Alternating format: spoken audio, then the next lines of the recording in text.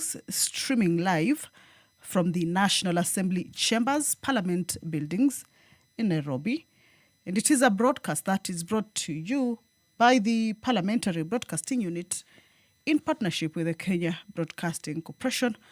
A warm welcome to you, and we are glad that you're joining us for these proceedings this afternoon. Currently on your screens, that is the entrance into the National Assembly Chambers. The time allocated for the sitting is 2:30 in the PM, and of course already members of the National Assembly have begun making their way into the chamber, of course, to get ready for the business that is lined up for consideration during this afternoon sitting. And we shall take a look at some of the priority business that as the House sits for this afternoon's sitting or plenary business, they shall be transacting. Now, pursuant to provisions of Standing Order 44, paragraph 2, part C, there are various statements or two statements that this afternoon have been lined up to be responded to. This is a statement that was sought by the Honorable Member for Garissa County, Honorable Omolher Harun. A request for statement that was forwarded to the Departmental Committee on Administration and Internal Security that is under or is chaired by the Honorable Member Gabriel Tongoyo. And this request for the statement regarded the insecurity in Kambi Samaki Town, Garissa County. This afternoon, this particular statement will be responded to, or the Honorable Member for Garissa County, Honorable Omolher Harun, will be receiving a response to this particular statement that he had sought a response to. Also, the Departmental Committee on Administration and Internal Security shall also give a response to the request that was sought by the Honorable Member for Kilgoris, Honorable Julius Sonkuli, and this also regarded insecurity issues. This was in Angata, Barikoi, in Kilgoris constituencies. This is as provided for in the House Standing Orders number 44, paragraph 2, part C. This afternoon also, as the House convenes for the plenary sitting, the members are set to consider a motion. This motion regards the consideration of a petition on the management of the hemophilia and other bleeding disorders. A motion that was already considered on the floor of the House, that was during the Tuesday afternoon sitting. Debate on it was done. The Departmental Committee on Health is seeking to have the House adopt their report. And this afternoon, or rather this regards the management of hemophilia and other bleeding disorders among patients and children in the country.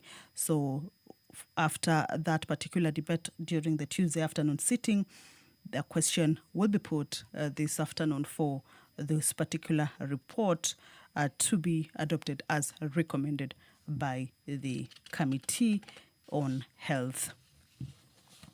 This afternoon also, there are bills that are lined up for consideration at the second reading stage, meaning that a debate on them shall be kicking off. One of the bills is the County Assembly Services Amendment Bill, a bill originating from the Senate, Bill number 34 of 2023. And it is a bill that is lined up for consideration or for debate on it to begin. A bill that is co-sponsored by the Chairperson Departmental Committee on Labour. However, we can see that the Speaker of the National Assembly, Honorable Dr. Moses Masika Wetangula, has already made his way into the House to preside over this afternoon sitting. You will allow me to hand you over to these proceedings brought to you live by the PBU in partnership with KBC. Good afternoon. Waheshimiwa, tuombe. Ewe Mwenyezi Mungu ambaye kwa hekima na wema wako umetoa nyadhifa za viongozi na mabunge, kwa ustawi wa jamii na utawala wa haki wa wanadamu. Takusihi utazame kwa neema nyingi sisi watumishi wako ambao umeridhika kutuita tutekeleze shughuli muhimu za jamhuri yetu. Tunakuomba uteremshie baraka zako sisi tuliokutanika hapa, na utujalie tuyatende na kufikiria mambo yote yatakayofikishwa mbele yetu kwa njia ya haki na uaminifu, ili utukufu na sifa zako ziendelezwe, na ili kustawisha amani, ufanisi na heri ya nchi yetu na wale ambao haja zao umezikabidhi mikononi mwetu. Amen.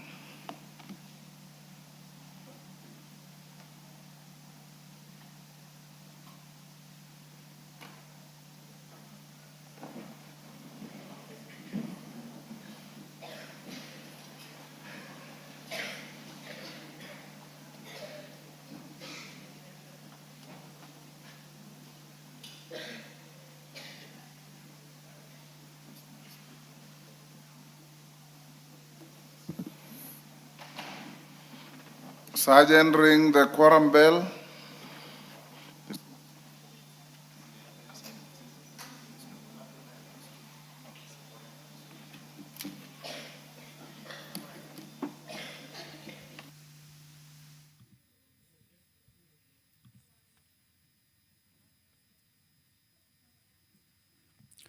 So as we wait for the quorum to be attained, let's continue to take a look at the priority business, or some of the priority business that the members of the National Assembly this afternoon, as they sit for this plenary sitting, shall be considering. The County Assembly Services Amendment Bill, originating from the Senate and co-sponsored by the Chairperson, Departmental Committee on Labour, is lined up for consideration at the second reading stage, meaning that debate on it is, or rather will be taking place at this particular stage.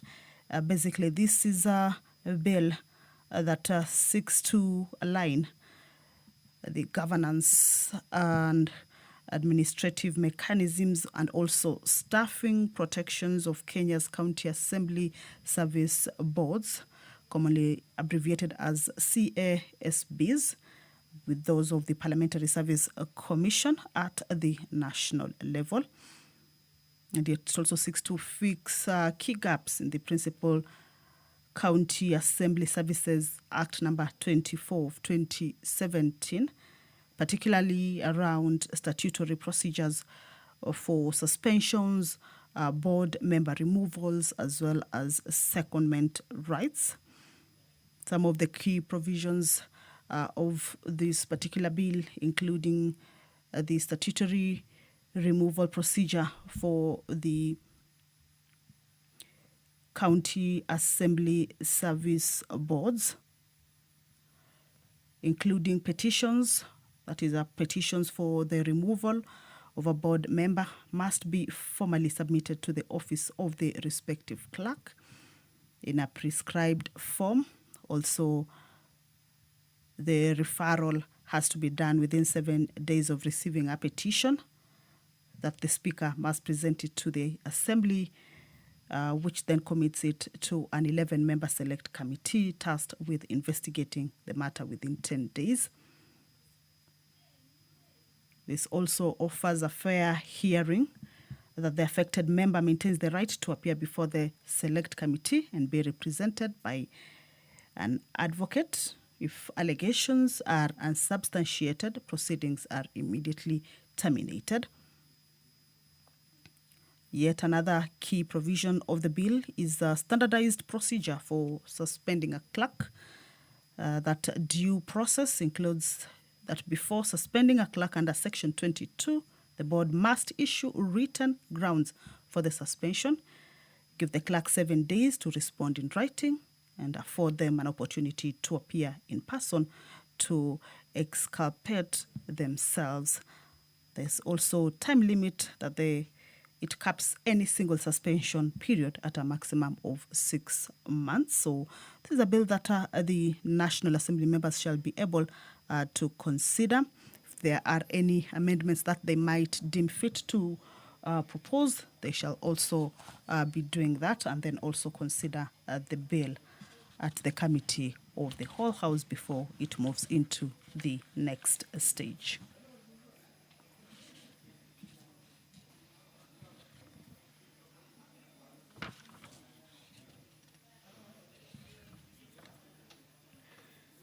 Well, the members of the National Assembly shall also this afternoon consider a bill that is sponsored by the Honorable nominated member Irene Mayaka. This is on the Sports Amendment Bill, a bill that is originating from the National Assembly, a bill number 5 of 2026, a bill that basically seeks to amend the Sports Act, specifically Cap 223 to prohibit and criminalize manipulate of sports competitions, or rather manipulation of sports competitions.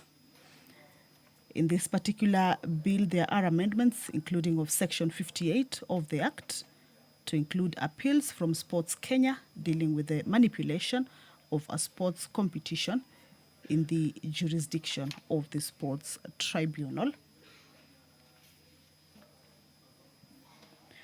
Also amending Section 4 of the Act to provide for investigation procedure and timelines as a function of the Sports Kenya. This particular bill also, or the amendments to the Act in this particular bill also introduces a new section that prescribes the offense of manipulation of sports competition.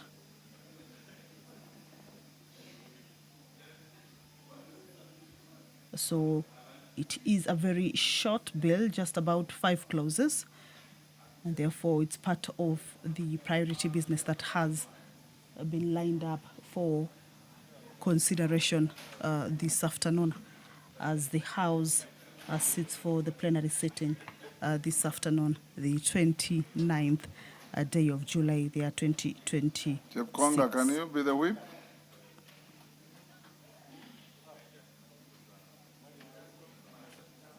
Yeah, can you wield the whip? Oundo, be the whip. Yes, yes, is allowed. You don't whip the chair budget, it's already here.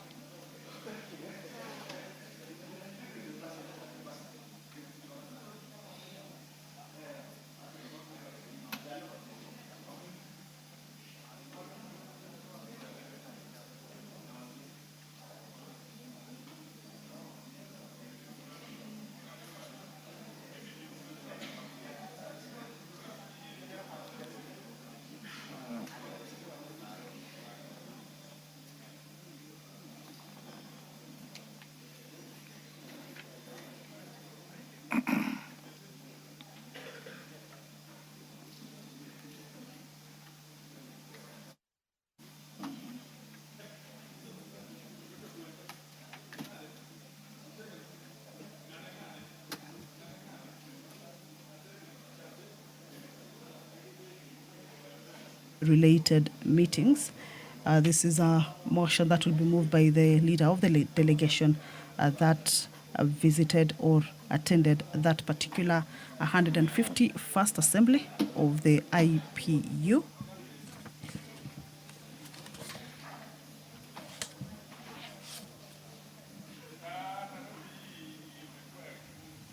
That the IPU meeting that was held in Geneva, Switzerland, from the 19th to the 23rd of October, the year 2025.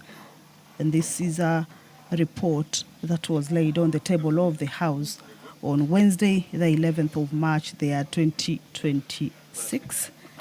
This is a motion that has also been lined up as part of the priority business that the members will be looking to consider this afternoon.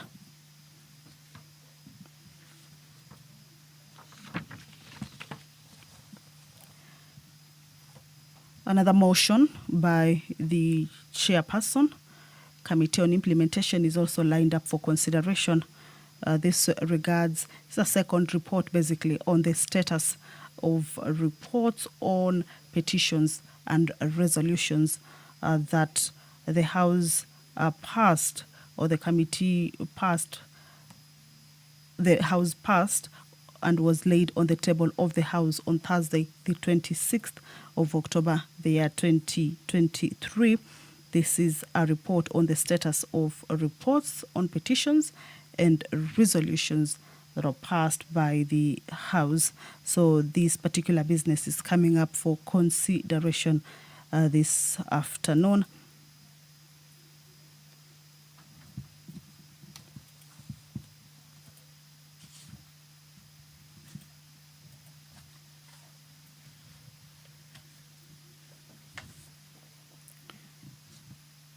The members of the National Assembly this afternoon shall also take into consideration yet another motion. This regards the proposal to amend the Consumer Protection Act. This is a motion by the Departmental Committee on Public Petitions.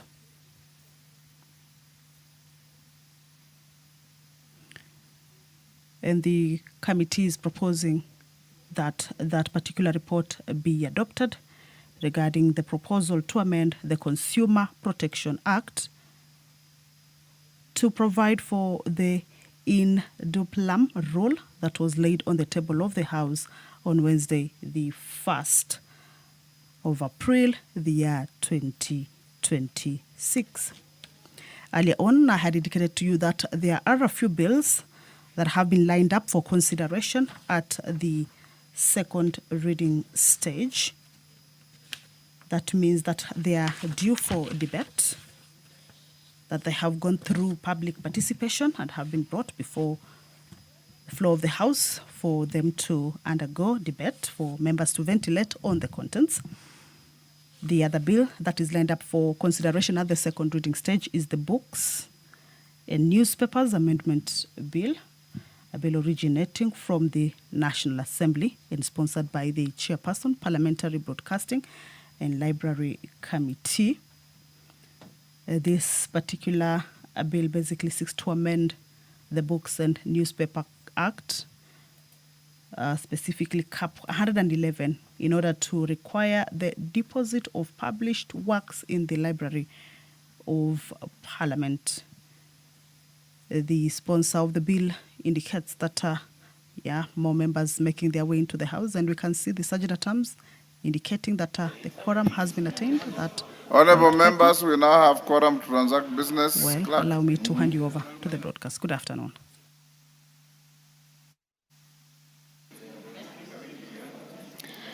Order number 1, administration of oath. Order number 2, communication from the chair.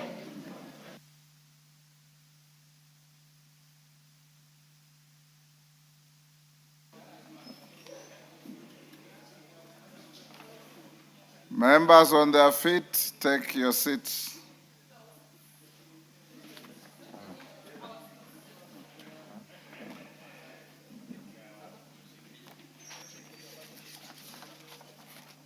DK, take the nearest seat.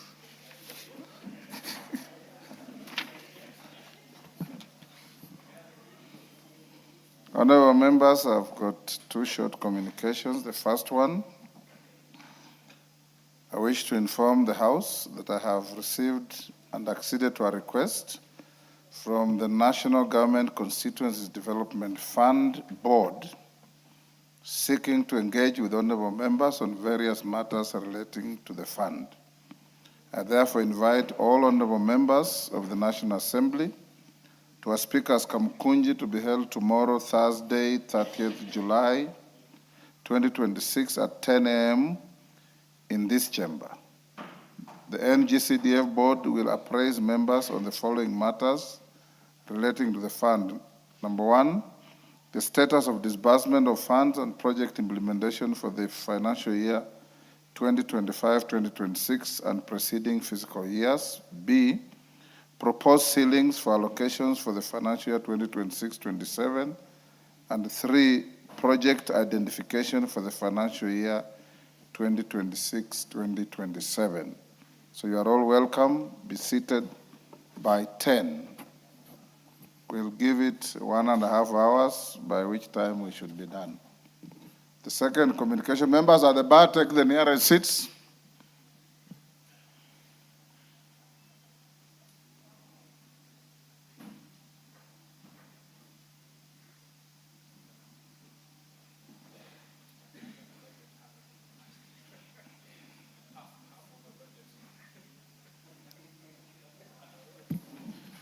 Honorable members, the second communication is on the appointment of Major Retired Bernard Muhindi Masinde as the 8th Chief Sergeant at Arms of the National Assembly.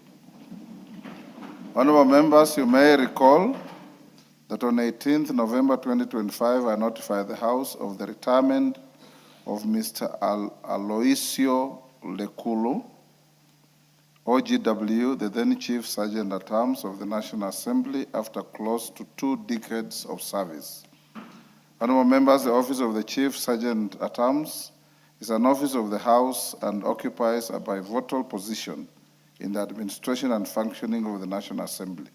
The office is responsible for maintaining order, decorum, and security within the precincts of Parliament, enforcing the directions of the Speaker relating to access to and conduct within the chamber and the parliamentary precincts, preserving the dignity of the House, and overseeing ceremonial and protocol functions associated with the proceedings of the Assembly.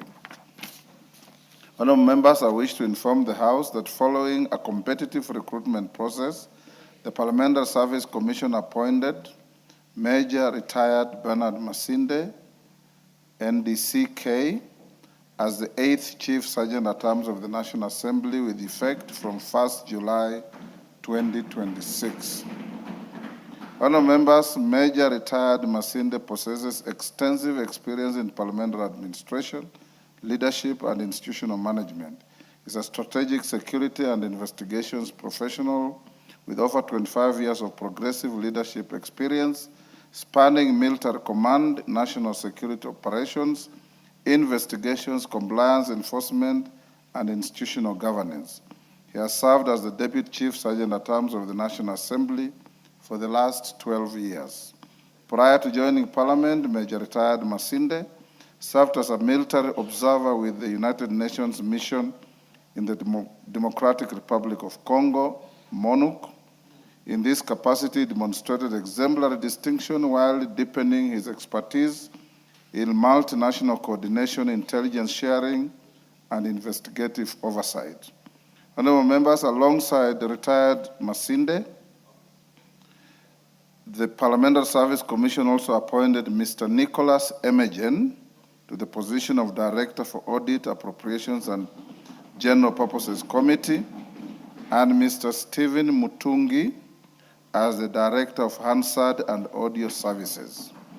On my behalf, and on behalf of the House and the Parliamentary Service Commission, I congratulate them for their appointment and extend to them our best wishes as they assume their new responsibilities. I'm confident that they will serve the National Assembly with professionalism, impartiality, and dedication while upholding the traditions, dignity, and values of Parliament.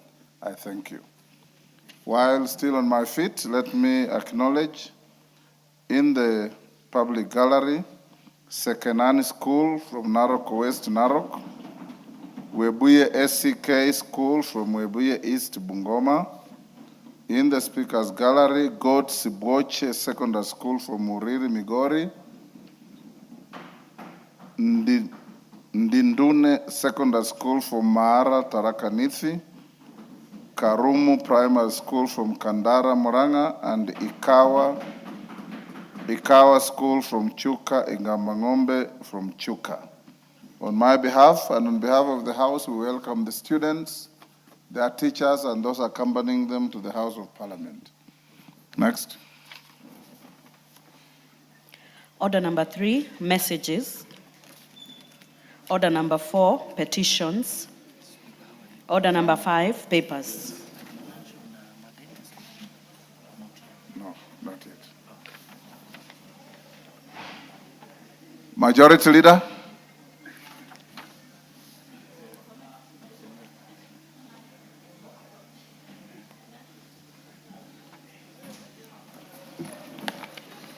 Member for Aldai. You are the surrogate majority leader. It looks like, thank you. Go ahead. Honorable Speaker, I beg to lay the following papers on the table of the House today, Wednesday, 29 July 2026. First is report on the Auditor General and financial statements for the year ended 30th June 2025 and the certificates therein in respect of the following. 1, AIC Morop Girls Secondary School, Chogoria Girls High School, Enomatasiani Girls Secondary School, Karima Girls High School, Kenyanya Secondary School, Kaborok Girls Secondary School, Koelel Forces Academy, Kirobon Girls High School, Limuru Girls School, Mahiga Girls Secondary School, Meru School, Nakuru High School, Our Lady of Mount Carmel Mary Hill Girls High School, Pangani Girls School, St. George's Girls Secondary School, St. Matthias Mulumba Matinyani Boys School, and Stella Maris Othaya Girls High School. Secondly, reports of the Auditor General and financial statements for the years ended 30th June 2024 and 30th June 2025, and the certificates therein in respect of the following. 1 is Bavuni Secondary School, Gede Secondary School, JG Kiriaini Secondary School, Kenyatta High School in Mahiga, Kiriti Girls Secondary School, Lady of Fatima Chinga Girls Secondary School, Marafa Boys Secondary School, Masosa Mixed Secondary School, Isinya Boys Secondary School, and St. John's Girls Secondary School in Kilifi County. And finally, reports of the Auditor General and financial statements for the year ended 30th June 2023, 30th June 2024, and 30th June 2025, and the certificates therein in respect of the following. 1, Kitwe Girls Secondary School, Kiari Secondary School, Kirangari Boys Secondary School, Mbakalo Friends Secondary School, Moi Girls High School Kamusinga, Molo Secondary School, Nduberi Girls Secondary School, and St. Francis Girls High School, Mangu. Thank you, Honorable Speaker. Thank you. Next.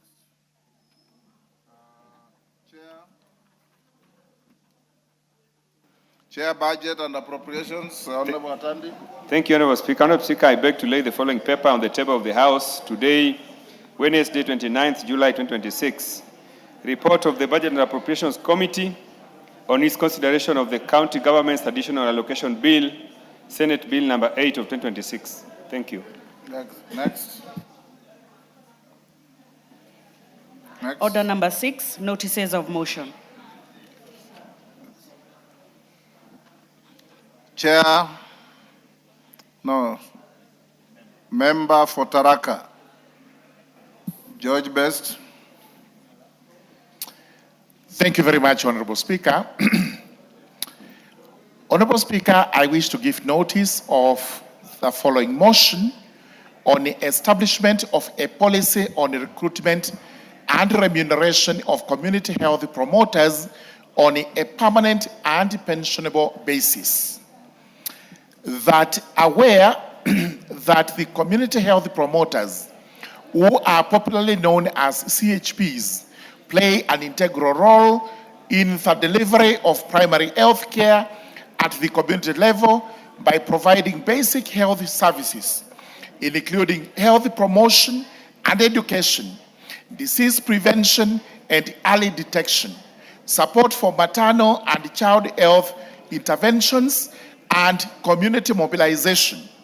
Further aware that community health promoters serve as the first point of contact between households and the formal health system, concerned that despite their important contribution to the realization of the universal health coverage and the attainment of the highest attainable standard of health under Article 43(1) of the Constitution, community health promoters continue to discharge these critical duties with inadequate facilitation and insufficient remuneration. Acknowledging that proper facilitation, motivation, and fair remuneration of community health promoters would enhance service delivery, strengthen preventive health care, and reduce pressure on health facilities. Cognizant of the fact that health policy is a function of the national government. Now, therefore, this House resolves that the national government formulates and implements a policy framework to guide on the recruitment and remuneration of the community health promoters across the country. Thank you very much, Honorable Speaker. While on my feet, Honorable Speaker, this is quite an important motion. I appeal to you as the chair of the House Business Committee to actually give this priority. Thank you very much, Honorable Speaker. The request noted. Next. Order number 7, questions and statements. Request for statement. Umulher Harun. Is this response or request? Response. Tongoyo, this is yours. Is Umulher in the house? Yes. Thank you, Honorable Speaker. Go ahead. In response to Honorable Umiri's statement being sought regarding the insecurity in Kambi Samaki Garissa, I want to respond as follows. In 2021, a boundary dispute arose between Garissa and Isiolo County in the area surrounding Kambi Samaki Primary School. The dispute, occasioned by contested administrative and jurisdiction land boundary, escalated into violent clashes between members of the Somali and Borana community. Conflict resulted in loss of lives, displacement of residents, and heightened insecurity within the affected area. Consequently, Kambi Samaki Primary School was closed, disrupting learning for the enrolled pupils who was subsequently transferred to Benane Primary School, where they continue with their education. Although several innovations, including administrative engagements and peace-building initiative has been undertaken by the government and other stakeholders, the dispute remains unresolved.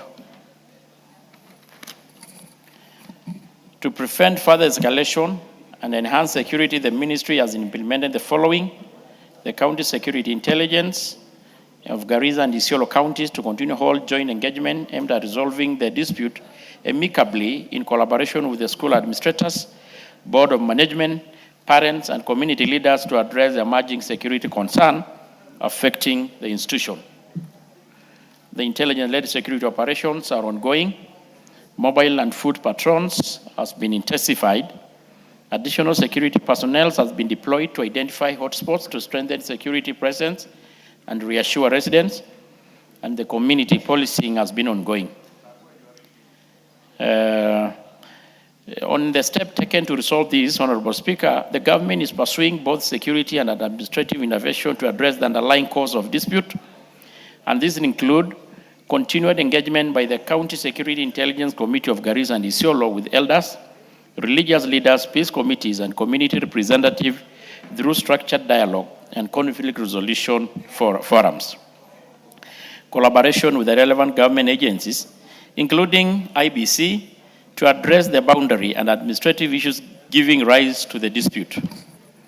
Sustained public sensitization campaign promoting peaceful coexistence, dialogue, and equitable sharing of available resources among the neighboring communities. Honorable Speaker,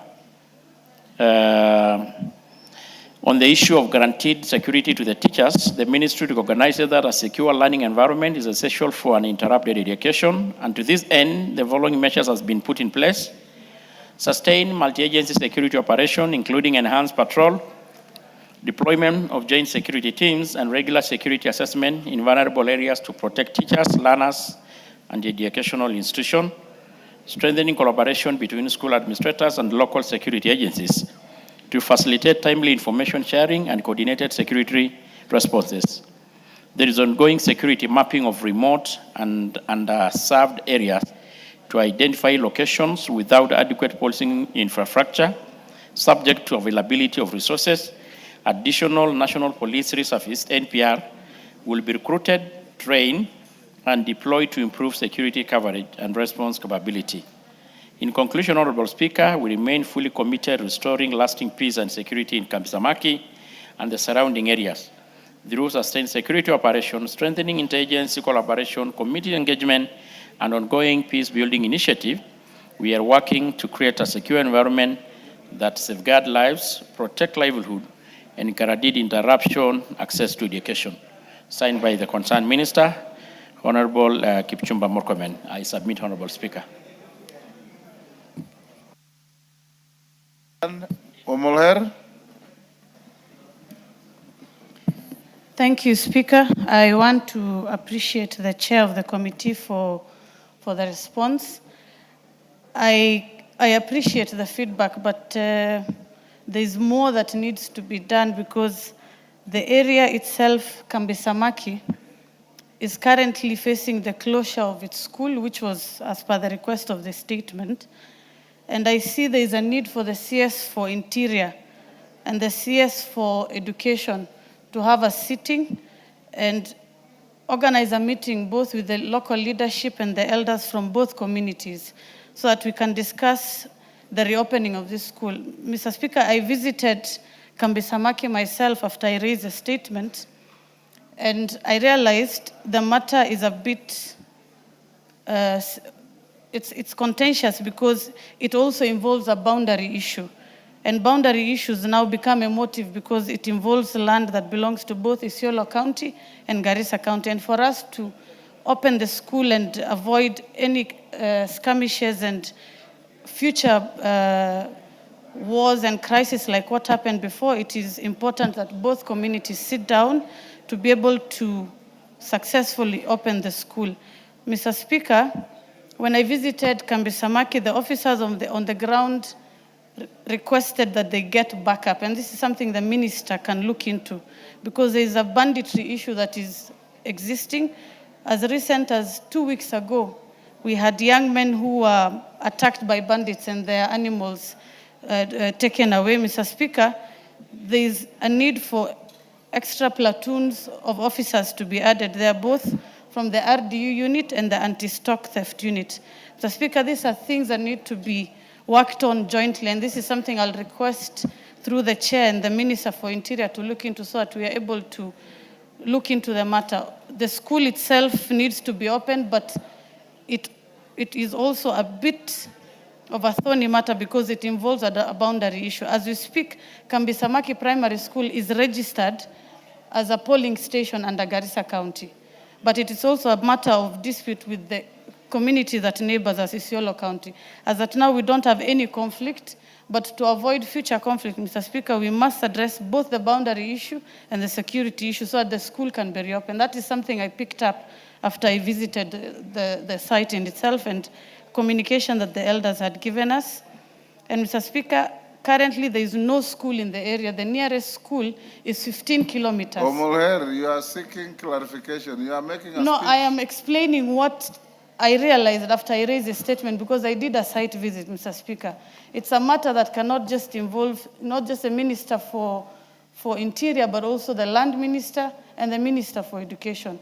If we look into this from a security issue, Mr. Speaker, it will open a lot of Pandora boxes, and we don't want what happened in 2021 to recur again. And for us to do that, we must address the needful. Thank you, Mr. Speaker. Yes, Professor Jaldeza. Thank you, Mr. Speaker, sir. I need to appeal to our brothers and sisters from Northeastern to avoid encroaching on the Eastern Province.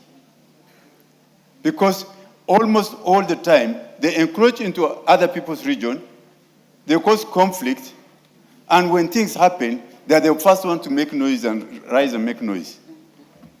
The Kambisamaki area you are saying around Garbatula, Isiolo South, is part of Isiolo County. Why do people from Garissa want to invade Isiolo? Order, Professor. You are total out of order. You are total out of order. You are members of the National Assembly of Kenya, and you can raise a question in relation to any part of this country. The only caution I give is, if you have an issue you want to raise in the House, falling within the fiscal jurisdiction of a colleague, courtesy requires that you inform them. But nothing stops the nominated MP from asking anything about Kambisamaki, whether in Isiolo or not. Tongoyo? Thank you, Honorable Speaker.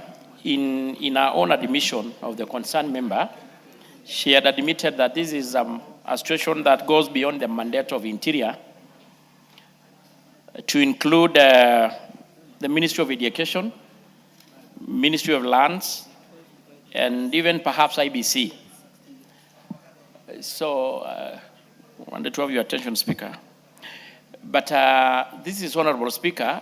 I think it needed more intervention, intergovernmental or interministerial approach, because the underlying cause of this is a boundary dispute, which is largely to do with the IBC, Ministry of Lands.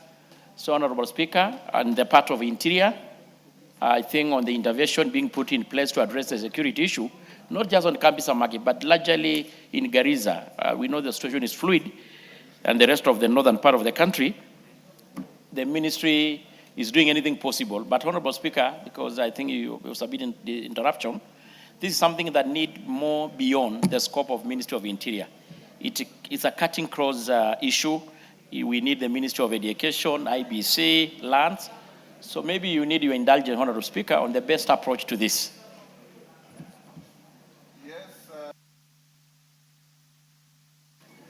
Mr. Speaker, I want to let the member from Isiolo know that I don't want what happened before to recur again. And it is important that as leaders address the needful. Mr. Speaker, land issues... Don't escalate what the speaker has No, I'm not directed. escalating, Mr. Speaker. I'm just letting him know that my request on this statement... You are under no duty to answer him on any issue. My request was to address the gaps in education that have come out after that incident happened 7 years ago, Mr. Speaker.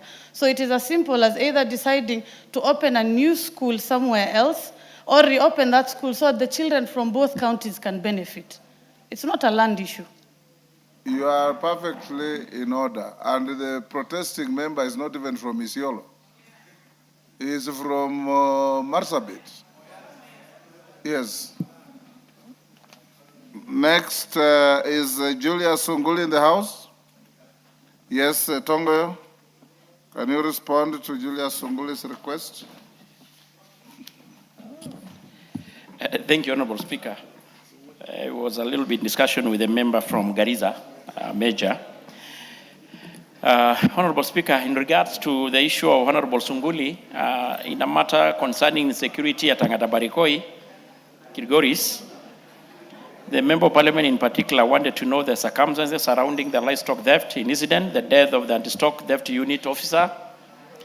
May his soul rest in eternal peace, and measures taken to investigate the case and apprehend the suspect. Yes, Baba. The reason for alleged confiscation of livestock belonging to the members of the local community, and an indication on when the livestock will be returned to the innocent residents, and the measures being taken to ensure protection of residents, restoration of law and order, and prevention of further violation of human rights in Nangata Barikoi. Honorable Speaker, I want to respond as follows. On the 19th June, a known number of livestock was stolen from the Kuria community at Kuitembe area, Kuria West Sub-County within the Migori County. A contingent of police officers drawn from the Angata Barikoi police station, Angata ASTU, responded promptly with the aim of recovering the livestock and apprehending the perpetrators. The officers encountered about 40 suspected cattle rustlers armed with automatic rifles and Keturo area, Ngedale location. A fierce exchange of gunfire ensued between the two parties. During the confrontation, a police officer, number 114287 APC Joseph Owino, attached to Angata Barikoi ASTU, sustained a gunshot wound on his back near his hip joint. The officer was evacuated from the scene and rushed to Angata Barikoi Health Center, where he was pronounced dead on arrival. His body was moved to Transmara West mortuary for preservation, pending postmortem examination, and the incident was booked at Angata Barikoi Police Station, via OBIT number 519 of 2026 at 19 hours. On the 20th June, 2026, the postmortem examination was conducted on the body of the deceased, and the pathologist formed the opinion that the cause of death was massive hemorrhage secondary to penetrating abdominal wound sustained from the back. An inquiry file was opened to establish the circumstances surrounding the shooting and subsequent death of the officer. On the second reason for alleged confiscation of the livestock, there is no record, Honorable Speaker, of any livestock having been recovered or confiscated by the police, and no livestock is being held at Angata Barikoi Police Station or by Asitu, camp awaiting release to the members of the public. Meanwhile, effort to trace and recover the stolen livestock and apprehend the perpetrators remain ongoing. That was by the time of writing of this report. And the situation is calm, Honorable Speaker, I can confirm. I am from that area as well. Honorable Speaker, following the incident of the 24th, the Cabinet Secretary for Interior, accompanied by the Governor of Narok, and the elected leaders from the Transmara, to include the member who raised the question, and the area senator, and other leaders, engage members of the local community with the aim of promoting peace, coexistence, and de-escalating tension arising from the incident.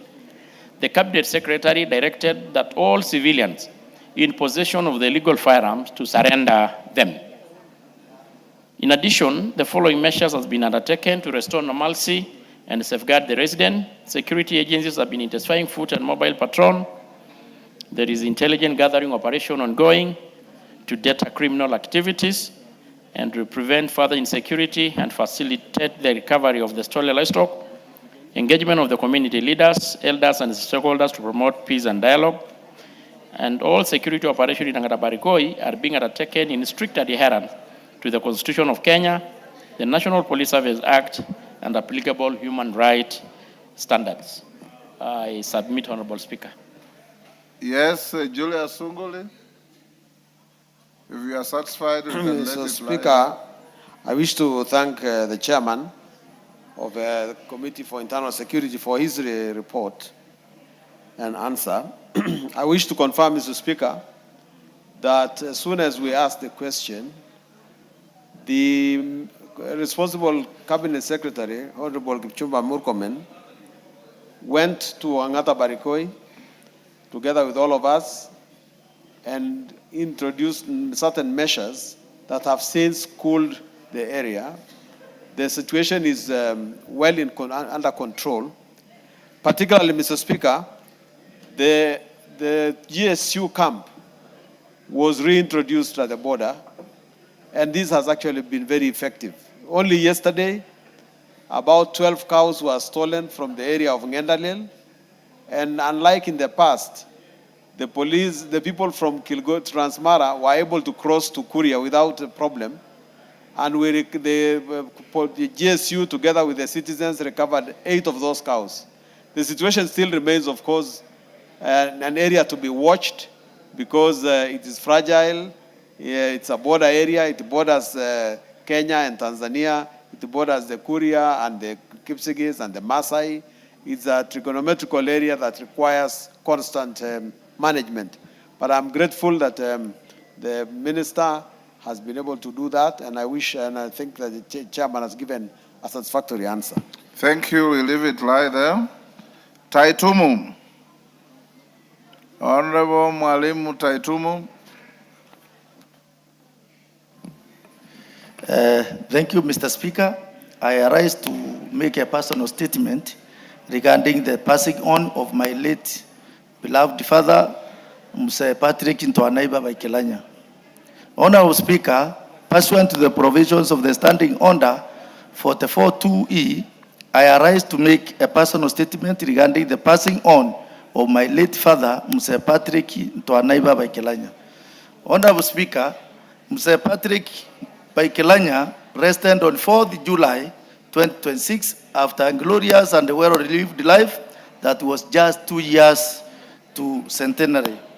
The death of my father leaves a void that no one can adequately capture. A father is a pillar, a compass, and a quiet strength behind a son's every step. Irrespective of the son's age, at the time of the demise of my father, without doubt, the news of his passing on overcame our family with immense grief. To us, it was an end of an era, yet the messages of condolences that poured from every corner of this country, led by His Excellency the President, Dr. William Ruto, CGH, the Deputy President, His Excellency Professor Kithure Kindiki, NGH, the Speaker of this Honorable House, Right Honorable Dr. Moses Masika Wetangula, NGH MP, and various members of this Honorable House gave us the strength to accept the God's will and accord Mse a befitting send-off in honor of his life and legacy. Honorable Speaker, I wish to record my deepest gratitude to His Excellency the President, Dr. William Ruto, for his message of comfort, the support extended to my family during this period of mourning. I am profoundly honored by the President's humility to have created time out of his busy schedule of the national duty to grace the funeral of my late father in Igembe North on the 11th July 2026. This gesture reaffirmed the President's firm belief in the values of compassion and solidarity that defines his leadership. I equally extend my heartfelt gratitude to you, Honorable Speaker, for the messages of condolence and the support that you accorded our family. The House leadership and my colleagues, members in this House, for personally reaching out and condoling with us both here in Nairobi and at our rural home in Igembe North. I am also grateful to the people of Igembe North, the community leaders, the church, the bonda operators, the traders, the farmers, and the youth who rallied around my family with the prayers, moral support, and material contributions to ensure my father was given a dignified send-off. To the Kilanje who ministered to us and to the elders who guided the rites according to our customs, I say thank you and God bless you. On behalf of the family of the late Mr. Patrick Twanaiba Wekilanya, I echo our deepest gratitude and pray that his soul finds eternal peace in heaven. I thank you, Honorable Speaker. Thank you, Honorable Taitumo. May Mze's soul rest in eternal peace, and may your family have peace at this time. Honorable members, I acknowledge in the Speaker's gallery Uhuru Estate School from Embakasi, West Nairobi, Kakawa Primary and Junior Schools from Mbere North, Mbere South, Embu,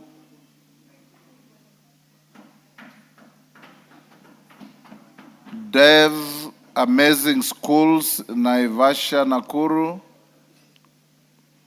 Gishami Junior Primary School from Othaya, Nyeri. In the public gallery, New Genesis School from Marakwet West, Elgeyo Marakwet. Mekorani Primary School from Mahara, Tharaka-Nithi. Bright Star Chebulbai from Marakwet West, Elgeyo Marakwet. On my behalf and on behalf of the House, we welcome the students, their teachers, and those accompanying them to the House of Parliament. Major Deko, member for Garissa Town. Thank you, Honorable Speaker. Honorable Speaker, I rise to remind you or to remind the House that about 2 months ago I requested for a statement, and which was brought to the answer was brought to the House regarding a police officer, Adan Haret Loss, who went missing for the last 3 years or so. Chairman Tongoyo, that reminder is directed at you. Yes, and you promised that the chair of the Committee of Internal Security was to avail the Cabinet Secretary to a committee meeting so that we raise the issue. It's important to note, Honorable Speaker, that the answer that was provided here was not read on the floor of the House after consultation with the chair and myself and yourself, that it was not adequate. So the minister was supposed to appear in a committee meeting so that we address those issues. Up to now, we have no response from the chair. Tongoyo, when is the minister appearing before your committee? Honorable Speaker, if you may recall, when we were just about to break for recess, I did report to this House that the minister could not appear because he was attending a cabinet meeting. And to that effect, we have written again today a letter to ask him to appear next week but one. Okay. And Honorable Speaker, it's not just his question or statement rather. There were quite a number, more about 13 or so.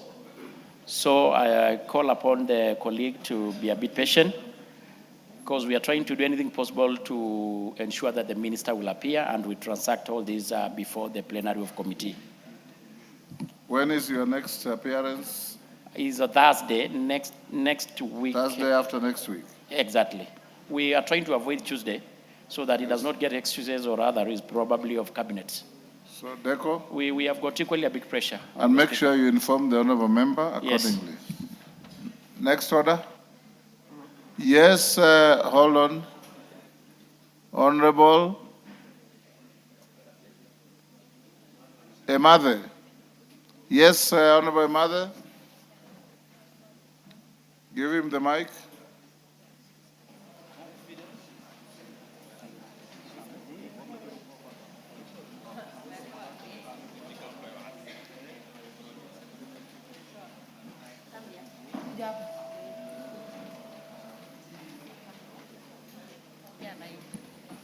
Honorable Speaker, I rise to remind that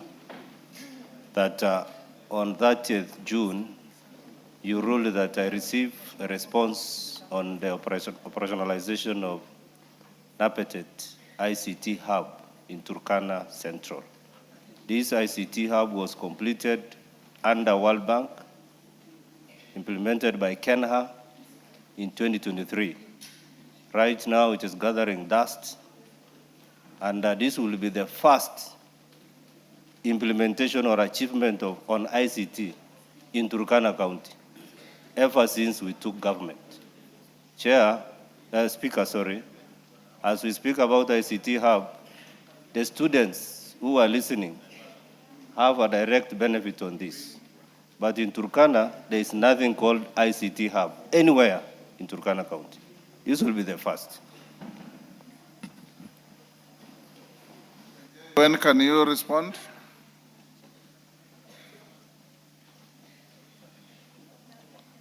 Give to KJ the mic.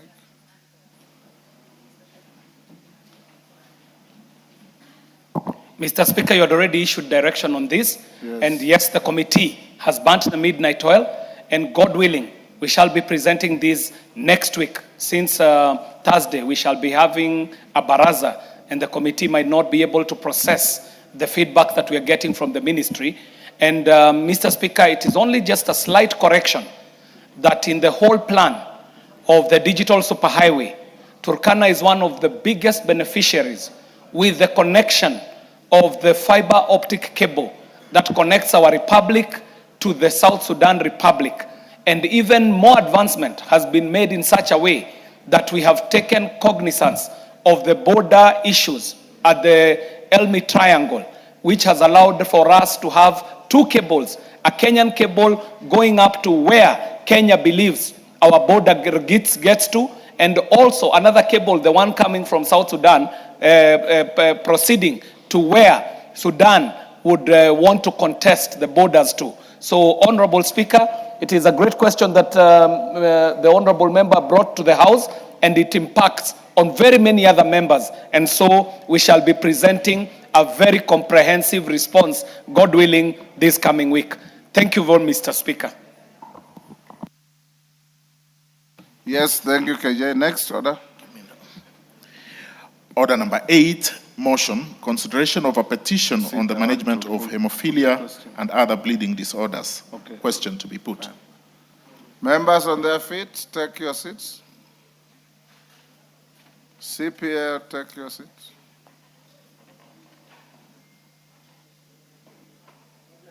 Is that Mutunga or Robert Mbui or Wanjala? Take your seats. Thank you. Honorable members, I'll now put the question at order number 8, which is that This House adopts the report of the Departmental Committee on Health on its consideration of the public petition number 01 of 2026 regarding management of hemophilia and other bleeding disorders among patients and children in the country, laid on the table of the House on Tuesday, 23rd June 2026. As members of that opinion say aye. Will those of the contrary opinion say nay? The ayes have it. Order number 9, the County Assembly Services Amendment Bill, Senate Bill number 34 of 2023, second reading. Chairperson, Departmental Committee on Labor. Is that Karemba? No. Who is the chair? Ken Chonga, where is he?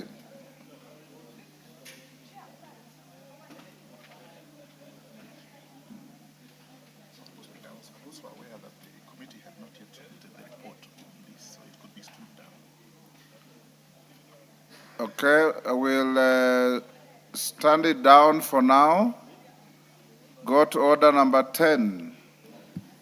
Order number 10, motion, report of the Kenya delegation to the 151st Assembly of the Interparliamentary Union, IPU, and related meetings. Who was the chair of the delegation to IPU in this regard?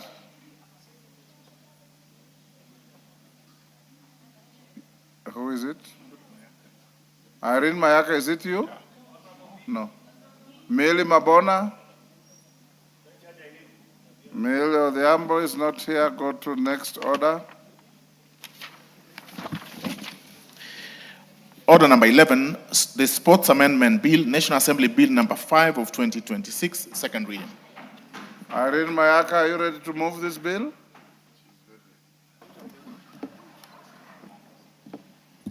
Thank you, Honorable Speaker. Honorable Speaker, I beg to move that the Sports Amendment Bill number 5 of 2026 be read a second time.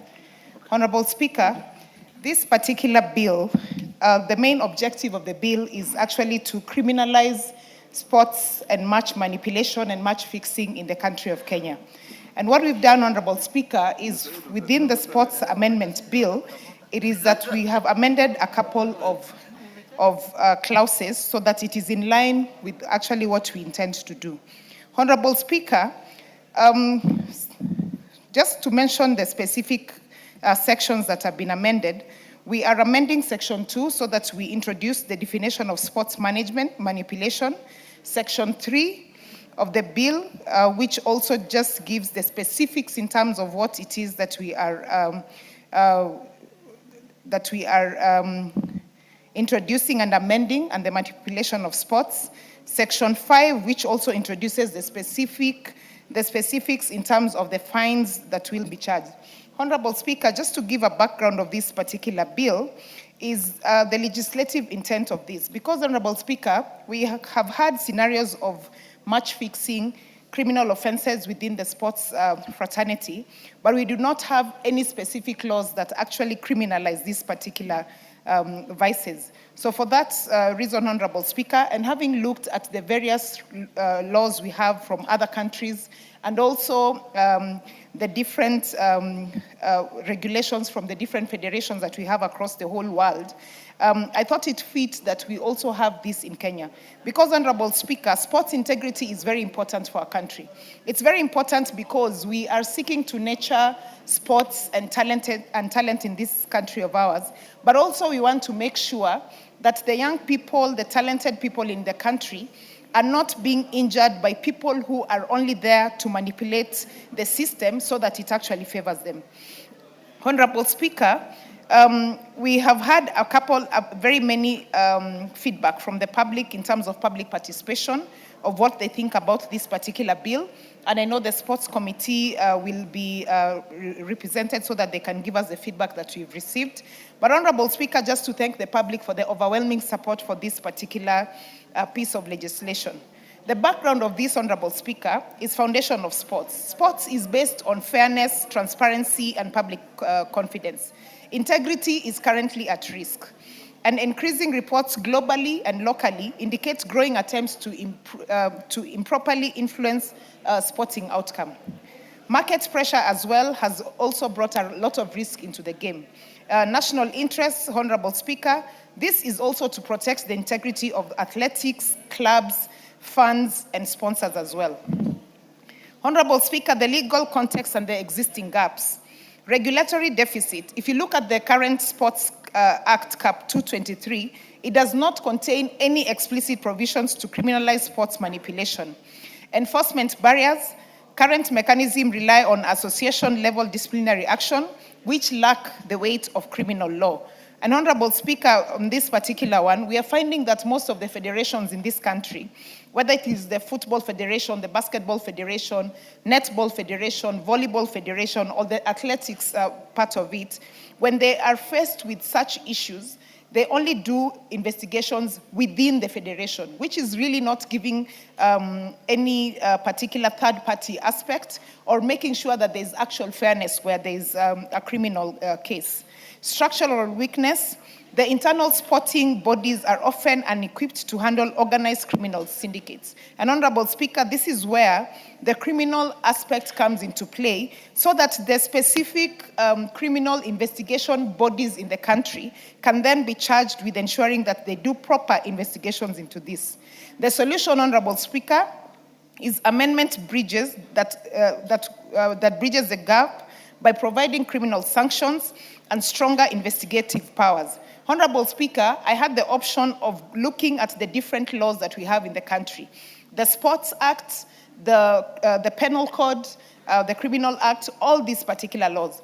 But it was actually easier for us to amend the Sports Act Cap 2023 so that we ensure that the definition of manipulation is put in place, the criminal aspect is put in place, and the offenses are also put in place in one particular law. Honorable Speaker, looking at the current Kenyan legal framework, the Sports Act of 2013 governs sports administration but contains no explicit match-fixing offenses in our country. If you look at the Penal Code, Cap 63, it covers general fraud, e.g. Section 315, which covers matters to do with cheating, but has no dedicated match-fixing provision. If you look at the Anti-Doping Act, it focuses on banned substances, but nothing to do with match manipulation. If you look at the different sports federations, which I had alluded to, they currently rely on internal sanctions, bans, and suspensions because of the legal gap. But there's no specific criminal investigation procedure, which makes the process also become ununiform and sometimes, in some cases, largely unfair to most people. If you look at the Betting, Lottery, and Gaming Act, Cap 131, Section 61 prohibits cheating at bets, but penalizes, penalties are minimal, a maximum of 6 months. Honorable Speaker, I did have a look at the international standards that are currently there, especially in terms of the popular sporting activities we have in this country. Honorable Speaker, if you look at the FIFA Code of Ethics 2023, it prohibits any involvement in match manipulation and requires reporting of corruption approaches. If you look at the FIFA Disciplinary Code of 2023, it imposes a minimum 5-year ban and a fine of 100,000 euros for anyone manipulating a match. If you look at the Macaulay Convention 2019, Honorable Speaker, and I know you're aware of this because you're a sports person, first international treaty on sports manipulation, it urges states, sports bodies, and betting operators to cooperate and to prevent, detect, and sanction fixed competitions. Honorable Speaker, a case study of some of the countries that do have criminalizing of match-fixing laws in their countries. I give an example of Italy. The Italian laws 401/198 criminalizes fraud in sports competition, offering, promising, or accepting money or other advantages to alter any event's outcome. Penalties include 2 to 6 years imprisonment and fines for match fixing. The Italian FA Justice Code also gives a lot more emphasis on this. Notable example is the 206 Kalipoli scandal, which saw some top clubs and officials face sporting criminal sanctions. And Honorable Speaker, if you remember the very famous story of some of the famous clubs like Juventus, which had to actually be relegated, some of the very stringent cases that actually made some of these big clubs fall. A case study of Brazil as well, general sports law explicitly prohibits manipulation of sports results. Any bets tied to fixed outcomes are declared void. Honorable Speaker, giving an example of the cases that we've had in Kenya that actually motivated me to bring this particular law. Some of the cases we've had are like the Nairobi City Stars. Multiple attempts league fixes of City Stars premium matches between 2021 and 2023 were uncovered, and this was the fourth attempt in 3 years for the club. In 2023, police arrested 3 suspects, Kenyan, Ugandan, and Russian, after sting operations that had offered City Star players a huge sum of money so that they can throw away the match. And Honorable Speaker, if you go into the YouTube channel and just look at some of the cases that we've had, especially in our country in Kenya in terms of match fixing, they're very sad cases because they have resulted in killing dreams for young people who really want to do their best in this particular field. The legal foundation and definition of manipulation, Honorable Speaker, as I said, Clause 3 empowers Sports Kenya with statutory authority. It gives a definition of what the unified reporting hub could look like, interagency collaboration, authorities joint investigation between Sports Kenya and national investigation agencies, statutory timelines, requiring that all investigations to be concluded within a strict 6-month period to ensure efficiency in justice, systemic oversight, centralizing the monitoring of sports integrity under a single accountable statutory bodies. The penalties that we've introduced, Honorable Speaker, and I know we had a lot of feedback from the public in terms of they feel like the penalties that I had introduced are not stringent enough. And so, Honorable Speaker, without preempting debate, the Sports Committee will be represented and they'll give us an account of some of the feedback that they did receive from different Kenyans. Honorable Speaker, in terms of professional consequences, bans and forfeitures, again, very important. One of the amendments that I have introduced is match forfeiture, organizational ineligibility, lifetime prohibitions, and disciplinary harmony. Honorable Speaker, the strategic impact, accountability, and national reputation. If you look at clause number 4, it gives you a detailed view of what exactly this will entail. Due to giving an example of the process via appeals, sports tribunal, global alignment, ethic governance, fiscal neutralities. Honorable Speaker, having said that, I just wish to appall the members of this House to support this particular bill. Let us, as members of Parliament, because we have constituents, we have county representation, the whole country at large, that has very many sports people. And Honorable Speaker, when I speak about sports, I'm not only looking at the football space, I'm also looking at the basketball space, the netball space, the athletic space, all the sports that you can think about in this particular world. Let us, as members of National Assembly, take the frontline stage in ensuring that we are protecting the sports integrity in this country, because this will really help to ensure that we are clearing the path and making sure that sports integrity in our country is at the center front, and that anyone who seeks to come and try to prevent the young people of our country from having a fair chance at improving their talents and nurturing and growing their talent are able to do that without the fear that someone who has deep pockets can actually come in and manipulate their opportunities. Honorable Speaker, with those remarks, I wish to move the bill and ask my colleague, Honorable Charles Nguna, to second. I thank you. Well, before Charles seconds you, honorable members, let me acknowledge and in the speakers gallery and the public gallery, the presence of the following schools. Kama Sai School, of Marakwet West constituency, Elgeyo Marakwet County. We also have Lelit Primary Junior School of Moiben constituency, Uasin-Gishu County. We equally have Meteitei. This should interest the Chair of Education. Meteitei Second School of Tindret constituency, Nandi County. Honorable members, we further have the two following schools. We have Guakarim Second School from Beere South constituency, Embu County. And finally, we have Moi Awalo Senior School from Kurusoi South, Nakuru. On behalf of the members of this House and the House at large, I want to welcome those schools to this honorable House. You may proceed to second. Thank you, Mr. Speaker. Before I begin this journey of seconding this motion, let me take this opportunity to welcome these students. Thank you.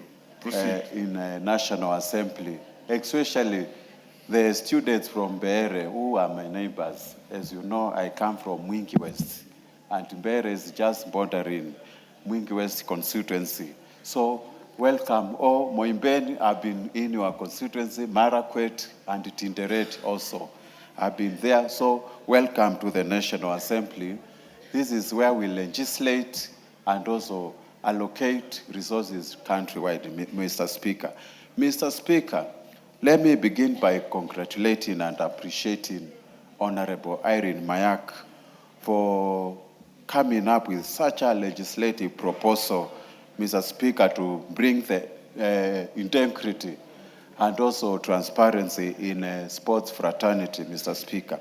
From the onset, it is worthy to note that Irene Mayak has set records, and congratulations, the Honorable Lady. If at all Nyamira people are listening, they should give you an opportunity to serve as their women rep in this august house. And I am wishing you the success in your journey. Let me also take this opportunity to inform ODM, you have one of the best legislators in this country in Irene Mayak, Mr. Speaker.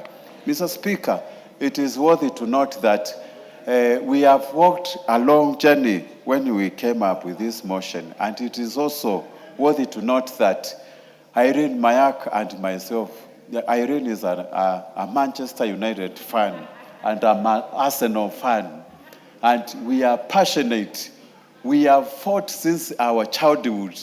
When we used to be in university, when we used to be in school, you could see the passion in football, and that is why Irene Mayak is coming up with this proposal to clean up the sports industry, Mr. Speaker. Mr. Speaker, the bill is essentially actually seeking to amend Sports Act, Cap 2022-23, by doing 4 specific things. Number 1, it is going to introduce by criminalizing offense for the manipulation of sports competition. Number 2, it is going to grant Sports Kenya the express mandate to receive reports and conduct investigation when it comes to issues of sports manipulation. And the other one, which is very important, it is going to establish strict 6-month timeline for the conclusion of investigation. As you are aware, most of the issues which have been taken to court, Mr. Speaker, they might end up taking over years. But this one, it is strictly specifying the number of, the timeline you can actually do an investigation and do everything, Mr. Speaker. The 4th issue, it is going to provide for severe penalties, including the imprisonments, fines, and forfeiture of the gains, Mr. Speaker. Mr. Speaker, athletes and clubs, even fans and sponsors, always advocate for fairness and transparency as far as competitions are concerned. And this bill, Mr. Speaker, we noted that there is existing gaps in the current legislation. when it came to the issues of regulatory deficit, the existing cap, this cap does not contain explicit provision to criminalize sports manipulation. That is why we want this bill to pass. Then, of course, the current mechanism relies on association level and disciplinary actions, which lacks the weight of criminal law, Mr. Speaker. And if you look at the current situation, of course, Sports Act 2013 governs sports administration, but does not explicitly explain the issues of match fixing offenses in our nation. Mr. Speaker, the penal code, which is Cap 63, covers general fraud like cheating, which is, but has no dedicated match fixing provision. And that is why we want some of these issues to be addressed in this bill. Mr. Speaker, we have been dealing with the issues of anti-doping, and it covers only banned. We have seen so many athletes being banned, but it does not actually explicitly explain issues of match manipulation, and that is why we want to come up with this. Mr. Speaker, the sports federations, which actually in Kenya we have around 40 now, currently rely on internal sanctions, but it lacks the legislative gaps there. And that is why we are seeking to align this legislative proposal with international standards. If you look at the FIFA regulation, the FIFA Code of Ethics, it prohibits any involvement in match manipulation and requires reporting of corrupt approaches. But here in Kenya, do we have it? That is why we want to align the proposed amendments to this Cap 223 to align with the FIFA Codes of Conduct. Mr. Speaker, while Irene Mayak did so much research, she researched in Italy. She has also done in Brazil, which is the record time orders, 5 times World Cups. And congratulations to Spain for winning the recent World Cup. It actually, in Brazil, any involvement with match manipulation amounts to 2 or 6 years in prison. But here in Kenya, we don't have. We are proposing anyone who is found of guilt of sports manipulation will face either 2 to 6 years of imprisonment or a fine of not more than 1 million shillings, Mr. Speaker. Some of these issues we have proposed here and legislative proposals align to other international standards. And Mr. Speaker, with those few remarks, I fully support this motion and urge members of this August House to please support it so that we can bring integrity in our sports fraternity. Thank you, Mr. Speaker. Very well seconded. Honorable members, I now do propose the question, which is that the Sports Amendment Bill, National Assembly Bill number 5 of 2026, be now read a second time. Yes, Leader. Mr. Speaker, thank you very much. And I want to first congratulate the Honorable Irene Mayaka as I take on to support her bill, the Sports Amendment Bill 2026. Honorable Speaker, this is a very fundamental piece of legislation in the sports fraternity. Mr. Speaker, this piece of legislation will revolutionize how sports administration, how sportsmen, how teams, how sports administrators behave in the space within which they are operating. Honorable Speaker, if you will be interested to know, if you look at this act, Honorable Speaker, the principal act is amended in Section 4 by inserting new paragraphs, Honorable Speaker, and giving more powers to Sports Kenya. And the powers that are being given to Sports Kenya, the new powers, Honorable Speaker, include 1, to receive any reports from any person who suspects acts of manipulation in any sports competition. That is 1. The second important fundamental that function that is now being given to Sports Kenya, Honorable Speaker, is to conduct investigation of alleged manipulation in sports competition in collaboration with other investigative agencies. Sports Kenya now is being given new important powers. Honorable Speaker, another power that is being given to Sports Kenya in the realm of stopping manipulation of sporting activities, Honorable Speaker, is the investigations referred to in subsection 1 PB shall be conducted within 6 months. There is a limitation on time, Honorable Speaker. Cases have dragged in court for many years, Honorable Speaker, over these situations. But now, Honorable Irene Mayaka, in her graciousness, has said we must do it within 6 months, Honorable Speaker. But fundamentally, Honorable Speaker, are the changes that are coming in when we are looking at Section 64 of the Principal Act. Mr. Speaker, the mover of this bill is introducing Section 64A, which actually is very fundamental. A person who participates directly or indirectly, or aids, enables, or assists in the manipulation of a sports competition commits an offense and shall be liable on conviction to imprisonment for a term not exceeding 1 year, or to a fine not exceeding 1 million. I would have suggested 5 million, but the Honorable Irene Mayaka thinks 1 million is okay. But these days, 1 million is easy to come by. Honorable Speaker, we should have gone to 5 million.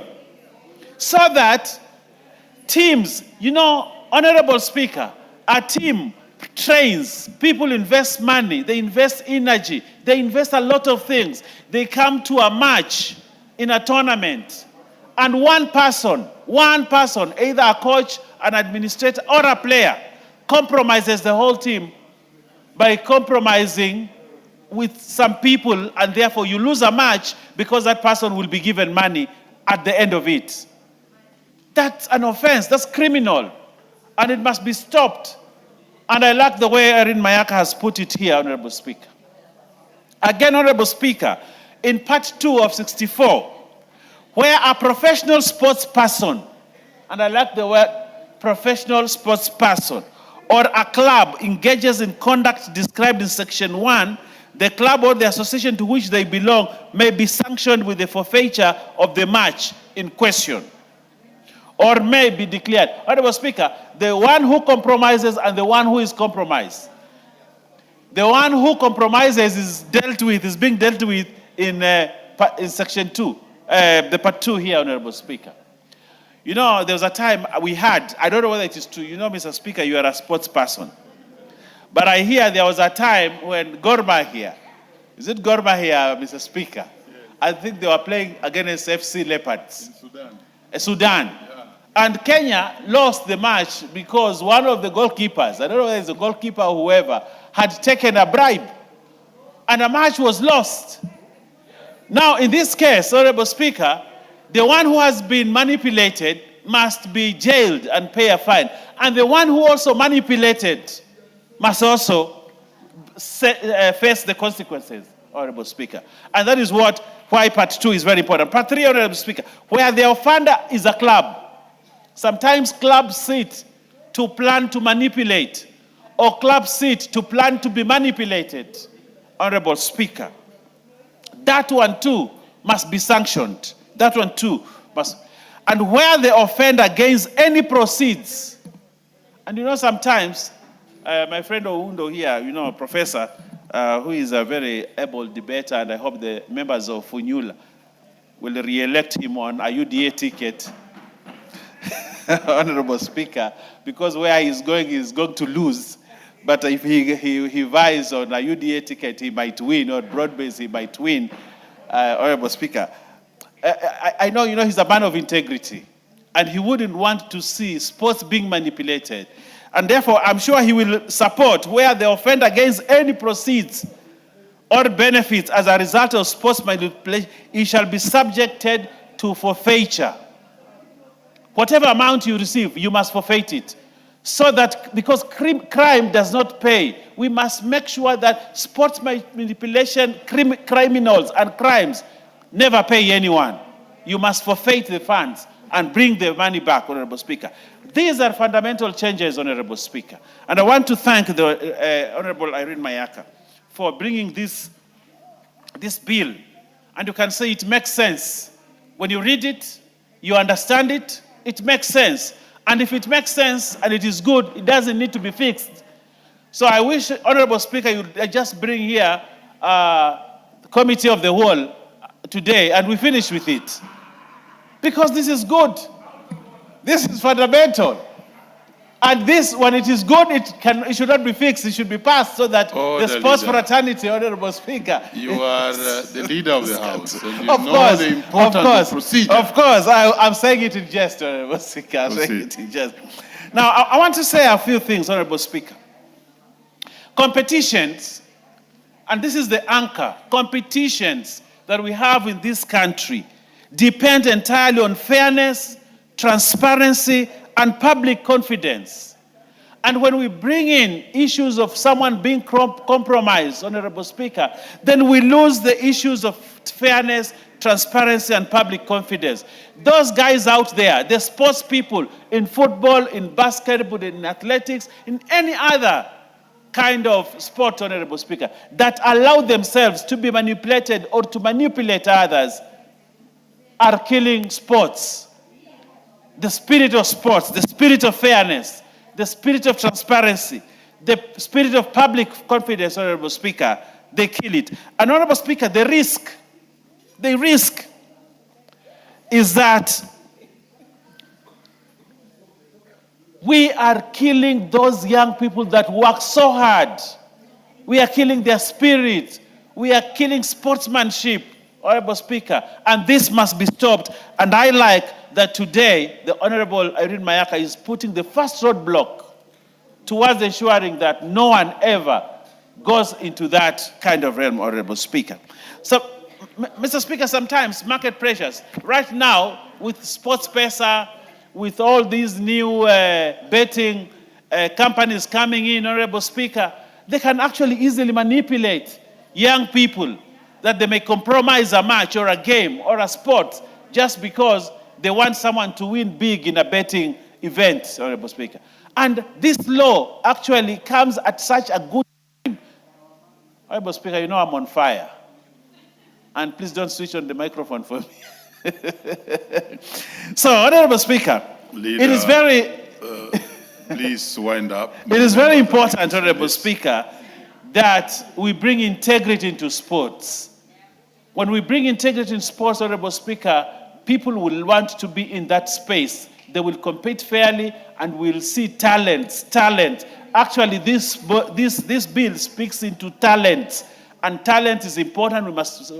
Honorable Speaker, when I see a beautiful stadium, like the stadium called Telanta, or the Raila Odinga International Stadium, when I see that, Honorable, when I see the stadium that is being built in Kilifi, when I see this government investing in stadiums all over, including in Ukambani, where my friend, the almost ranking member, Macau, comes from. I see a stadium, the Ithokwe, it's called Ithokwe. What is the name of that stadium? When I see stadiums being built, I see this country is investing in sports. It is investing in talent. It is investing in young people. And because of that, we have to protect sportsmen, young sportsmen and young sports ladies, Honorable Speaker, out there to make sure that we bring integrity into sports and we allow people to thrive in sports. With those many remarks, Honorable Speaker, I support this bill and I want to thank and congratulate. You know, she's a first-time member of Parliament, but you have done well. Irene Mayaka, you've done extremely well.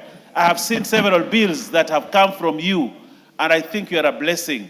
And those that vote for you, I want to ask them, from the floor of this hallowed Parliament, vote for Irene Mayaka for whichever position she requests. We need her in this House. I thank you, Honorable Speaker.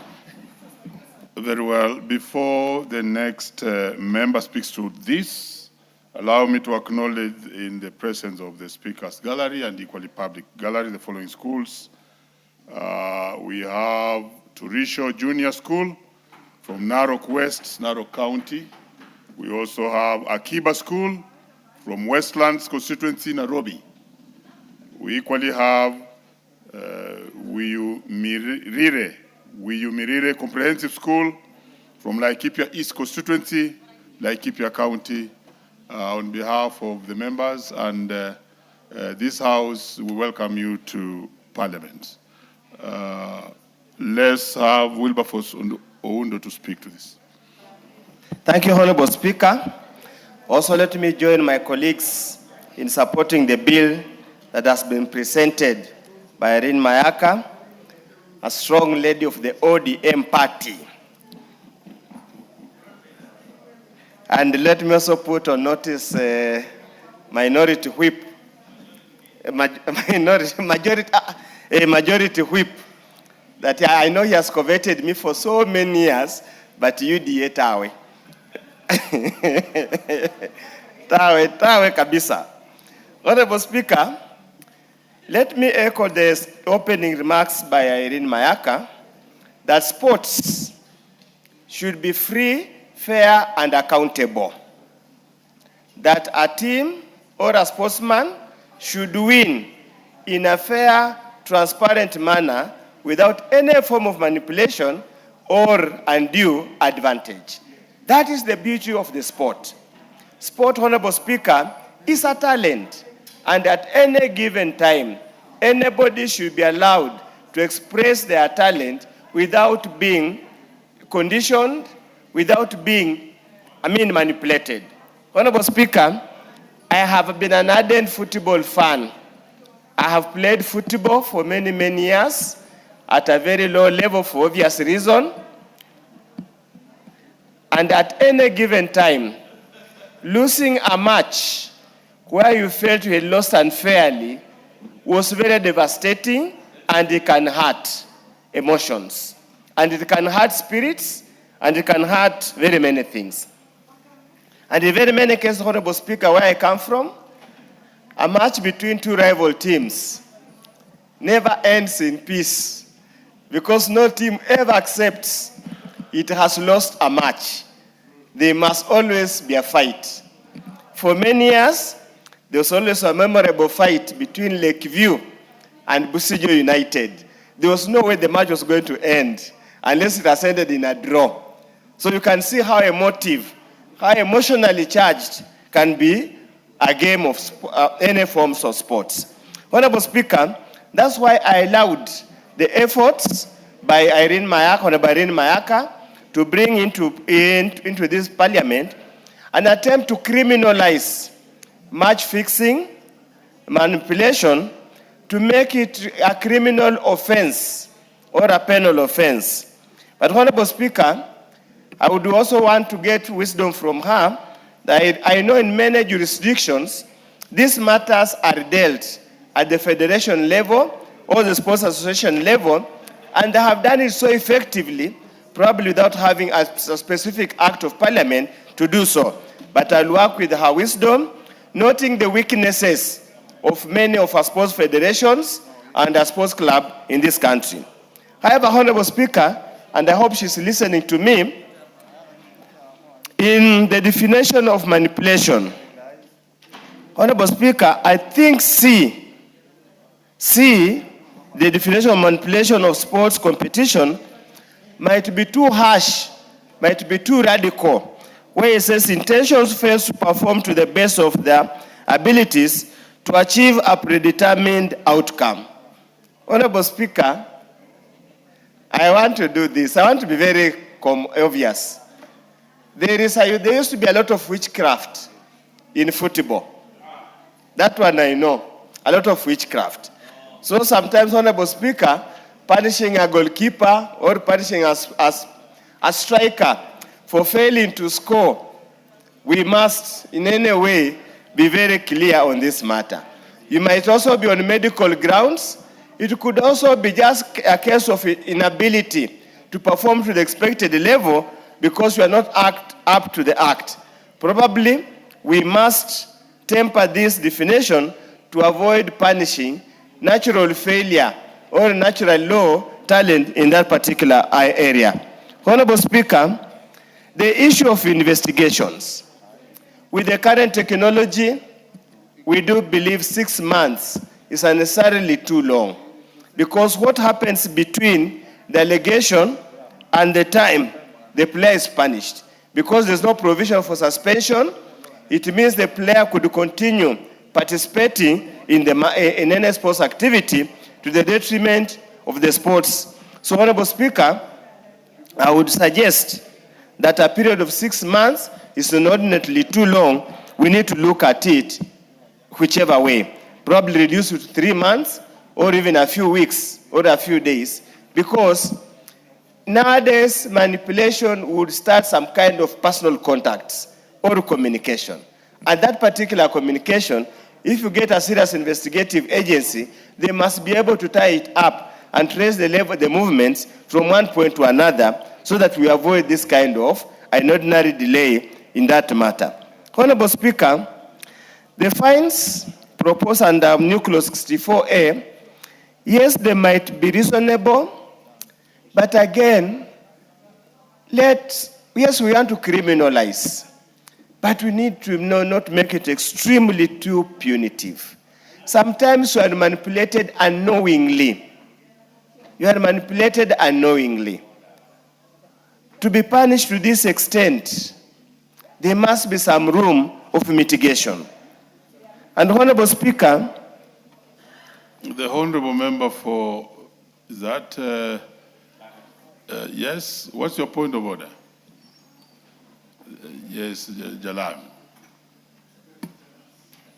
Jalas, yes. Thank you, Mr. Speaker. I hear Dr. Oundo saying that the proposed fines are very lenient. They should be very punitive, because if you see what it takes for our sportsmen, the training, the vigorous nights that they go through. Mr. Speaker, you yourself, you are a sportsman, and I've seen you participate even in the Bunge FC. Can you imagine if you are going to a match after all this training, then it is a predetermined outcome, or you are part of a team that its members have decided how the match and the scores will be. It's almost like betting. It is almost like wasting people's time. You don't have to wake up, you don't have to train if people have already determined what the scores will be. I think these proposed fines are actually very okay. Very well, and Mr. Oundo, you yourself, you are a sports person. I don't know, that's why you actually played football in low levels. Order. Chair, Honorable Speaker, let's be proportionate to the awards to the tournament. We used to run CDF tournaments where the awards was 100, 200. Punishing somebody who allegedly conspired to manipulate a game, you are asking him to pay 1 million, and probably what he took home, the award is only 100,000 for the winning team. That's why I'm saying we need to be proportionate. Oundo, speak to the matter. We shall have the third reading. Yes, we need to be proportionate. Proceed. I totally agree, Honorable Speaker, that whatever we establish that there was financial inducement, that must be forfeited. That must be forfeited to the state, because that is extremely unfair. But Honorable Speaker, for us even to start thinking of criminalizing, even putting into law, a matter of integrity goes to the depth, to the heart of the character of this society. Honorable Speaker, we have been conditioned to such an extent that winning seems to be everything. We have pushed our children, we have pushed everybody to an extent that failing to win becomes a source of humiliation. If only we could take sports as a sports, we could take political competition as political competition, that let the people decide we never need to get into this legislation. Let people go and compete. Let them go and compete just like anybody else. Honorable Speaker, just like when we used to be young, you'd go to a dance, a night dance, and whoever dances best is one who takes the girl. And there was never war. There was never any fight. There was no manipulation. It was easy. There was no financial inducement, Honorable Speaker. Why can't society get to that level? What stops us doing that, Honorable Speaker? With those few remarks, I support and I also congratulate Irene. You're on the right part of history, but come where people are. So that we want you back in this house in the 14th Parliament. Linda Mwananchi where people are. Thank you, Honorable. Honorable KJ. Yes, we... Mr. Speaker, this is Parliament at work. And I must congratulate my former colleague in our CII committee, who is proving to be a really effective member of Parliament with such amazing legislative proposals as the one that is before us. Mr. Speaker, I do stand to support the amendments that are being proposed by Honorable Irene Nyakerero Mayaka. Mr. Speaker, the reason for supporting these amendments is because I see the legislative effort that the lady is putting into this bill.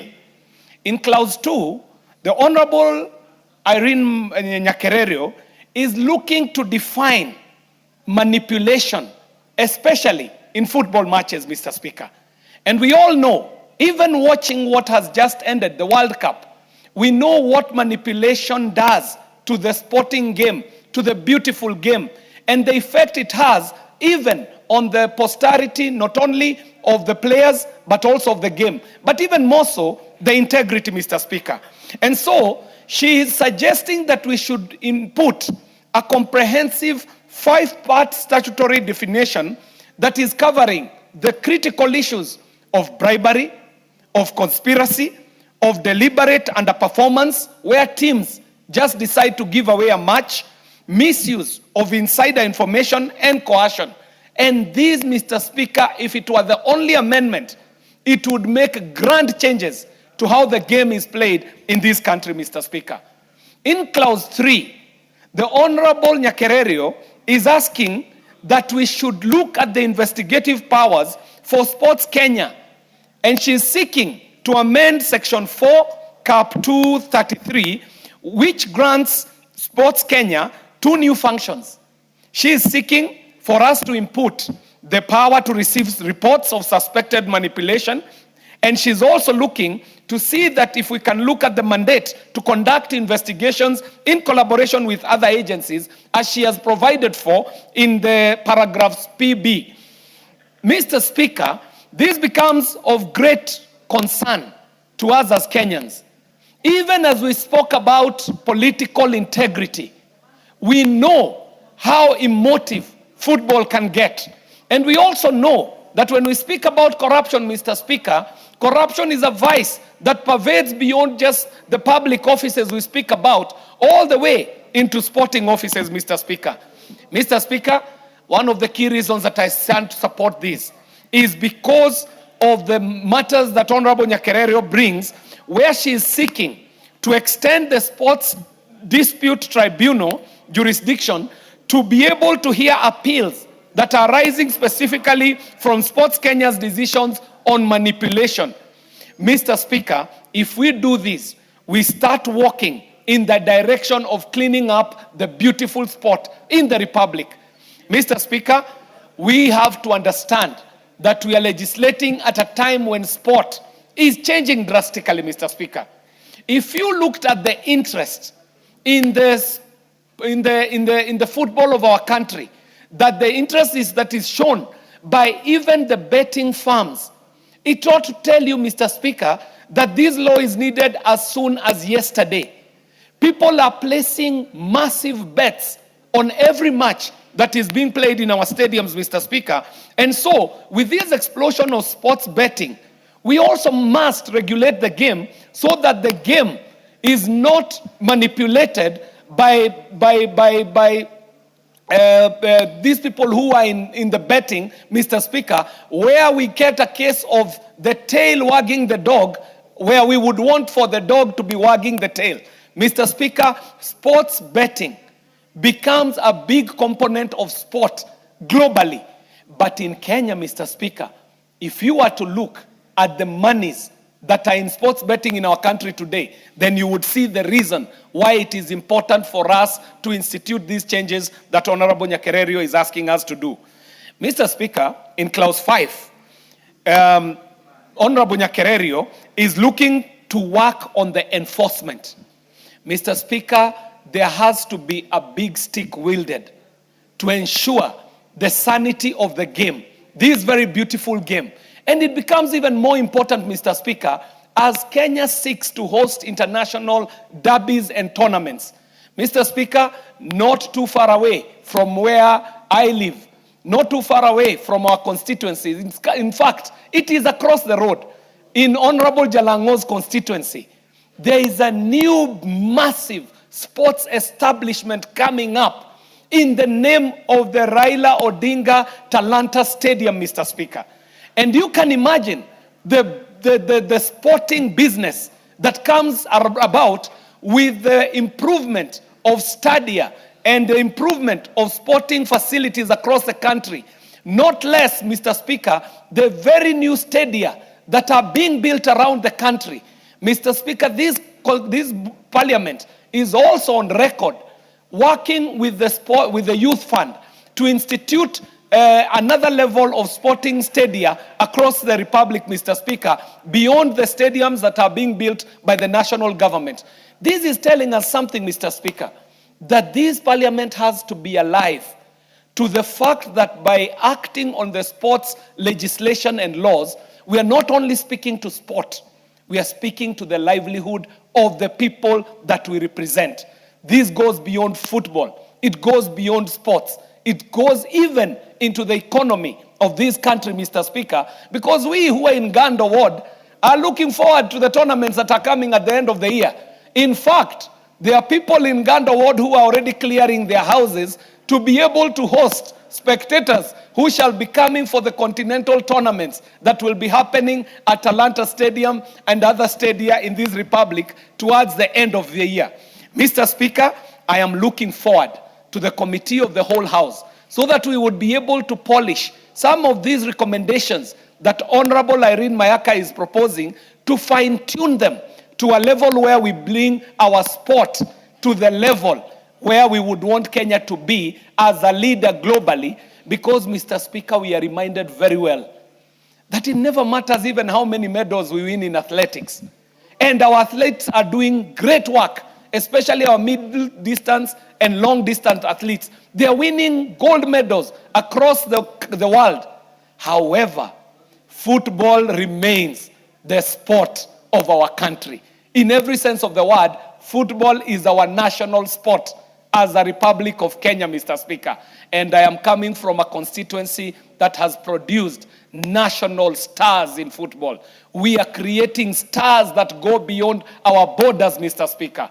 When we talk about the Dennis Olieches of this world, when we talk about the Marigas of this world, when we talk about the leagues that are playing in the Goreti South constituency, up to and including the tournaments that I was hosting this last weekend and the previous weekend, where we were able to beat some teams from Jalango's constituency, but unfortunately, Mr. Speaker, Jalango ran away with the cup, even when he was playing in our home soil, Mr. Speaker. And this speaks to sport development and the role of the leaders, especially members of parliament. And we are doing this at a time when we know, Mr. Speaker, that NGCDF can no longer be able to fund our sports tournaments in the constituency, Mr. Speaker. And so I shall end by saying that because the Constitution devolved sporting and sports promotion to our county governments, we must call upon our governors to take up sports as seriously as they should.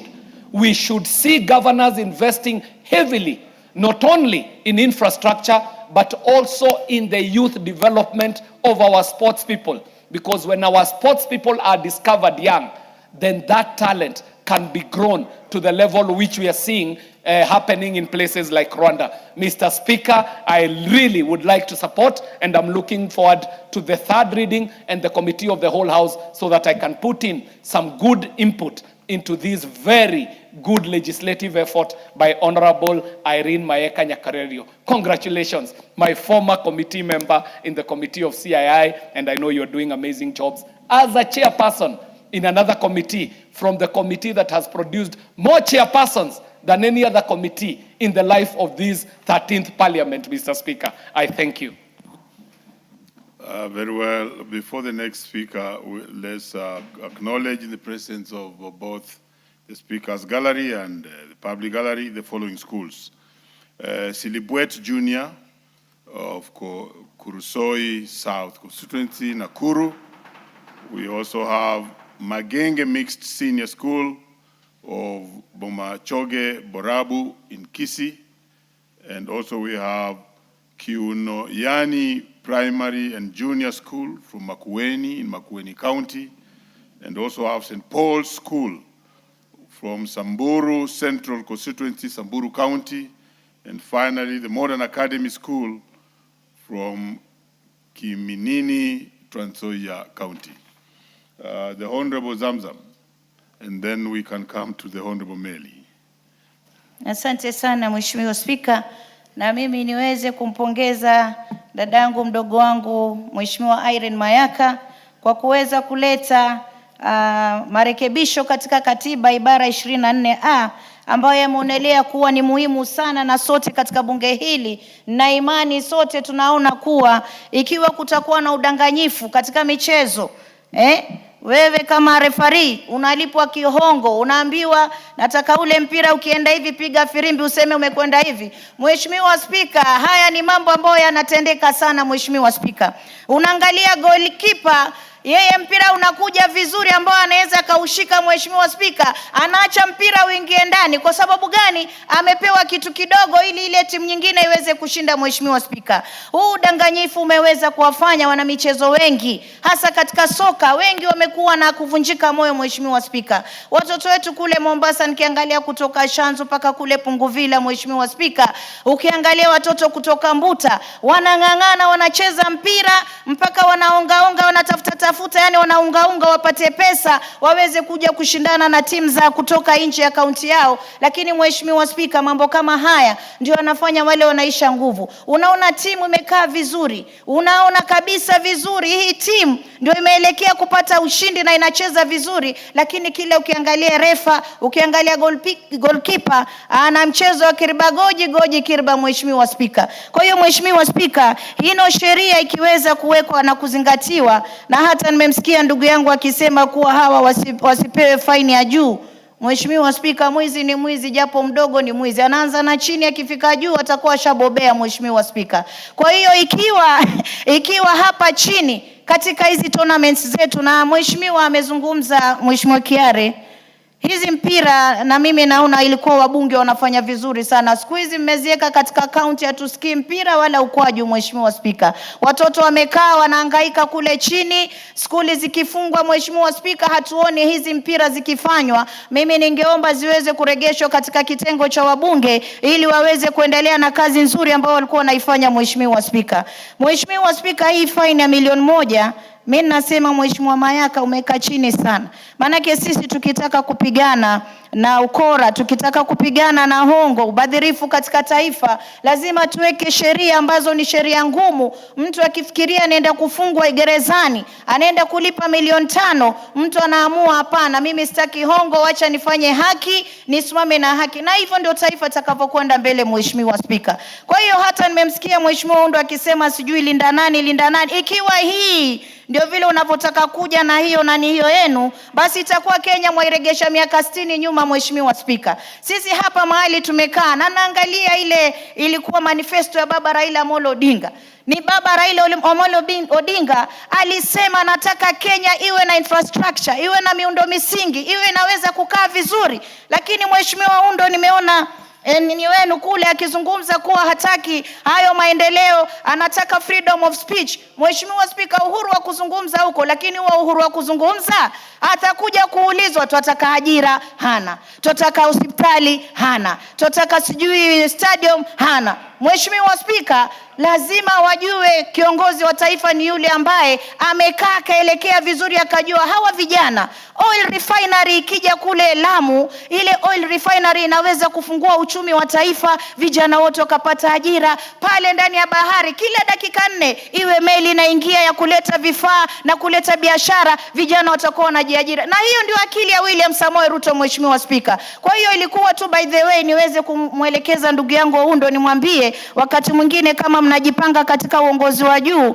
ndio kama vile Mheshimiwa Rais William Samoei Ruto anasema, jipangeni na mimi nimejipanga. Kwa hiyo sisi tunajua pale mbele mambo yatakuwa sawa, nyinyi njooni na sisi tutakuja, lakini Kenya wanataka maendeleo. Mheshimiwa Spika, nikirudi katika mada ya leo, ukiangalia katika ya kimataifa, wale ambao wamesimamia michezo katika anga za kimataifa wameweka penalties ama wameweka fine ambayo ni kubwa sana, na wameweka mazingatio mazito ambayo kwamba hata ule mpira wa kitaifa sisi leo tunaupenda. Mimi ni Manchester United, baba alikuwa Arsenal, lakini mimi nilimpenda hivyo hivyo japokuwa mimi ni Manchester United. Mheshimiwa Spika, utaona Kenya kila mtu anakimbia ule mpira wa kimataifa. Kwa nini? Umewekwa kwenye nidhamu kuanzia chini mpaka pale ulipofika juu. Lakini ukija hapa Kenya katika taifa letu, watu wanahongwa huku, mwingine anahongwa huku, mwingine hata leo sasa mimi nikijaribu kuzungumza, jamani,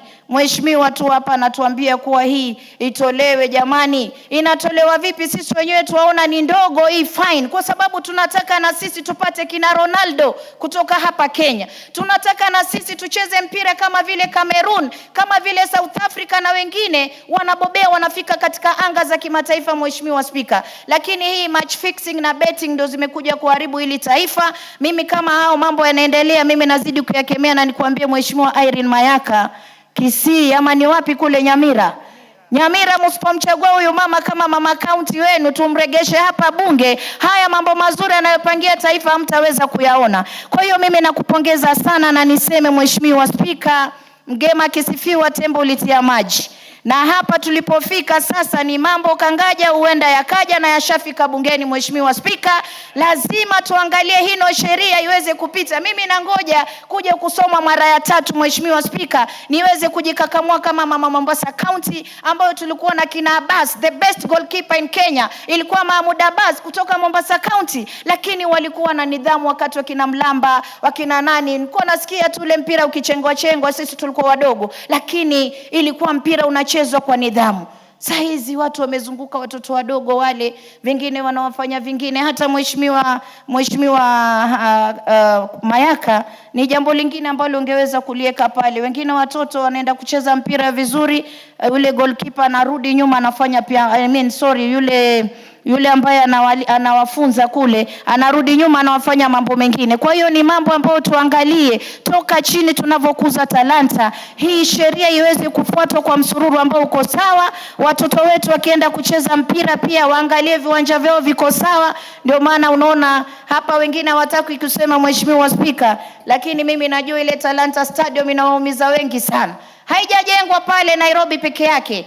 Kule Mombasa pia tuna stadium yetu ambayo ilikuwa imekaa, lakini Mheshimiwa Rais ametuwekea 1.5 billion ili tuweze kukuza talanta za watoto wetu. Ukiangalia pale Likoni kumewekwa stadium nyingine. Ukienda kule Kwale, Mheshimiwa Spika, kuna stadium kubwa ambayo imejengwa na William Samoei Ruto. Kwa hiyo sisi tunasema mtu akiwa anafanya kazi apewe sifa yake.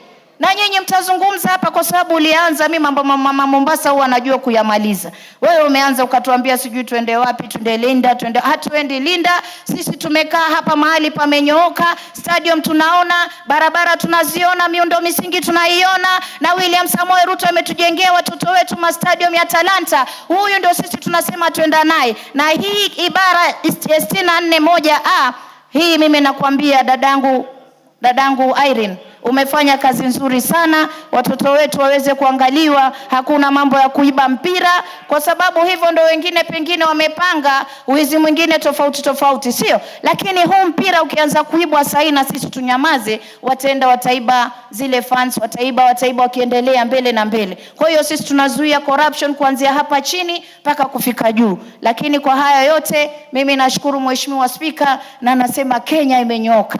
Na imenyoka. Uliona vile walikuwa confused jana kwa TV. Kenya imenyoka na William Samoei Ruto. Asante sana Mheshimiwa Spika. Kiswahili kali sana.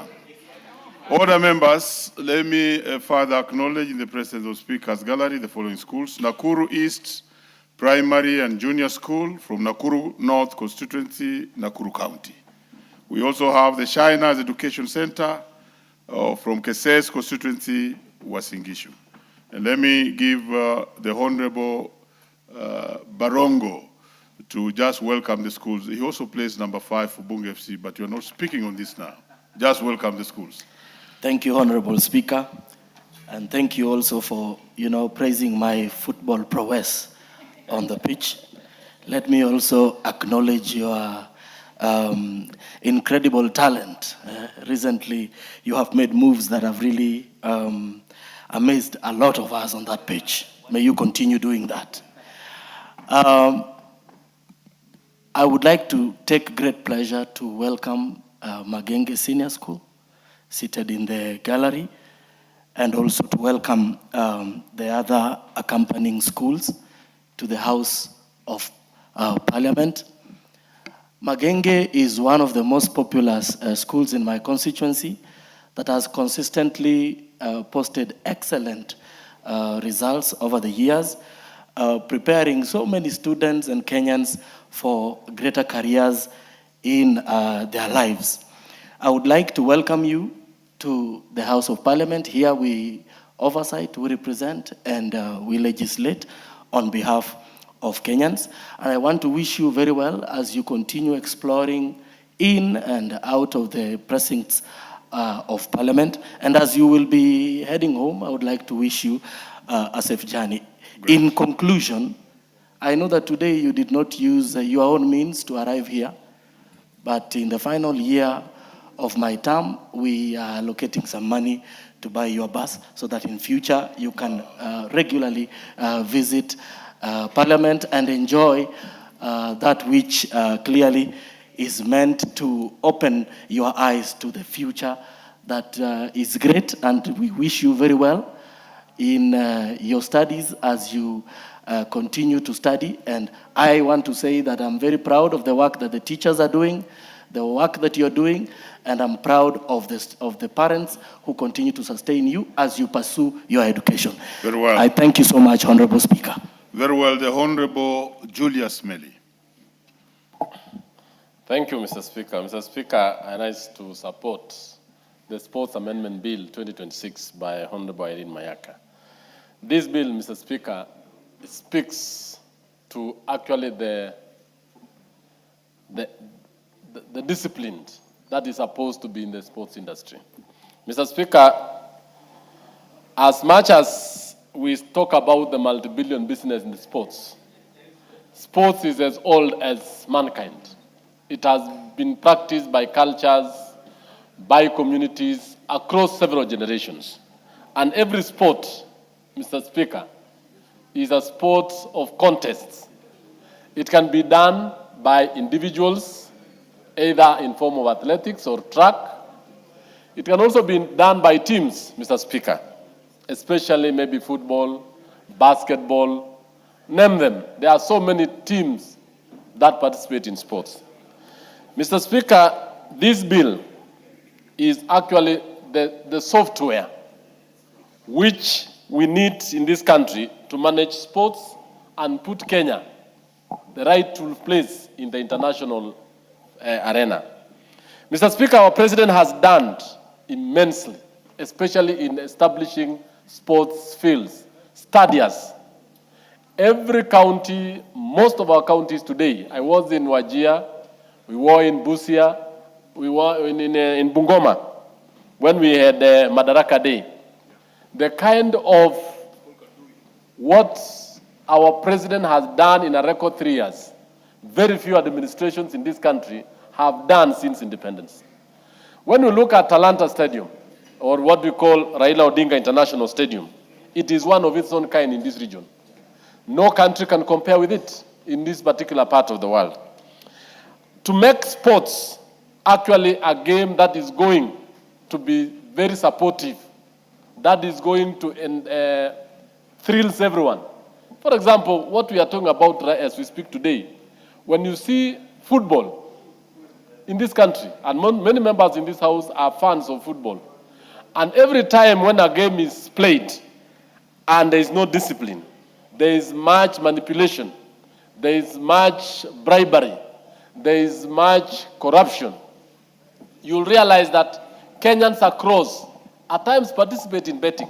Mr. Speaker, what this bill tries to cure is to really to bring discipline into the football games, into all sporting activities. And it is putting Kenya in the world map. Every sport or every time a game is manipulated, let me use that right word, it is actually results are corrupted. Every time a sport is bribed, the faith and the discipline and even the enthusiasm of the sports person or morale goes down. In effect, as a teacher, Mr. Speaker, you'll realize that students, fans fight and they cause serious injuries, even as a result of this manipulation. They even actually demotivates the players themselves. I've seen cases where we have match fixing. Match fixing actually kills the morale of the coach, it kills the morale of the participants, it kills the morale of the fans, it kills the morales of the sponsors, the people who give money to ensure that these games go on. So in effect, this bill is trying to create actually an environment where we are going to grow sports in this country and make Kenya the star of Africa as it is, and to make it a place where we can host international sports. In this particular bill, Mr. Speaker, I want to just say that Irene has done a good job, and especially on 2 or 3 main issues. One, in section 2, or cap 2 to 3, she tries to explain, this bill tries to explain what is sports manipulation. What does it entail?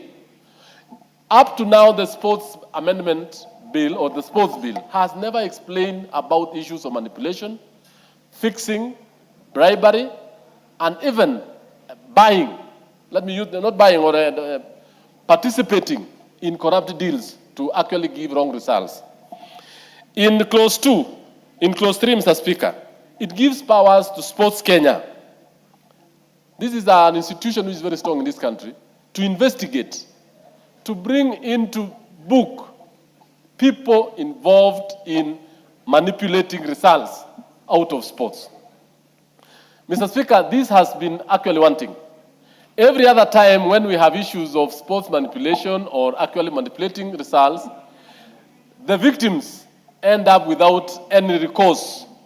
But now this bill gives powers to Sports Kenya to carry out the investigation, give reports, and be able to table those reports and take corrective measures to those who are involved in it. Honorable Speaker, this is a very important thing. When you look at the Football Federation, when you look at the Olympic Games, when you look at all Africa Games and all sporting entities across the globe, they have a cause of recourse in the event that there's a dispute that arises out of match manipulation. Mr. Speaker, we also have the issue of Sports Tribunal. Actually, it gives the mandate of Sports Kenya to ensure that the Sports Tribunal be able to listen and be able to carry out a determination if there is any dispute arising out of the manipulation that is coming out. And more importantly, if there's a dispute that has come out of any football, any track field events, or any other particular activity. Mr. Speaker, one of the things that we need to know as a country, Kenya is actually the sporting nation #1 of Africa.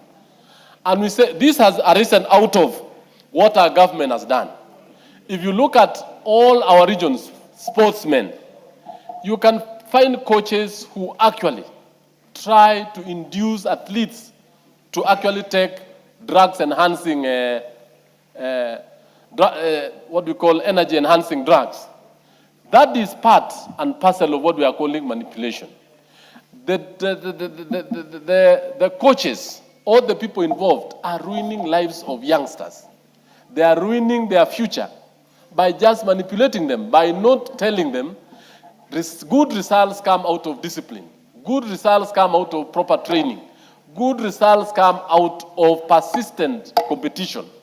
In this particular case, this bill is going to treat and carry out penalties on individuals. I want to disagree with Honorable Undo, who is one of our good members of this House, that the penalties that we are given in Section 5.4 are not very punitive. Imagine the lives of youngsters ruined as a result of match fixing. For example, an upcoming football club. For example, an upcoming athlete who has been cheated or who has been actually induced by coaches to take enhancing drugs to participate in athletics. They will never recover. And the penalty that we have here is even, I want to say, is not punitive enough to stop this very bad behavior. Honorable Speaker, you will realize that the standing of Kenya in the international field is going to be at a very high level out of this bill. That right now we will be recognized as having a disciplined, a working legislative act which will be able to allow even more international sporting activities to be carried out in this country. Lastly, Honorable Speaker, you'll realize that this particular bill is looking into that Kenya sports betting industry. I want to speak to that because we bet for good results. Youngsters and people across the globe have a very strong market through proper run games. Imagine individuals, investors have put their money and the sport is manipulated. They lose trust and then therefore the industry will collapse. And this one is a very important thing. Lastly, look at our schools. And I want to laud what our government has done, Honorable Speaker, that the President has managed to employ 120,000 teachers to carry out learners and develop talents. The employment of 120,000 teachers is equivalent to, Honorable Speaker, and I want to tell the country, about 24 years. By previous administration have been employing 2,500, at most 5,000. 2,500, 5,000. It will have taken this country a record 30 or 40 years to employ that group of teachers. And this is where talent are being actually developed, it is being grown, and we are asking that let this talent of sports be disciplined from basic school all the way to universities. I support, and I think we need. Daktari Makali Mulu. Yeah, thank you. Thank you so much, Honorable Speaker, for this opportunity. Honorable Speaker, I want to join my colleagues in appreciating the good work being done by Honorable Mayaka, who happens to be the chairperson of my committee. It's a statement of fact, Honorable Speaker, that Honorable Mayaka, being a first-termer, has actually performed beyond expectation. And that's why she has won a number of awards for the good work she is doing. And this is one of them. The Sports Amendment Bill 2026, Honorable Speaker. When I look at this bill, Honorable Speaker, it is a bill which is intended to provide a legal framework which at the end of the day will improve integrity of our sports in the country, Honorable Speaker. Honorable Speaker, this animal called sports manipulation, or fixing of matches, Honorable Speaker, is a common problem. And it should be of concern to every Kenyan, either a sportsman or a sportswoman, that this is happening. Why am I saying so, Honorable Speaker? This is because the manipulation, Honorable Speaker, renders a number of things become, renders some of the things become very, very useless. One of them, Honorable Speaker, is that we know it takes a lot of time to train to be an excellent sportsperson. And in a situation where we allow fixing of either a match or an event, Honorable Speaker, what happens is basically then, Honorable Speaker, that effort is actually not rewarded accordingly, Honorable Speaker. Honorable Speaker, we have also seen a case where a team or an individual would underperform for purposes of the opponent winning for a desired future gain, Honorable Speaker, so that at the end of the day, you underperform so that the other person wins, and at the end of the day, then you are able to be rewarded for that, Honorable Speaker. Honorable Speaker, what has that done? It makes teams, Honorable Speaker, which are not the best, win. And imagine, Honorable Speaker, you have gone to a stadium, Honorable Speaker, and you have paid for your ticket, hoping that you will get the best out of the match. And then at the end of the day, Honorable Speaker, there is match fixing. And the team, which is not the best team, wins. I'm sure you agree with me, Honorable Speaker, that you will not have gotten value for money. So in that case, Honorable Speaker, I think that's why I want to agree with these amendments. And one of them, which I totally agree with the Honorable Speaker, and I wish there was a way of enhancing it, is how we are saying, if you are caught to have participated in manipulation of either a match or another thing, Honorable Speaker, that you pay a fine of 1 million shillings. Honorable Speaker, I think really this should be enhanced so that the penalty becomes more punitive, Honorable Speaker, and then in that case, then you can stop this thing. The other thing, and which is also very interesting, Honorable Speaker, is what we are saying, that, Honorable Speaker, if it happens that you have manipulated a match, Honorable Speaker, the proceeds of that should also be taken over by the state. Another good proposal, Honorable Speaker, because there will be then no reason why it should go to that extent to manipulate, Honorable Speaker.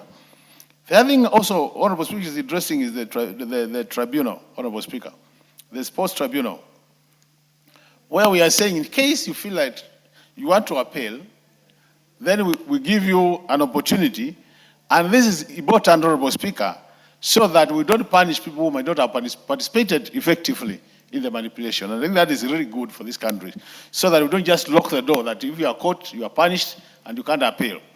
And I think the appealing process, Honorable Speaker, will allow people then to say, I'm not the one who either initiated it, or I was not an active participant in the manipulation, Honorable Speaker. But, Honorable Speaker, looking at this bill, Honorable Speaker, I think really Kenya is a country, because we are a very serious country when it comes to sports, would gain much by passing this bill. And that's why I think really we are enhancing the existing act so that we get it right, Honorable Speaker, and more so in the area of legal framework. That at the end of the day, Honorable Speaker, we will be able to see fair competition, so that if I'm the best, I come out as the best. And on the basis of emerging out as the best, Honorable Speaker, I'm rewarded accordingly. To me, that is very, very important. And that's why I want to join all the colleagues who have spoken about this bill, Honorable Speaker. That's why I want to say I really support it 100%, Honorable Speaker. And that's why I'm saying I'll be, during the third reading, I'll be here to make sure that all these amendments, Honorable Speaker, are carried. I would just wish that, Honorable Speaker, that we've seen a situation where second reading takes place. I know now we have about a year to go, Honorable Speaker. Because I've been in this house for long, I hope that the House business will be able to fast track the third reading so that we get this bill behind us. Otherwise, we don't be surprised, Honorable Speaker, to find this coming in the next Parliament. So we have about 6 months of active work in the House, because I'm sure from March not many people will be here. So I wish that we could just fast track it and this becomes an act of Parliament. It will help this country. It will go a long way, Honorable Speaker, to make sure that our sportsmen and women are rewarded accordingly. With those many remarks, Honorable Speaker, I want to support this bill and wish Mayaka well as she moves to the next stage with this bill. Thank you. Very well, honorable members. We have the following schools in the public gallery and the speaker's gallery, and we want to acknowledge their presence in this house. Itibo Boys Primary School from Kitutu Church North, Kisii County. We also have Chemamul Boys High School from Belgut, Kericho. And we also have Mount Ararat Shiner School from Anaiboi, Ainabkoi constituency in Wasingishu. And then we have Sururu Second School from Joro constituency in Nakuru. Having done that, the next to speak on this is the Honorable Karoli Omondi. Okay, let me allow the Honorable Member for Kisii to welcome the students, and then we can listen to... Thank you, Mr. Speaker. Indeed, it's a privilege to have our daughters and sons in the house, and I want to welcome them, all of you. It's a privilege. I don't take it for granted. You will learn so many things on responsibilities. When you go back home, you will have a lot of stories to tell your friends, even your parents. You know, the first time when we came to Nairobi, Mr. Speaker, is when we had finished Form 4. So when I look up at Itibo from Kisii, I see their young girls and boys, their young boys and the other schools. So work hard, it really pays. You are not doing it for your parents or your friends, you are doing it for yourself. Believe in yourself. The best gift you can give yourself is to work hard, obey your teachers, avoid exchanging love letters. The beautiful ones are not yet born. Thank you, Mr. Speaker.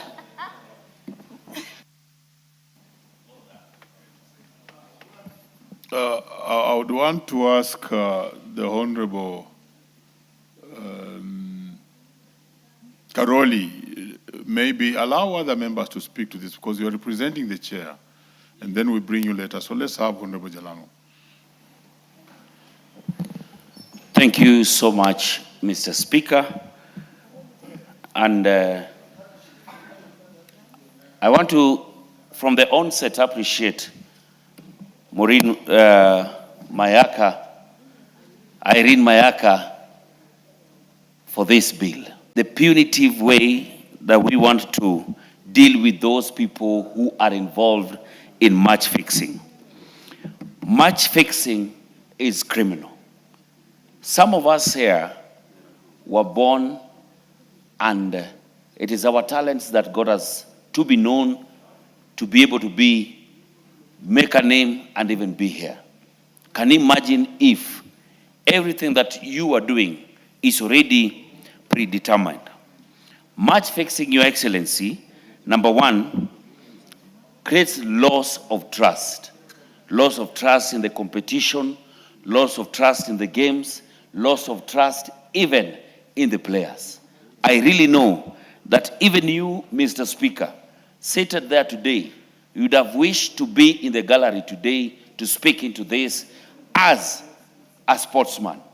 It would be very sad that you are able to train and be able to push yourself, hoping for results that will be determined by the talent and the hard work you've been putting in the practice and in the training fields, only for somebody somewhere to have it predetermined because he's been paid, or somebody else somewhere is pushing them to fix a match.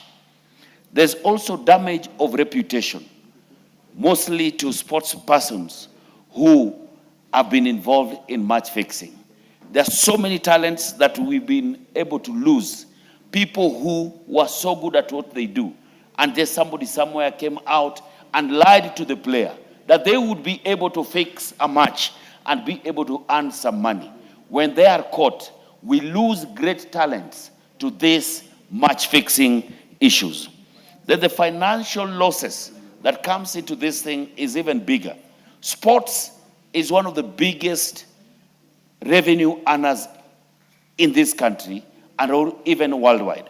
You can't mention top 10 most richest people in the world without mentioning some of the top sportsmen who've been able to make their livelihood out of their talent.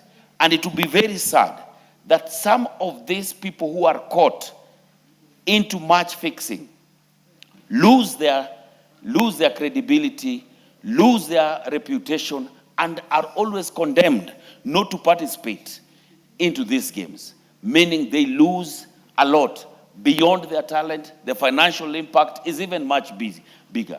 I want to take this opportunity to, from the onset, to appreciate what Irene Mayaka, the women rep, the incoming women rep of Nyamira County, has been able to create.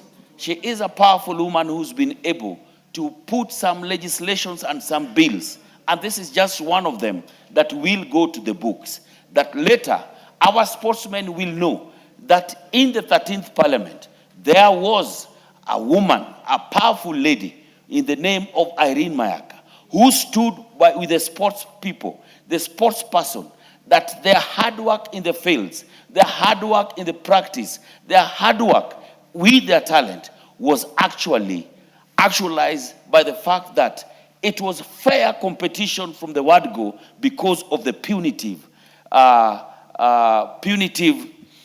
do I put it?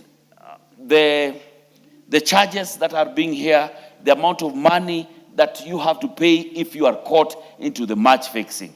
And all said and done, sports is growing in this country, across the country. Let me talk even in my constituency. And I want to tell the MP of Kibra, Talanta Sports Field does not lie in Kibra constituency. Talanta is in Langata. From the onset, I want to tell him, Kibra constituency ends.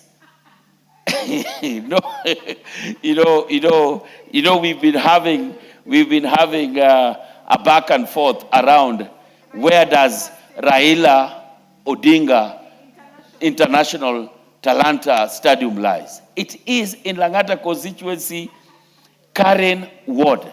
He should stay guided. He should stay guided that this stadium, even when it was being launched, I was the only member of parliament who was there. Where was he for him now to claim that Talanta is in Kibra constituency? It is in Langata constituency, Karen Ward. He should be guided. That facility alone will provide one of the best facilities in this country for sports talent, sports development. Can you imagine having that stadium built to the standards? Then we have somebody fixing matches in that stadium. It will be a shame. It will even be a shame to Baba Raila Amolo Odinga, whose name has been used in naming this stadium. Mr. Speaker, sir, I want to take this opportunity to appreciate Irene Mayaka for this bill. And I can't wait for the third reading. I will be here to again support and make sure that it sails. And just like we've said, let's hasten our speed around some of these works and some of these good bills so that they see the light of day in the 13th Parliament. I submit, Mr. Speaker, sir. Thank you. Yes, let me again acknowledge in the presence of the Speaker's Gallery the following schools who have visited this House of Parliament. We have Mahuti Primary School from Madhioya constituency in Muranga County. And then we also have Kedoa Girls from Kipkelion East, Kericho. On behalf of the members of this House and the House at large, I welcome you. But we have the Member of Parliament for Kipkelion East. Yes, please welcome the schools that are in the House. Thank you, Mr. Speaker, for giving me this opportunity to welcome the schools who are visiting our Parliament this evening, Mr. Speaker. I want to say, Mr. Speaker, among those schools are Kedoa Girls. Kedoa Girls, Mr. Speaker, is one of the prime schools we have in my constituency, Kipkelion East. And Mr. Speaker, I want to encourage our students who are visiting Parliament to use it as an experience in their learning and also as laboratories for their success in future, Mr. Speaker. I want also to have learned, Mr. Speaker, that this week, most of those students who are visiting this parliament, Mr. Speaker, are candidates of this year's exams. I want also to wish them on behalf of our August House, of the 13th Parliament, Mr. Speaker, I want to wish them all the best in their forthcoming exams, Mr. Speaker. Thank you, Mr. Speaker. The Honorable Robert Basil. Thank you, Mr. Speaker, for allowing me to contribute to the bill that has been crafted by Irene Mayaka. This is a bill number 5, Sports Amendment Bill of 2026.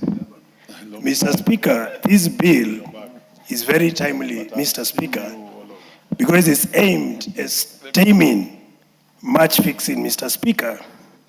And we know there are many flaws of match fixing, Mr. Speaker. For example, it contributes to financial loss. Mr. Speaker, imagine you've placed a bet, and then someone is doing match fixing, Mr. Speaker. There you incur losses as the one who has placed the bet. At the same time, the betting company loses money, Mr. Speaker. Again, another flaw of match fixing, Mr. Speaker. It encourages corruption, Mr. Speaker. Bribing referees, bribing the sportsmen and sportswomen, all this contributes or promotes corruption within the sport as a field, Mr. Speaker. Another very serious or gross flaw or negativity of match fixing, Mr. Speaker, it dilutes the reputation of sports, Mr. Speaker, and as a result discourages sportsmen and sportwomen from participating in sport, particularly the youth, Mr. Speaker. And this is a vice that we have to tame, Mr. Speaker. It also dilutes public confidence in sports, Mr. Speaker. And that is why I say this is a very timely piece of legislation, Mr. Speaker, to tame match fixing, Mr. Speaker.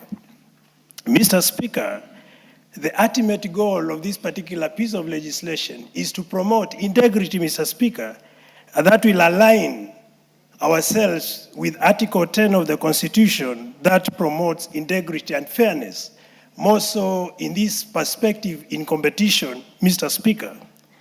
It aims to criminalize match fixing, Mr. Speaker, or manipulation of sports competition, Mr. Speaker. It promotes or aligns Kenyan sports to international standards on integrity within sport as a field or as a discipline, Mr. Speaker. And that will put Kenya in the same category like other successive nations, Mr. Speaker, like Portugal, Italy, Germany, South Korea, and Spain, which won the World Cup, Mr. Speaker. Therefore, Mr. Speaker, this particular bill will also strengthen cooperation among sports organizations. I'm talking of betting regulators, the law enforcement agencies in investigating and preventing any form of manipulation within sport as a discipline, Mr. Speaker. Therefore, in a nutshell, the bill proposes, that is in clause 4 of the bill, it proposes offenses of manipulation of sports, Mr. Speaker, and that is making it unlawful to intentionally influence outcome of any sport event, Mr. Speaker. Importantly, the bill proposes to prohibit betting-related corruption, Mr. Speaker, which is a serious vice, Mr. Speaker. Also, it proposes criminalizing criminal penalties for offenders, Mr. Speaker. That is clause 5 of the particular bill, Mr. Speaker, and also allows confiscation of proceeds obtained from match fixing, Mr. Speaker. And these are some of the very punitive measures, Mr. Speaker, which is going to discourage people from participating in match fixing, Mr. Speaker. What will be the likely outcome, Mr. Speaker, of passing this particular bill? Allow me to shed light on this, Mr. Speaker. And one of the very possible outcomes is going to restore public confidence in sports as a discipline, Mr. Speaker.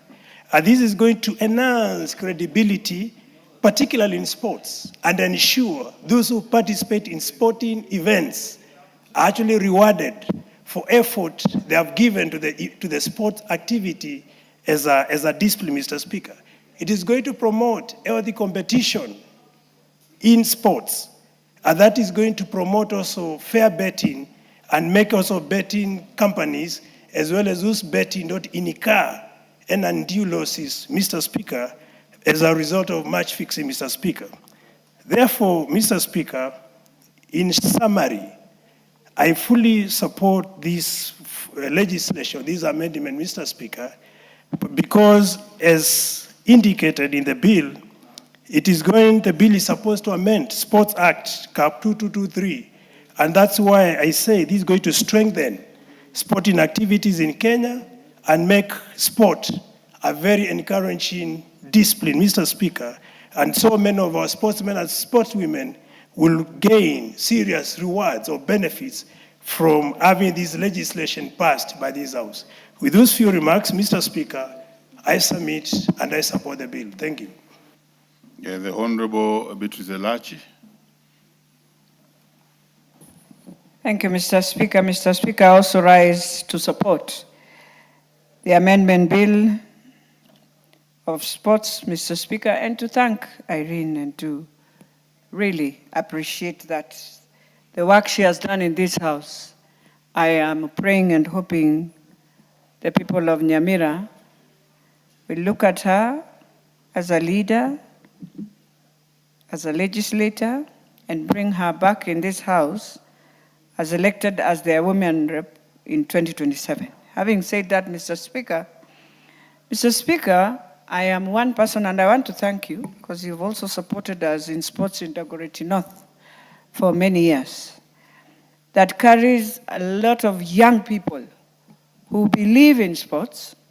You find the best teams in Nairobi, most of them are in Dagoretti North.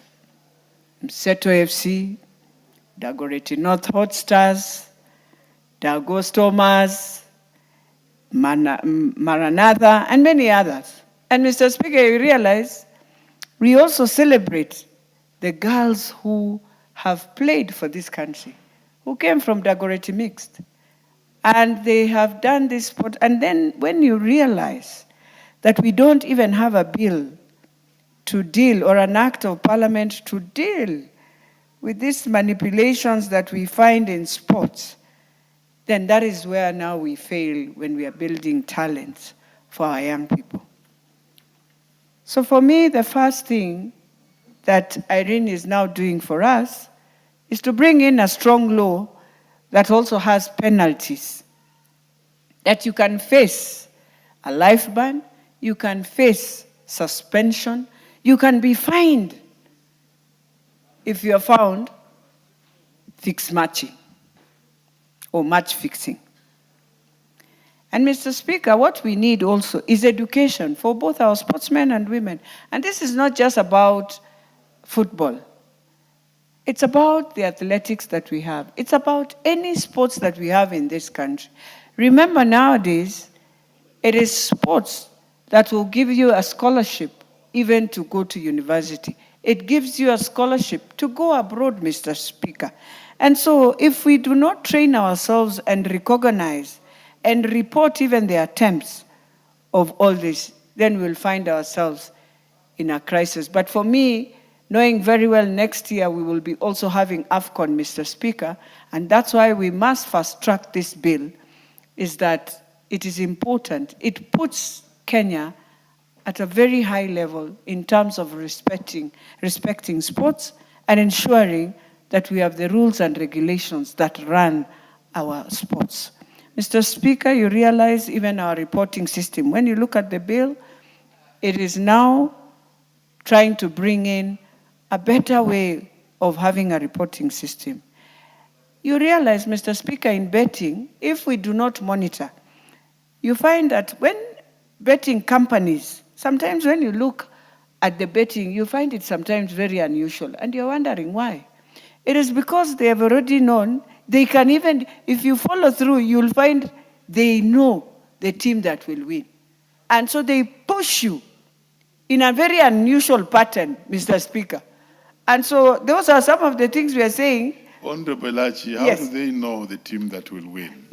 When you are betting, you see how the pattern is just going. You find this pattern, the pattern is very unusual, and you're wondering, is that the team that, and you'll find the team will win, Mr. Speaker. So even them, they always know. So it is important, even when we are putting in this bill, to monitor and regulate also our betting companies. They play a big role in this fixed matching, Mr. Speaker. It is important to have an independent investigation, and I believe even as we come to the third reading, we shall try our best to ensure we now ensure you can also have a team that can also follow when people are complaining, Mr. Speaker.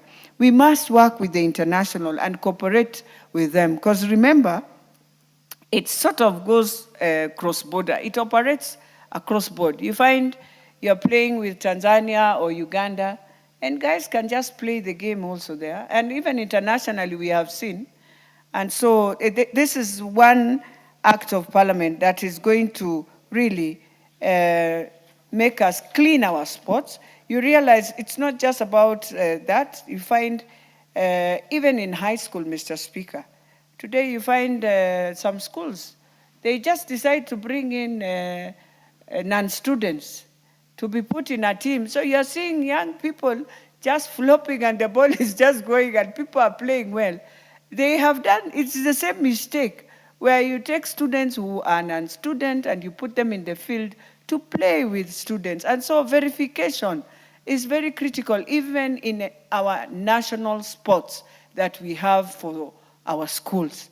We must do verification that students who are in those games are students of those schools, not a school where you decide it is rugby and you have brought in the real professionals to play rugby with young students and you wonder what is happening. And when you look at them, you realize, that person is supposed to be in campus, not in high school. So those things are there, Mr. Speaker. And when we are dealing with this bill, we have to also look at that also. So it's important because this is the only place where you find young people can even be employed. You remember, Mr. Speaker, when we were in high school and you were a good volleyballer, you were a good player of basket, you'd be taken by the companies. I don't know what happened to that. And we need to bring that trend back. It used to help many young people in high school. They will finish playing. When they close school, you go play for transport, Transcom, all those girls from Mukumo, from Moi, they would go, Lugulu. They were the best volleyballers, and that is how they joined all these national sports that we could see those days. And I'm hoping with Safaricom Dimba, they can also do the same. Because Safaricom is supporting our young people, yes, but we need to ask ourselves, how do they move to now the next level? They will go regional, Mr. Speaker. You'll find our students in Rwanda performing very highly. And so we have to also, even as we do all this, agree that it is important to create sports, to be sports where people will benefit the way students in the US are benefiting in Europe, and so our young people the same. So for me, the most important thing, I have had many of us, some complaining about the fine. Mr. Speaker, the fine needs to go even higher, because don't forget, you kill. You realize when you are banned in athletics, when you have done doping, you are banned sometimes life. You're given a life ban, Mr. Speaker. And so let us be serious. If we want to make this sector become a sector that can help our young people, let us put in rules and regulations and laws that can support the whole system, Mr. Speaker. And therefore, I want to thank Mayaka and to tell her it's not just me. I think the girls who are right now in Morocco will celebrate you, because we were with them when you told them that you are doing, you're coming into Parliament to ensure this bill goes through. And we are praying for them. I am hoping the under 17 will perform, and I know they will perform. They've gone to the World Cup. This is the second time they are pushing themselves. So let us wish them well and let us support them as much as they are far. They are not far, they are in Morocco, but let us support them. With those few remarks, Mr. Speaker, I beg to support, and I hope, as everyone has said, that we shall push this bill and ensure we pass it before we go for our long recess. Thank you. The Honorable Umi Harun.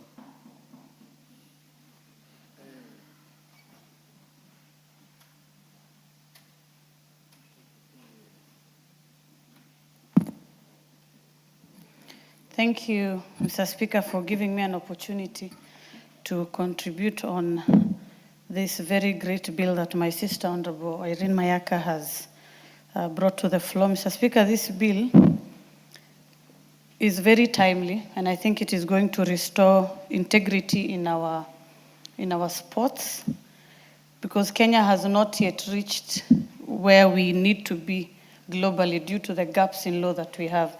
Mr. Speaker, countries like Spain have fielded young boys below the age of 18 who even represented them to the level of the World Cup, which was just played recently. Yes, that boy was called Kubasi. Yamil, he's called Yamal, Lamine Yamal, a very young man who I really admire how he plays his sports. And this is because such countries have prepared themselves, both in their infrastructure and in their laws. Mr. Speaker, we have a very great president who has put so much effort in developing the infrastructure of our sports and taking our country forward. Even in the agendas that we hear is that we are supposed to go to and reach the levels of Singapore, Mr. Speaker.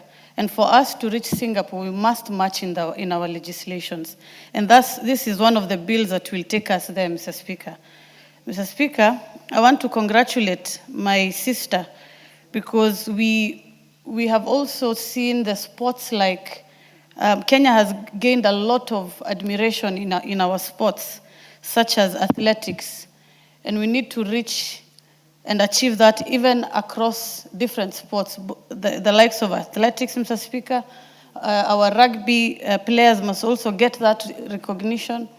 Our athletics team must also get them, Mr. Speaker, and we must be able to support such bills so that we can grow our sports and also grow and create jobs for the young people who are playing this particular sports. Mr. Speaker, the passion for this bill does not come out of nowhere, because Honorable Irene Mayaka has shown a lot of great interest from the time she was nominated to this House.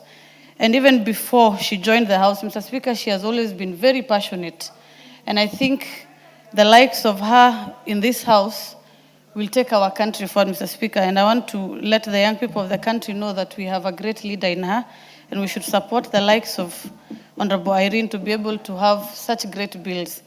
Mr. Speaker, we have the Talanta Academy that Kenya had proposed 2 years ago. Such academies will be able to grow the talents of the young footballers that we have in this country. Mr. Speaker, I come from Garissa County, and we have a football team called Motown Boys. And instead of spending so much time watching Arsenal, which is my team, I would also want to watch Motown in the international spaces. We also had a young man called Shano and Ramos who went to international trials, but they did not succeed, not because they lack the capacity and the talent, but because we are not yet there as a country. So, Mr. Speaker, such laws will provide the platform and give our young boys the talent and the support and the logistics that they need to go there, Mr. Speaker. And for us as a House, we need to match the energy that our president has in providing quality laws so that we can be able to achieve visions like Singapore and achieve our visions like having young boys, like I said, Yamal Lamine, who is also a young man. There are many Yamals in this country, Mr. Speaker, and we must give them that support. And it starts from accepting such a beautiful bill so that we can grow forward as a country. Thank you, Mr. Speaker. Jared Okello. Honorable. Honorable Speaker, Firstly, let me thank you for giving us the opportunity to speak on this, and additionally thank my sister, Honorable Mayaka, for birthing this great bill. Honorable Mayaka has been known to be a very prolific bills writer, and this is not just her first. She has facilitated and sponsored many bills into this House, and therefore really meriting the nomination that she was given by the biggest political party in Africa, Orange Democratic Movement Party of Kenya. Honorable Speaker, what she has done is a demonstration that she can move from a nominated slot to a universal suffrage election by Nyamira people. And I want to let people of Nyamira to know that in Honorable Mayaka, they have a jewel that they should protect, Honorable Speaker. Honorable Speaker, a match fixing is criminal. You know, to be an imposter is criminal. To carry out plagiarism is criminal. So much less this, where people manipulate the processes to have undue advantage over other players or over other teams, Honorable Speaker. And it has to be treated as such. It is criminal. Honorable Speaker, the last 5 years, I have been dealing with a very complex matter at the United Nations General Assembly every September, where we have been debating about sports trafficking involving football together with athletics, Honorable Speaker, where you have crooks taking advantage of very young, innocent, ignorant children under the guise of registering them and plugging them into football clubs abroad, Honorable Speaker, only for these innocent children having been taken full advantage of, including their parents, paying agents that do not exist, or agents who are just out to make money, Honorable Speaker. They land abroad only to realize that those clubs never exist. Whatever they were promised is not there, and they have to now contend with cold weather on the streets abroad. So this is kind of closely related to the subject at hand, Honorable Speaker. Honorable Speaker, I'm glad that you are two in one. You have been a teacher, and I believe you've been coaching football in schools where you taught. And additionally, Honorable Speaker, you play for Bunge FC. And you understand all the rules attendant to football, Honorable Speaker, or soccer for that matter. And you have seen firsthand how certain times people use crooked means to unduly give themselves a win, Honorable Speaker, something which is criminal and has to be treated very much as such, Honorable Speaker. Honorable Speaker, I watch football. I watched the recently concluded World Cup, Honorable Speaker. I was more interested in seeing African teams play. Whereas I'm an amateur player, because, Honorable Speaker, you know me as a runner. And running, I do, Honorable Speaker, both 800 and 1,500 meters, including walking race, Honorable Speaker, where I have received lots of awards, both in Bunge and outside Bunge. But I could see that African teams were not treated with dignity, especially with the officiators of those matches, Honorable Speaker. African teams were edged out at preliminary stages, not because they never qualified, but because I believe that they were prejudiced by the officiators, Honorable Speaker. I watched the last one, the Egypt versus, I think, Spain. And I could see, Honorable Speaker, that they did not have to be edged out at that particular level. At least Morocco proceeded to the 16 rounds, Honorable Speaker. But we could have done much better if everybody played by the rules and no one enjoyed any advantage over the other, Honorable Speaker. Honorable Speaker, match fixing must therefore be addressed. We have FIFA, which is charged with the responsibility of regulating everything around football, Honorable Speaker. We understand that they cannot spread their tentacles that wide, but at least they need to start somewhere where those who have been charged or have participated in this criminal act must be gotten rid of, at least for 5 years, or even more, for not playing by the rules, Honorable Speaker. But we haven't seen FIFA flexing its muscles and using its teeth to bite where it should, Honorable Speaker. And those rules that should be enacted by FIFA should be cascaded downwards, even to the smallest of clubs in our villages, Honorable Speaker. Honorable Speaker, having been a teacher and a football coach as such, we have seen numerous times schools playing against other schools, and those who qualify are not really the best of teams that should qualify, Honorable Speaker. I have seen many times in this country every year certain schools lodging complaints with tribunals, sports tribunals, Honorable Speaker. And a few times I have seen those decisions tinkered with, those decisions disturbed by the tribunals, so that the rightful candidate, the rightful school, should be given the award, Honorable Speaker. And if our children have to be subjected to this kind of match fixing at that tender age, Honorable Speaker, where schools advance, not because they are the schools that qualify, but they were unduly given the win, Honorable Speaker.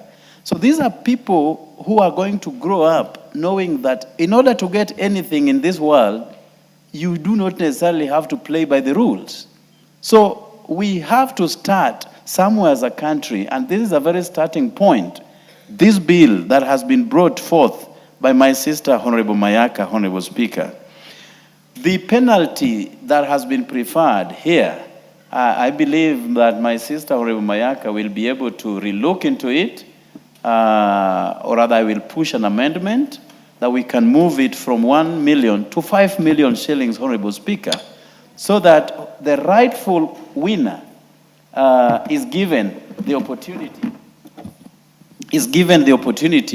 and not people who do not qualify, and at the end of the day, get what is not theirs, Honorable Speaker. Everybody should play by the rules. Everybody should be subjected to our laws as a nation. And this is going to be a very good starting point. If we do so, Honorable Speaker, probably this is going to be the first time in our history that Kenya will qualify for World Cup. I've always, Honorable Speaker, been praying after every 4 years that my country will at least this time qualify. We've had Dennis Oliech, the menace, who was a World Cup material. We have had Olunga now, a World Cup material. But because of all the gerrymandering and crooks who ran the show, deny Kenya an opportunity to appear at the World Cup, Honorable Speaker. But let me pray and believe and hope, not against hope, but hope, that one time in our lifetime, Kenya is going to represent us as a nation in the World Cup, Honorable Speaker, sooner than later. I thank you for the opportunity, Honorable Speaker. I hope you will stay to see Kenya play the World Cup. But Honorable Jared, when you are introducing me from the football circles, I'm not ordinary. I am actually an ex-international, because by 1988 I'd had a call in the national team. Let's listen to the Honorable Patrick and then Jack Wamboka. Thank you, Mr. Speaker, for giving me this opportunity. And I wish to congratulate my sister Irene Mayaka for this amendment. It is a timely amendment, Mr. Speaker, and more so given the influx of betting. And I believe this bill should have been here long before this craze of betting came up. Mr. Speaker, I personally used to run a tournament called Osero Cup before I came to this August House. And Mr. Speaker, I can see you smiling, but it had 48 teams. And we managed to actually get 2 boys to play in Shabana. One is called Matthew Tegisi, and the other one I've forgotten the name. Just from that upbringing. So I wish to say that this particular amendment is very, very timely. Mr. Speaker, you realize sport betting is a craze now in this country. We have aviator, we have all sorts of betting, which has even gone to the extent that people actually commit suicide after losing bets. So, Mr. Speaker, I want to state that unfair competition is the reason where we have gotten to where we are as a country. I remember there is a time, I think in the 60s, when Kenya won the first and the only 4x4 gold medal.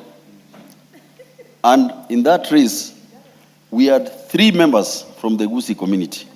One was called Charles Asati, the other one was called Robert Ouko, and Ezekiel Nyamau. The 4th one was, I think, Robert Sang or somebody. Then we never used to have betting. We never used to have match fixing, and the glory still came to Kenya.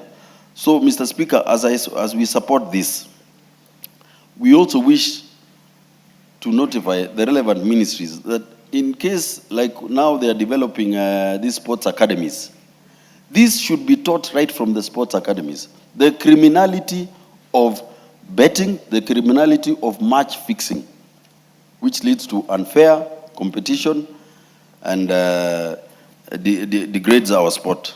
So, Mr. Speaker, I wish to support this, and on the 3rd reading, we'll be here to support it fully. Thank you, Mr. Speaker. Honorable Jack Wamboka. Mr. Speaker, I've known Irene Mayaka for now close to 20 years. She's also my sister-in-law. And I had never imagined she can be this spectacular debater and legislator in this house. Irene Mayaka has done very well, and we just hope the people of the great county of Nyamira can see the good work Madam Irene Mayaka is doing, so that they can consider her to come back to this house. The only advice I would want to give Madam Mayaka is that please concentrate on your seat, because any other seat, up or down, may be tricky and risky for you. But I sincerely pray that Nyamira people, the house of Omugusi, brings you back to the house, to this house. Secondly, Honorable Speaker, we want to appreciate those who've been there before us, those who have opened the space world for this country. And in mind, Honorable Speaker, I have Omboko Milemba, who is seated on the chair now, ex-international. Honorable Speaker, as a member of Bunge FC, one of the moments that I love is to just watch at how you dribble the ball in the midfield. And I'm very encouraged at your age. I think young people, young sportsmen and women should emulate such kind of people, and the discipline. You know, we would be on the field, and when someone is substituted, they don't feel it, they don't like it, they blame the coach. But Honorable Speaker, I have never seen the mighty walking midfielder throw tantrums on the field, Honorable Speaker.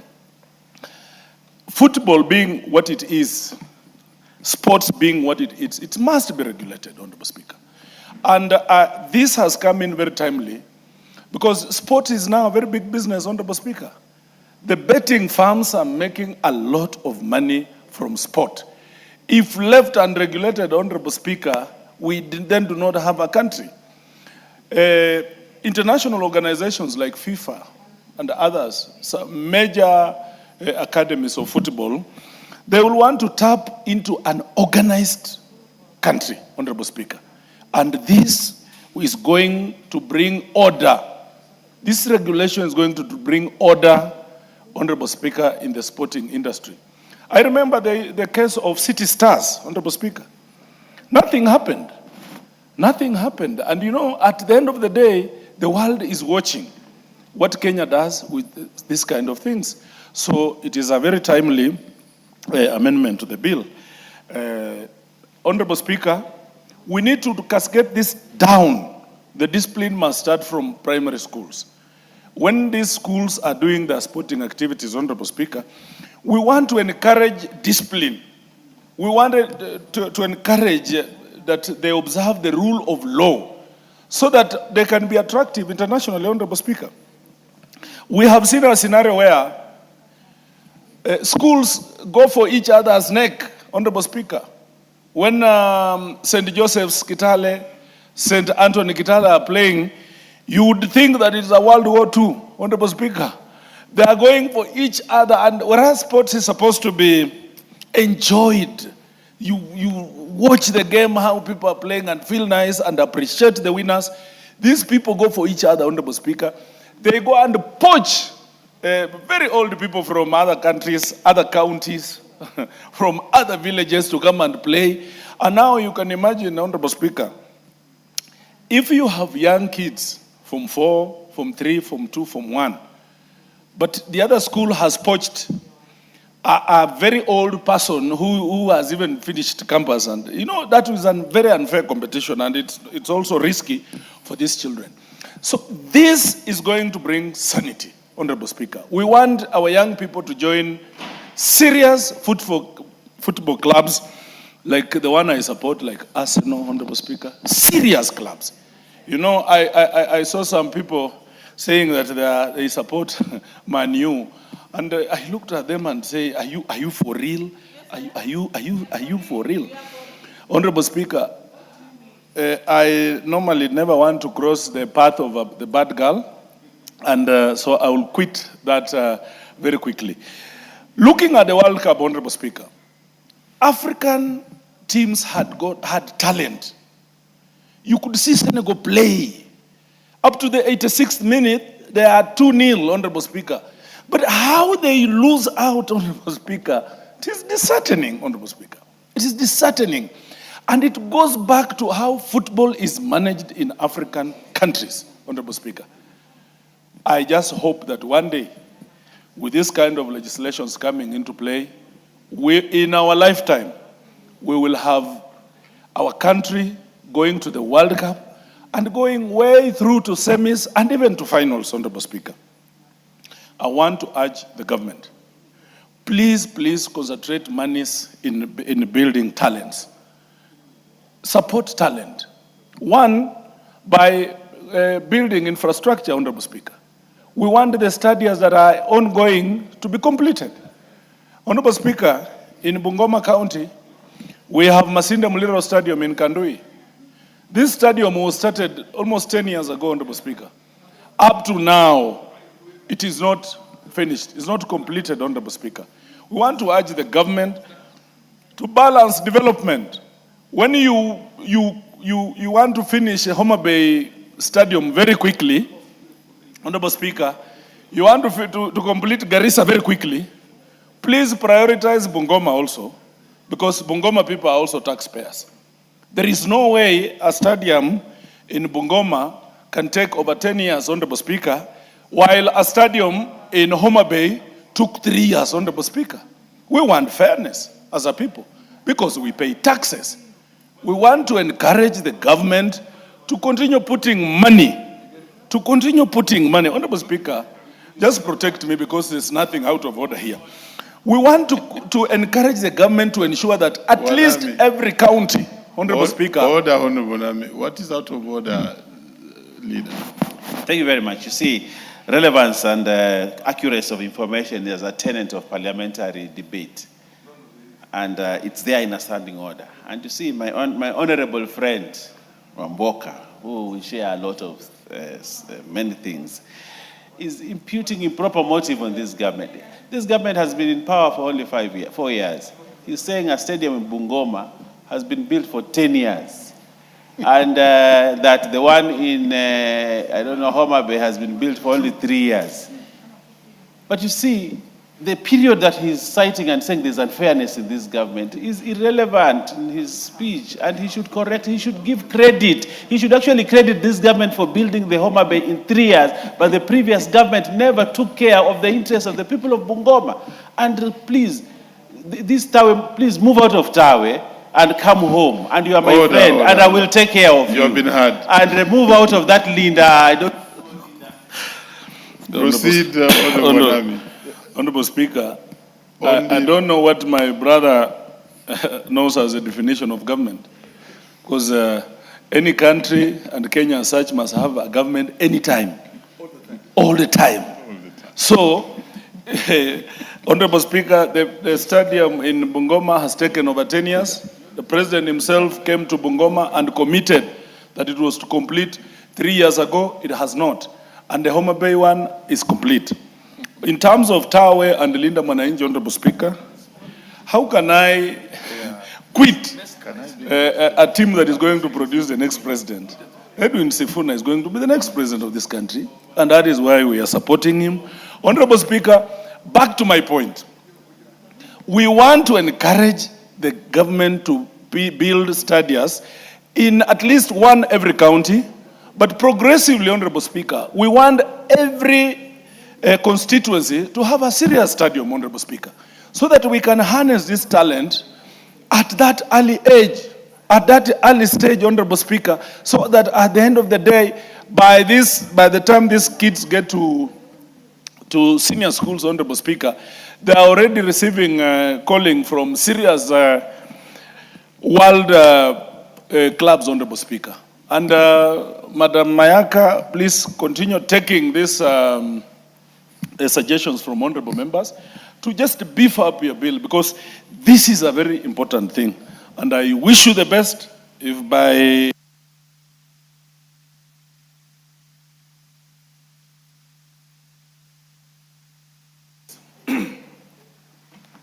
half a minute to conclude.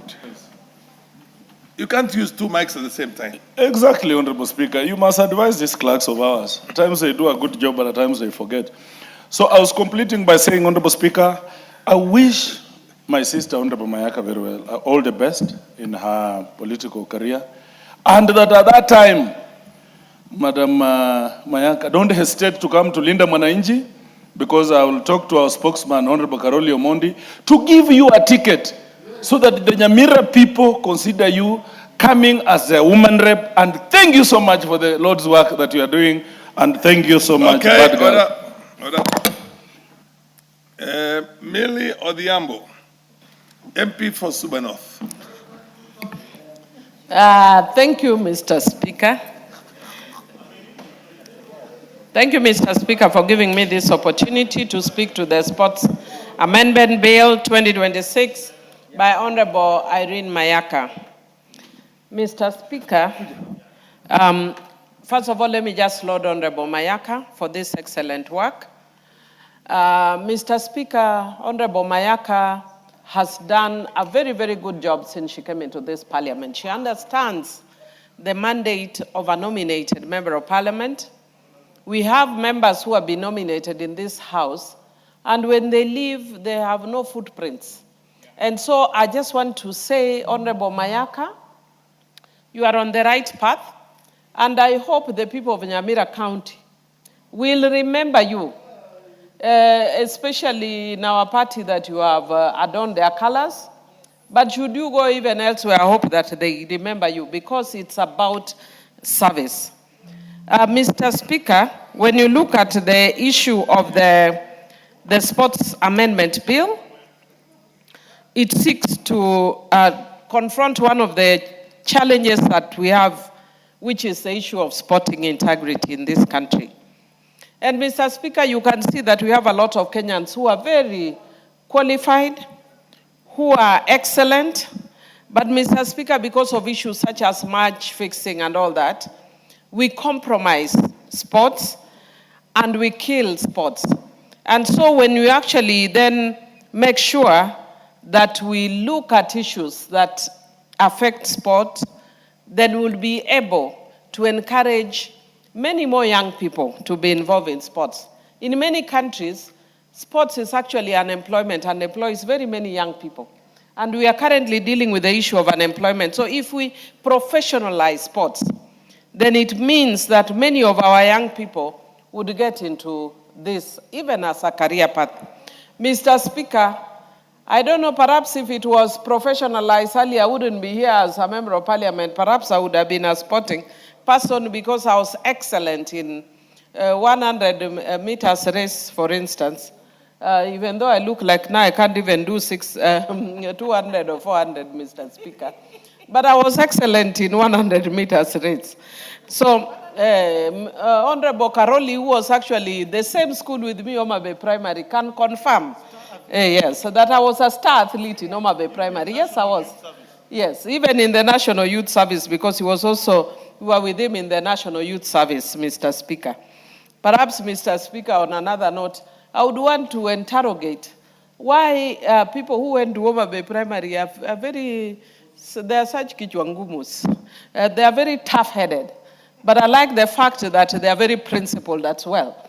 I can mention just a few of them, and we are doing fairly well. Honorable Karoli is one of them. Milio Diambo is another. Agostino Neto is another. Jalas is another. CS Ogamba is another. So we have very many. I'm just saying just a few. But we have a few people who went to our school. It was a good school. And yes, we are way ahead of Alliance. It's just that because our school is down in southern Nyanza, people don't realize it. Mr. Speaker, back to this bill. The bill deals with the issue of manipulation of sports competition. It also looks at investigative powers and provides a 6-month investigative timeline for Sports Kenya. The bill also looks at the jurisdiction of a sports tribunal over manipulation appeals. And this is very important because sometimes when we delay too much with dealing with issues which are presented where there's a conflict, it might discourage people. It also has a standalone offense of sports manipulation that also has penalties. And then it also has forfeiture of all proceeds gained through manipulation. Mr. Speaker, you know that one of our sons, I forget his name, that was such a great sportsman, was caught up at an international level in this kind of situation and lost. And Mr. Speaker, we are losing a lot of our young people internationally. And because internationally they may not be able to get as much focus and attention when they are here back at home, you find that a lot of them end up, missing their paths. Very recently, I was seeing online one of our excellent rugby players that was brought back, Maurice Odumbe, that was brought back to Kenya. And Mr. Speaker, if they were playing for Kenya, and because we are professionalized sports, Mr. Speaker, then they wouldn't be facing the kind of challenges that they face. Mr. Speaker, I don't want to talk too much to this because it's a fairly straightforward bill. And I want to also just congratulate Mayaka that she's also doing something that is not very common. A lot of people don't associate women with sporting. And she's come out very strongly, especially football. I was told not to use the word soccer because it's more American. We associate more with football. And she's done very much to support sports and especially football in this country. But much more, our girls, like the Harambee Starlets, she's always there calling us, seeking our support for the girls, even though unfortunately they were beaten in their last game. But we are still proud of them, that they are lifting this country, the flag of this country very high. And we encourage our women and young men to stay and to be focused. And, once this bill passes, then it means that our sporting activities will go very far. I know Honorable Omboko was very concerned about the Homa Bay Stadium and was concerned why the Bungoma one has taken long. But if you look at the Homa Bay one, it was actually started by the former Governor Awiti, and then the President came now to complete it. And because of that, perhaps that's why it has taken very, very fast. because there was already a framework. So it's not necessarily a reason to castigate the government. Perhaps he may look for other reasons to castigate the government, but on this one, the framework was already there. So the government came in and completed, and we are happy because even though the Talanta Stadium is named after Raila, but the name Talanta is swallowing it, and we would want to encourage the government to look for another facility where it is just Raila Amolo Odinga Stadium, not fighting with Talanta over the name, because we want to remember Honorable Raila for the excellent work that he did for this country on democratization, on issues of the rule of law. And Mr. Speaker, that is one I was in Ramogi earlier this morning. And I said that one of the things that I'm very concerned about is that we stay true to those ideals, stay true to democratic ideals, stay true to issues of integrity, which Mayaka is trying to promote in this bill. And Mr. Speaker, because we are not supporting the late Honorable Raila because of his looks, no, we were supporting him because of his ideals. And the moment we lose those ideals, we also lose the public. We must be pro-people. We must be concerned about the things that affect Kenyans. And therefore, even when we are doing our legislative work must respect or must show that leaning to issues that affect the citizens. Once again, congratulations, Irene. And I wish you the very, very best. And I hope that you do get elected. And if the people of Nyamira are listening to me, I want to tell you that you have a gem here. You know, an excellent gem like Emilio Diambo, myself, who is speaking. Because if you don't praise yourself, sometimes you might not get people praising you. Because I've done an excellent work here. So Irene, please keep up with the good work, and with those few remarks, I do support. Carole Omondi, another Homa Bay Primary alumni. Yes, Homa Bay Primary and Homa Bay High School, among others. Thank you very much, Honorable Speaker. I'm actually speaking on behalf of the chairperson of the Departmental Committee on Sports and Culture. And as a committee and on behalf of the chairman, we support the second reading of the Sports Amendment Bill, National Assembly Bill number 5 of 2026.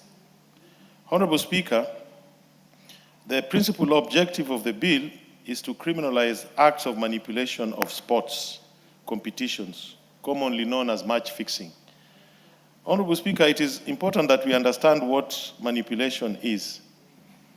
If you look at the bill, it is where the natural order or the natural outcome of a particular sporting competition is disrupted, either because somebody has been bribed, in other words, they've received gifts, whether cash or other benefits, so as to throw away a match, or there's some form of collusion to fix the outcome of that particular competition.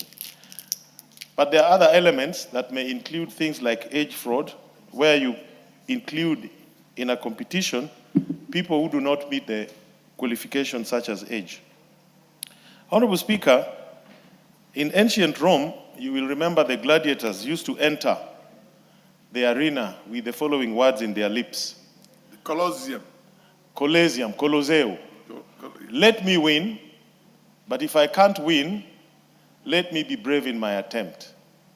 Honorable Speaker, sport is about human excellence. And I think it is what reveals a lot of the virtues of the human spirit, the discipline of man, endurance, and team spirit. That is why we are very careful to prevent cheating in sports. It is just like cheating in exams or committing fraud in business. We note that this particular bill is supposed to promote integrity, fairness, honesty, and the uncertainty of the outcome of sporting competition, which is the source of the joy and the thrill that we have as people who watch sports. Match fixing undermines these principles, erodes public confidence in sports, and unfairly disadvantages athletes who compete with integrity. I think Honorable Irene Mayaka will agree with me that witchcraft is not included as part of the manipulation we are talking here. It is not included. You know, a lot of people also believe in other activities to influence the outcome of sporting events. Honorable Speaker, Kenya is bound by the Macaulay Convention, which established the benchmarks for preventing and combating the manipulation of sport competitions. We have looked at the bill as a committee, and we held extensive public participation with the following stakeholders: Ministry of Youth Affairs, Creative Economy and Sports, Office of the Attorney General, Law Society of Kenya, Kenya Academy of Sports, Anti-Doping Agency of Kenya, National Olympics Committee, Kenya Football, Kenya Federation, Association of Gaming Operators, and one member of the public, Mr. Wesley Kanyeria. We also got information that the Ministry of Sports was in the process of establishing sports integrity unit within its structure so as to deal with issues of promoting integrity, transparency, and ethical conduct in sports. We have not held the bill back because of this. We have actually told the ministry, when they are ready with their integrity unit, we will amend the law. So they should follow the law and catch up with us. The stakeholders had asked the committee that certain things be considered. One was that we needed to harmonize this bill with other existing laws, such as Anti-Bribery Act, the Gambling Control Act, and the Penal Code, so that we deal away with overlaps and also make sure that there's harmonization of various definitions of certain terms, such as manipulation of sports competition.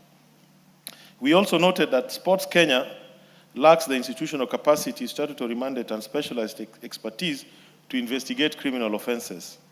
We are therefore proposing as a committee that the power to investigate the offense of crime of manipulation of sports competition be vested in the Directorate of Criminal Investigations, which would be the competent law enforcement agency mandated to investigate criminal conduct. However, as a committee, we want the sports associations also to retain their power to investigate and discipline their members. So if there's manipulation, Football Kenya Federation or Athletics Kenya can deal with the athletes either by suspending them or excluding them from competition, because they are the informal regulatory agencies for varying sporting activities. And that the committee therefore made the following observations: that the bill addresses a critical legislative gap and seeks to promote integrity and fairness in sports, protect athletes, officials, and sporting organizations from corruption. We therefore plan to move a few amendments at the committee stage to streamline the definition of the act of manipulation, as I've said, delete clauses that provide that Sports Kenya will investigate incidences of manipulation and vest that role in the Directorate of Criminal Investigation, and provide a two-tier investigative process in regards to manipulation of sports. While the DCI will be tasked with investigating the criminal element of the act, the sports organizations or the federations will also be mandated to initiate disciplinary proceedings and investigations in regard to the professional athletes registered with them. And we will also be proposing amendments to enhance the penalties for the offenses of manipulation. Honorable Speaker, permit me to conclude by stating that this bill is timely and necessary, and the committee is fully in support. Thank you very much, Honorable Speaker. Komelemba. And then Cherarot. Thank you, Honorable Speaker. Then you, Kituru. This is a great bill of its time, because over the years we have heard rumors and talk about manipulation in sports. More so, what has been common in our area has been the athletics, where many Kenyans athletes lost their places because they were said to have manipulated their energies, maybe by using substances that could enhance their energy. And we lost some of the very best sporting people in the area of athletics. And therefore, I would wish that Honorable Mayaka should have expanded the scope of this bill. I don't know if we shall have such a chance to do it during the third reading. Order, honorable members, Honorable Karoli. To include other space. Honorable Mboko is making very valid, important contribution, including ideas that will help you enhance this bill. And the three of you are engaging in some small kamukunji there. Proceed, listen to him. Thank you. So I thought maybe the third reading, or as may be possible, if Honorable Mayaka, we could expand the scope to include the manipulation that comes with the substances that enhance influence. Substance abuse. Yes, substance abuse. I know they could be having their own line of legislation, but this could also provide space to deal with those substances because they also manipulate the sport. You remember the popular Diego Maradona in the World Cup that was in Germany. And when just Diego was going to face the finals against Germany, he was banned for substance. I think that's part of manipulation. And we needed to expand a little bit more. Honorable Mayaka, again, you realize that many members who have spoken to this, they seem to be speaking to other influencing factors of manipulation away from just betting. But those that also go with the maiming, not maiming really, but disguising players who come in to disguise as legible players, but they are not legible players. And many speakers did speak on this right from the level of just school competitions to all other competitions. I remember when I used to play Premier League, then it was called Super League. We had cards of identification, which means that that's another area of manipulation. I don't know if you wish that that will be dealt with in ordinary regulations of the football organizing groups in this country, or you also want a legislation in that area. The Honorable Mayaka, you have brought a bill which is of great concern to Kenyans, because Kenyans really would want, and generally, to see the sport, more so football, being the most popular sport here, being refined to actually be genuine and not to have manipulation. Our history of manipulation goes back to very long time ago, but we have had real situations where FIFA has had to intervene. Like in 2019, when FIFA intervened directly in the Kenyan football by banning one of our best players, that was the national player called George Owino, because he was involved in manipulation issues. We also remember the Zoo. There was a team here called Zoo FC, which FIFA intervened directly and asked the Kenyan Football Federation to relegate to a lower grade because of manipulation. And you may even remember the story of Sofapaka, because I used to be around the fields those days. Sofapaka, which was also accused of manipulation and ended up, even the Honorable Speaker, bringing a company called 3D, which later on hired a Portuguese coach. And the entire performance of Sofapaka was investigated and found that it was basically based on manipulation. And FIFA took action on a team called Sofapaka then. And that even does not leave out the likes of Moroni FC, which again had an intervention of FIFA. And therefore, I think this is a very good bill, which we should look at the fines. At the level where you are talking about the punishments or the fines or the mitigating factors to stop this menace, we really must be very strict, because the fines must be punitive enough to discourage the vice. Because manipulation in sports, especially football, it is so enticing because people want to win glory and people want to win trophies. And if we make the punishment as low as I noticed you are putting to below 1 million, and no, you are dealing with football clubs, Premier League clubs. Like I told you, by 1988, I was playing Kenyan football, Premier League. 1 million currently on a Premier League side is very little money.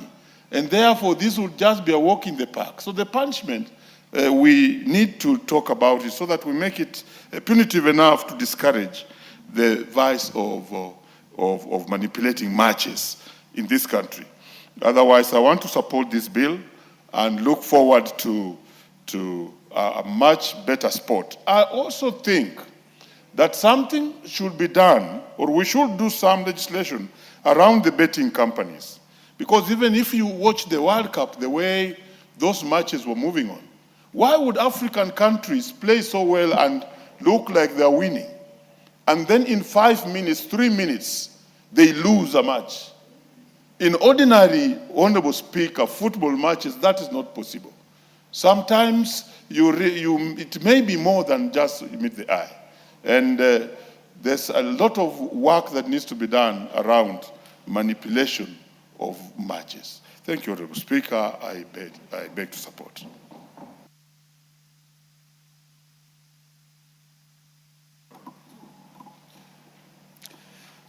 Thank you, Mr. Speaker. I stand to support the bill that Irene Mayaka has brought about the amendment of sports bill, Mr. Speaker. I want to say, Mr. Speaker, here Irene has proved to be what she's been. Most of the time, Mr. Speaker, I never attend the games because I'm also a football fan. I find Irene Mayaka in uniform and supporting the team that she's supporting, Mr. Speaker. As also a player of Bunga FC with my colleague, Mwalimu here, Mr. Speaker, I want to say that every morning at 6, we wake up and we go to Ulinzi Field, Mr. Speaker. And there we do a lot of practice, Mr. Speaker. We are doing this because we want, when we are playing our opponents, Mr. Speaker, we can perform well. And here, Mr. Speaker, when you face your opponent team, you find out that maybe the rivalry has been compromised, Mr. Speaker. And that is where things go wrong. Therefore, I support this bill, Mr. Speaker, because it is going to bring some integrity and discipline in sports, Mr. Speaker. Criminalizing match fixing, Mr. Speaker, will also instill discipline among the players and even the team, the managers and the coaches who are handling those teams, Mr. Speaker. I know, Mr. Speaker, because of this also, during our way back, Mr. Speaker, we used to play goals without net. But that, Mr. Speaker, could bring a lot of challenges in the field, Mr. Speaker, because you will not know whether you scored or it went outside. When the net was brought, Mr. Speaker, when it was brought in, Mr. Speaker, I want to say that it brought some sanity. And of late, Mr. Speaker, we have even VAR. Whenever players are playing, when the team are playing, VAR will help to show whether the team scored a goal, Mr. Speaker. And sometimes even during when the penalty or the foul is being done by the player, Mr. Speaker, it is VAR is checked, and even red card can be over, Mr. Speaker. In Kenya, Mr. Speaker, I want to say that we have several teams who are really committed to make sure that they go to the Premier League, Mr. Speaker. And I want to say that some of our talented players have been disappointed because of match fixing, Mr. Speaker. You find that even in the field, sometimes there's a physical fight because of that, Mr. Speaker. Referees also are the ones, sometimes they mess up with games. Can you imagine on a point like the other day when there was Chan, Mr. Speaker, we could buy tickets and go to the field, and the referee decides to mess up with the match because he's been compromised. Everything will be in a mess, Mr. Speaker. But I want to say, Mr. Speaker, this is about personality and also when there are no rules.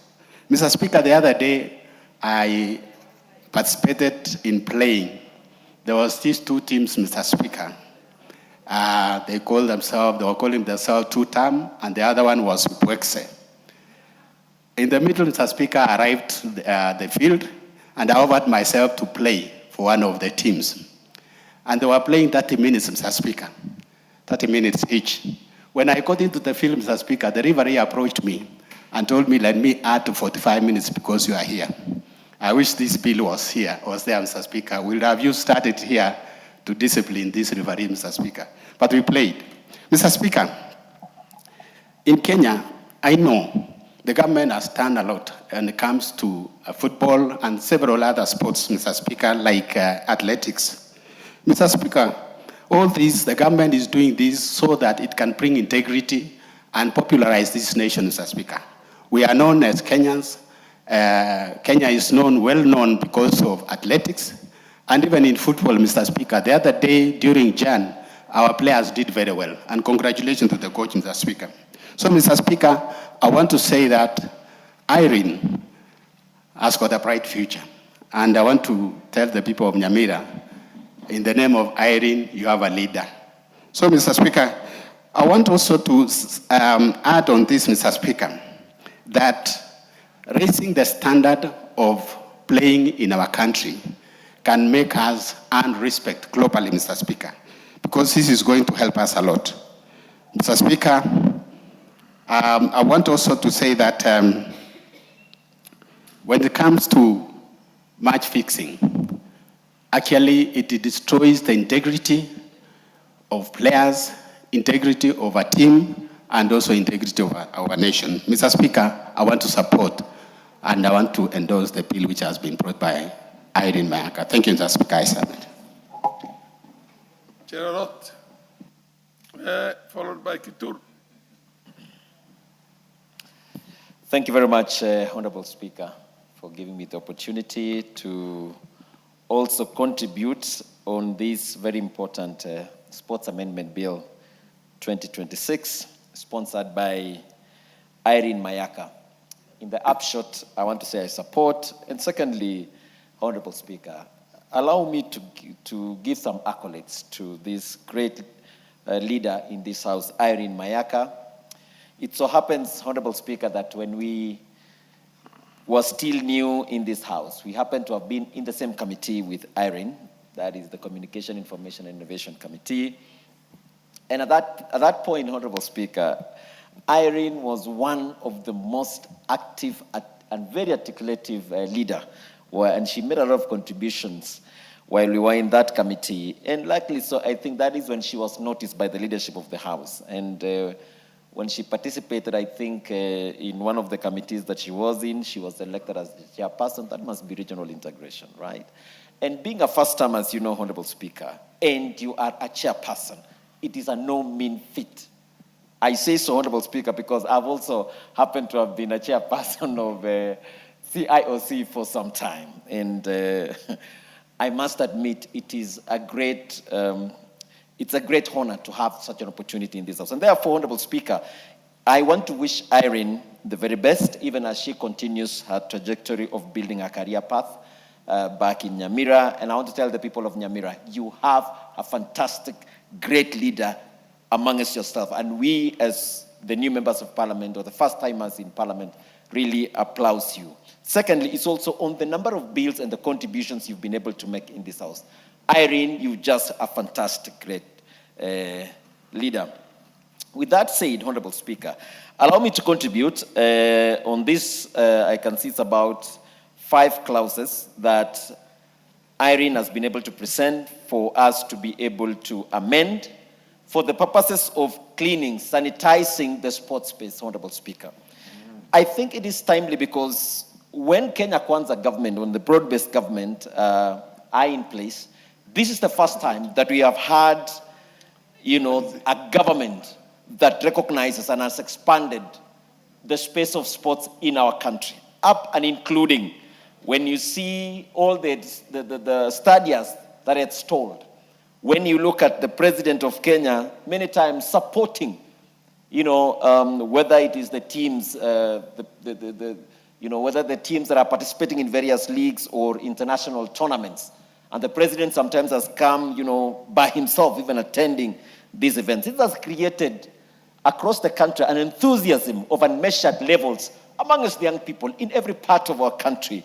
And true to the word, sports is one of the most lucrative spaces that Kenyans can be able to make lives. Just as many people globally, business communities are making money, young people are able to monetize their talents. And so Irene Mayaka has come up with these amendments that I say is going to clean up and create put Kenya on a global standards on how a game with integrity can be played in our country. Honorable Speaker, allow me to ventilate also on Section 2, where there is definition of what is manipulation of sports competition. The expanded scope of this to include offers or gifts or any soliciting or receiving any undue advantage or utilization of information to be able to have financial gains, among us, about 5 of those definitions that have been provided, I think is very good, because this is going to clean up the space of anybody knowing very well what is manipulation of a sports competition. Honorable Speaker, also the fact that now the Sports Act has given Sports Kenya the opportunity, Honorable Speaker, to be able to participate with other investigative agencies when a report is made regarding any of these acts that is within the aspects of manipulation, and how to receive those reports, Honorable Speaker, and also the timelines. Once you've received this report from the investigative agencies of a report that has been made to Sports Kenya, giving a timeline of determination to 6 months, I think is very important to make it determinative. Honorable Speaker, I only have a concern, and I want to share this with you, Honorable Mayaka, on amendment of 64A3, which of course I appreciate the fact that you've put in, when you talk of A1, you've mentioned on participation of individuals who are abetting or have engaged in any form of indirect or as aided manipulation of sports, to then be, that you have a maximum of 1 million shillings as a penalty. I think that is too little in my view. Because we are talking about integrity, we must make it so punitive that individuals choose not to participate in any form of manipulation, in any form of sport.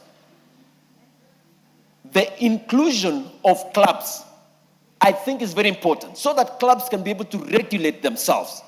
However, Honorable Mayaka, I have a problem when you now have also included an extreme point of saying that you give a lifetime ban. I think that is going on the extreme. I would have liked, Honorable Mayaka, because I feel whether it's clubs or individuals, people change. Or also clubs, the management changes. And sometimes good people can come in who want to maintain high level of integrity. And therefore, I would not have wished that you really make it so tough up there to make sure that, some of these teams don't participate completely in their lifetime, or they just have to wind themselves up for participating in some of these actions. In any case, anyway, we've not been having this bill before. So I think probably you need to be a bit flexible on that. I want to also applaud the fact that you've also mentioned sometimes that some of the funds that you've gotten have to be forfeited. Or equally, that the games that you've been participating in, you are dropped from, continuous participation. I think, Irene, those are my thoughts about the same. And Honorable Speaker, I speak so passionately like this on the aspects of sports because, Honorable Speaker, I am the champion. I'm the East African champion of the short races, 100 meters, Honorable Speaker. I'm too good in it. Just as you see me in the last, I think the last 2 I've been able to get the gold medal. I'm a gold medalist. And that is the reason why I'm so passionate about sports and the need, therefore, that we sanitize this space. And for that reason, Honorable Speaker, Honorable Irene Mayaka has brought this up to sanitize, to clean this place. I salute you, the great lady from the Gusii land. Thank you very much. Mayaka, I think there being no more interest, I'll ask you to let the mover be called upon to reply. Mayaka, proceed and reply. Thank you. Thank you very much, Honorable Speaker. And Honorable Speaker, let me take this opportunity really to thank my colleagues for their overwhelming support for this particular amendment bill. Honorable Speaker, this is a true demonstration that the leaders, the legislators of this country really care about sports integrity. And together I'm sure we will enrich this particular bill to even make it better. Honorable Speaker, I do appreciate the feedback from my colleagues, especially on the particular matter of the fine that most colleagues feel is a bit too little, that it's not stringent enough. And Honorable Speaker, having looked at the report that was actually tabled by the Sports Committee and available for the members to read, I urge all members who have amendments that they would also like to share, if they could look at the committee's report, because I am aligned to the proposals that they have put forth. Just to mention, especially on the fine, and I didn't want to preempt debate before our representative of the Sports Committee spoke about this. But just to mention, one of the proposals that they have put is that the fine exceeds 3 times the value of what was the subject of a manipulation of a sports competition, or 10 million shillings, whichever is higher. So, Honorable Speaker, just to urge my colleagues, those who have amendments that they feel will enrich this particular bill, please do table your amendments as soon as possible, so that we can go through this and make sure that we are actually giving the people of Kenya a bill that is very comprehensive, and a bill that really seeks to support and protect sports integrity. Honorable Speaker, another suggestion that has come through that I feel is very important is from the Honorable Milemba, who is a football player, in terms of including abuse of substance in enhancing performance as one of the issues that should be criminalized. I think that's also very important. Another one that has also been mentioned is the disguise of age. And Honorable Speaker, this is very important, because if you notice right now, what the Sports Ministry has done through the Talanta Academy is that we now have different sets of ages that play soccer for the national team. I mean, play football. Just to give an example, we have the under 10 team, the under 17 team, under 20, and then the national team. And Honorable Speaker, just to give an example of the Harambee Starlets, because they have been a fantastic example in our country. Having represented Kenya, they're going to represent Kenya for the 2nd time in the World Cup. And if you look at how the progression of the team happens, from the junior starlets into the senior team, the scouting that happens in the national school events when the secondary schools are playing. Honorable Speaker, we even have representation of 2 particular young girls from Bunyore Girls who play for the under 17 throughout the whole year.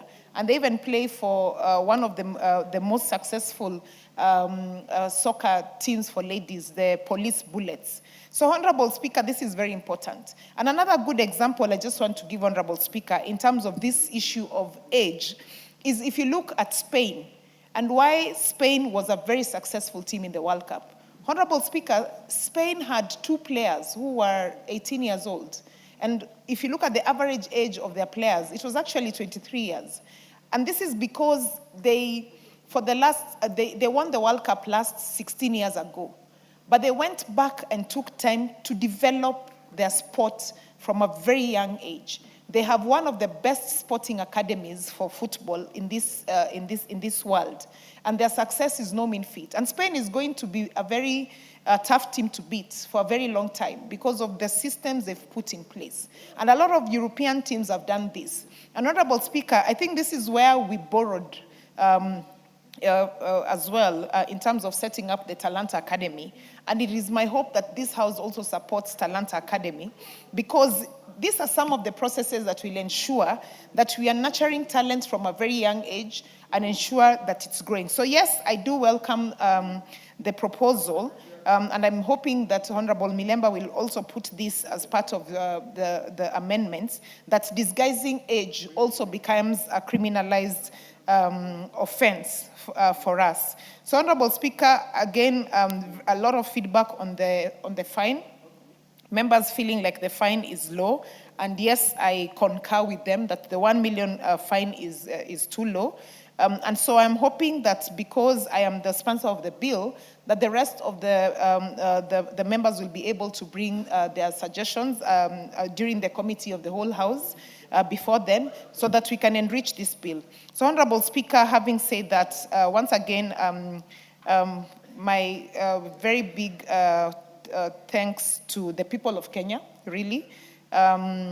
People in the sports fraternity, the federations, the journalists, all Kenyans who have been sending me a lot of feedback on how they think this bill can be enriched, their support in terms of why they believe that this is very important for our country. Honorable Speaker, if you look at the views of Parliament today, it has been extremely high because people have been following live, they have been sending feedback, and so it's really to thank the people of Kenya for the overwhelming support, my fellow colleagues, the members of Parliament for the overwhelming support, the parliamentary staff for the support that they've given, the Office of the Clerk, the Sports Committee as well, for the support that they gave in terms of allowing me to defend the bill before them, doing the public participation, inviting the different federations and Kenyans of goodwill to come and do public participation, and the report that they finally prepared. So really it's to thank, and also the leadership, Honorable Speaker. Let me thank both the minority and majority leadership, because I got a lot of support from my leaders, my mentors on this particular bill, led by Honorable Millie Mabona, Honorable Junet, Honorable Ishungwa in absentia, Honorable Owen Bayer. I really, really want to thank them, and the Speaker as well, because, Honorable Speaker, I need to mention this, that when I was actually doing the amendment of this bill, I went with 3 amendments. I was amending the Sports Act, the Penal Code, and the anti-doping. And the advice I got from the Honorable Speaker was to combine these and focus on the Sports Amendment Act so that it can be faster and that it can also be very effective. So to really thank the Honorable Speaker for that particular guidance and the Speaker's panel. With those few remarks, Honorable Speaker, I beg to move and I thank you. Thank you, Honorable Irene Mayaka. Honorable members, I put the question. Sports Amendment Bill, National Assembly Bill number 5 of 2026, we now read a second time. Will as many as are of that opinion say aye? Will as many as are of the contrary opinion say nay? The ayes have it. Next order. A bill for an act of parliament to amend the Sports Act and for connected purposes. Motion. Second, report on the status of reports on petitions and resolutions. Move.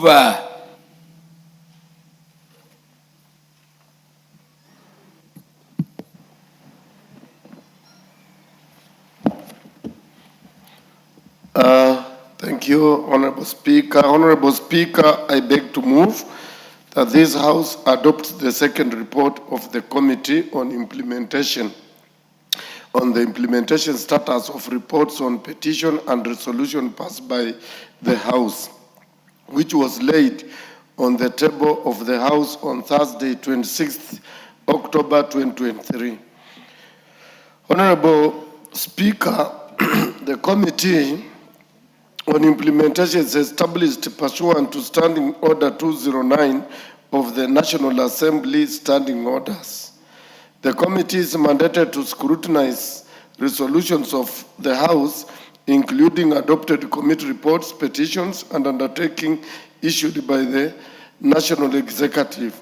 The committee further examines whether such decisions and undertakings, Honorable Speaker, have been implemented within the minimum time necessary, and whether satisfactory explanation have been provided in instances of delay or on implementation. Honorable Speaker, further to this mandate, Standing Order 201 provides that within 60 days of a resolution of the House or adoption of a report of a select committee, the relevant Cabinet Secretary shall submit a report to the appropriate committee detailing the status of implementation of such resolutions. Honorable Speaker, in consonance with Article 153, 4B of the Constitution, Cabinet Secretaries are required to provide Parliament with full and regular reports concerning matters under their control. The Committee on Implementation, therefore, plays a pivotal role in ensuring that resolutions of the House translate into tangible outcomes for the citizens by holding the executive accountable and ensuring that Parliament does not act in vain. Honorable Speaker, in executing its mandate, the committee engaged various ministries, state corporations, and agencies, requesting status reports on the implementation of House resolutions, petitions, and adopted committee reports. The committee received both written and oral submissions from cabinet secretaries and accounting officers during sittings held between February and April 2023. Honorable Speaker, in the execution of its mandate, the committee wrote to various ministries, state corporations, and agencies requesting for the implementation status of resolution petitions and adopted committee reports passed by the House. The committee received both oral and written submissions from the cabinet secretaries and accounting officers of the state corporation, providing the implementation status of the recommendations contained in the reports adopted by the House in the sittings held from February to April 2023 as follows. Honorable Speaker, A, there were 24 reports of the Public Investment Committee on its consideration of the Auditor General's reports on the financial statements of the Geothermal Development Company, financial year 2017-2018. B, there were 24 reports of the Public Investment Committee on its consideration of the Auditor General's report on the financial statements of the Kenya Electricity Generating Company, financial year 2014-2015 to 2019-2020.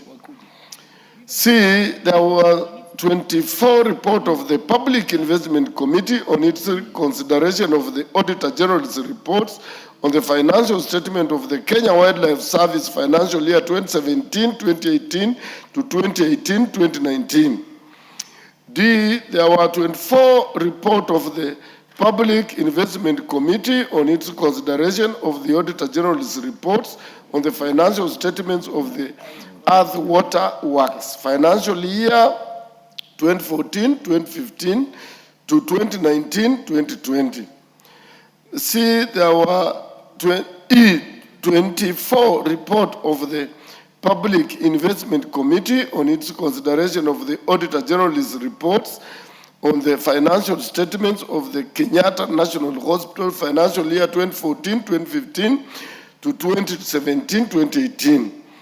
F, there were 24 reports of the Public Investment Committee on its consideration of the Auditor General's reports on the financial statements of the Kenya National Bureau of Statistics financial year 2015-2016 to 2019-2020. G, 24 report of the Public Investment Committee on its consideration of the Auditor General's report on the financial statements of the North Water Services Board financial years 2011 to 2012 to 2017-2018. H, 24 report of the Public Investment Committee on its consideration of the Auditor General's reports on the financial statements of the Tana and Earth River Development Authority, Kenya Electricity Generating Company, financial year 2014-2015 to 2018-2019. And I, 24 report of the Public Investment Committee on its consideration of the Auditor General's report on the financial statements of the Rural Electrification and Renewable Energy Corporation, that is REREC, financial year 2006-2007 to 2019 to 2020. 2019-2020. Honorable Speaker, in addition, the committee undertook inspection visits to selected projects and state corporations to verify progress in the implementation of House resolutions. The report therefore contains a comprehensive analysis of the responses received, the status of implementation at the time of reporting, as well as the committee's observations and recommendations. Honorable Speaker, in its consideration of the implementation status of House resolution, the committee made several general observations which have a direct bearing on effective implementation. One, that the majority of House resolutions have budgetary implications, yet inadequate funding remains a key impediment to their implementation. Two, that there were cases where the committee encountered cases where some construction projects took inordinately long to complete for various reasons, including contractor non-performance, late exchequer issuance, budget cuts, and general poor foresight and project management. This led to sunk costs and a general lack of value for money, and in certain cases, interest charged by contractors. Three, that ministries, departments, and agencies often fail to allocate adequate resources for implementation of House resolution, and that some resolutions are not framed in a specific, measurable, achievable, realistic, and time-bound, smart, that is, manner, thereby hindering effective execution. Honorable Speaker, to address these challenges, the committee makes the following key recommendations. One, that accounting officers of ministries, departments, and agencies should factor all House resolution with budgetary implications into subsequent financial year budgets.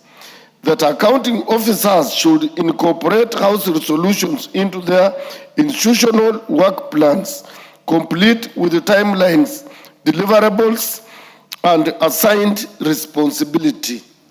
Three, that the Ethics and Anti-Corruption Commission, ESCC, should submit a status report on all pending investigations referenced in this report within 60 days of adoption of this report by the House.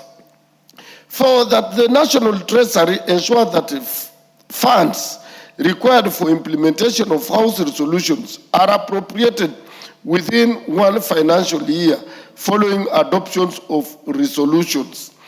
And five, that government agencies mandated to implement House resolutions must comply within stipulated timelines, failing which sanctions should be imposed on responsible officers. Honorable Speaker, the committee is persuaded that if these recommendations are adopted and implemented, they will significantly enhance accountability, transparency, efficiency, prudent financial management, commercial viability of state corporations, and ultimately ensure value for money for the Kenyan people. Honorable Speaker, having carefully considered the proceedings and findings of the Committee on Implementation, I beg to move and urge this House to adopt the second report of the Committee on Implementation. I thank you, Honorable Speaker, and I now request the Honorable Rose Museo Mumo, who is my deputy, to second the motion. Thank you, Honorable Speaker. Honorable Rose Mumo. That is Rose Museu. Yes. How come we are not able to locate Honorable Rose Museu? She's seated there. Our ICT department is failing us. It's not working?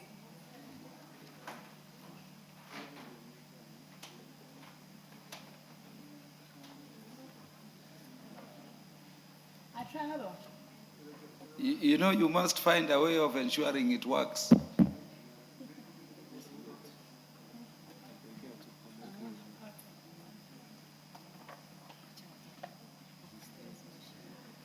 Can we give Honorable Rose Museu the mic?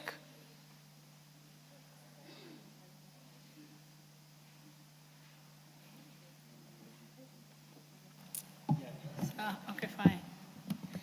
Yes. Thank you very much, Mr. Speaker. Mr. Speaker, the Implementation Committee is a very important committee, a very top committee in this House and the country as a whole. Its overall mandate of scrutinizing resolutions made in the House, including adopted committee reports, petitions, has been done, enabling a smooth running of our ministries and other departments. Various ministries, state corporations, the executive have been held accountable to ensure that Parliament does not act in vain, hence keeping them on their toes. Mr. Speaker, during our interactions with various ministries and departments, challenges have been noted, just like our report, that most projects have stalled due to inappropriate funding. There's also an urgent need for relevant ministries, agencies to adopt to the House resolutions with the seriousness it deserves. They should adopt the SMART frame, as has been mentioned, as this will assist them during the implementation period. Treasury also, they need to make sure money allocated to various projects is released on time, and this will enable timely completion of projects. I wish to second this motion, Mr. Speaker.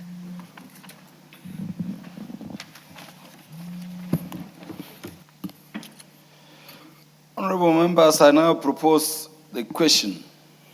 This House adopts the second report of the Committee on Implementation on status of reports on petitions and resolutions passed by the House, laid on the table of the House on Thursday, 26th October 2023.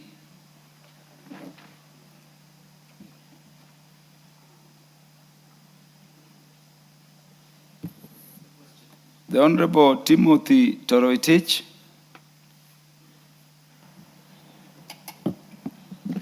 Thank you, Honorable Speaker.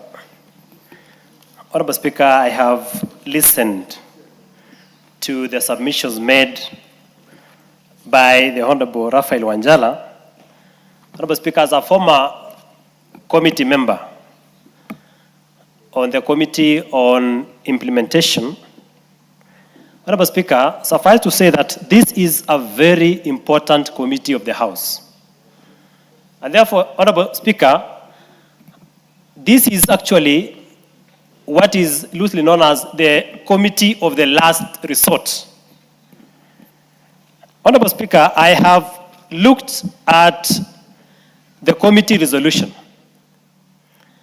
And the committee resolution, Honorable Speaker, reads in part or in full that the committee is persuaded that if these recommendations are adopted and implemented, they will significantly enhance accountability, transparency, efficiency, prudent financial management, commercial viability of state corporations, and ultimately ensure value for money for the Kenyan people. Honorable Speaker, I'm left to wonder because the Committee on Implementation is actually the committee of last resort of this House.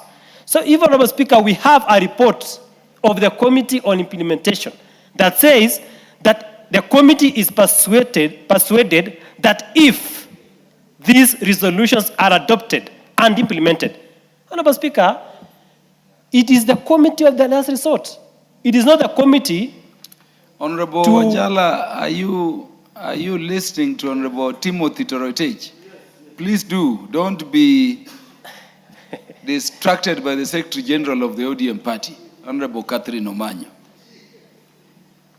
Honorable Speaker, the Committee on Implementation is a fundamental committee of this House.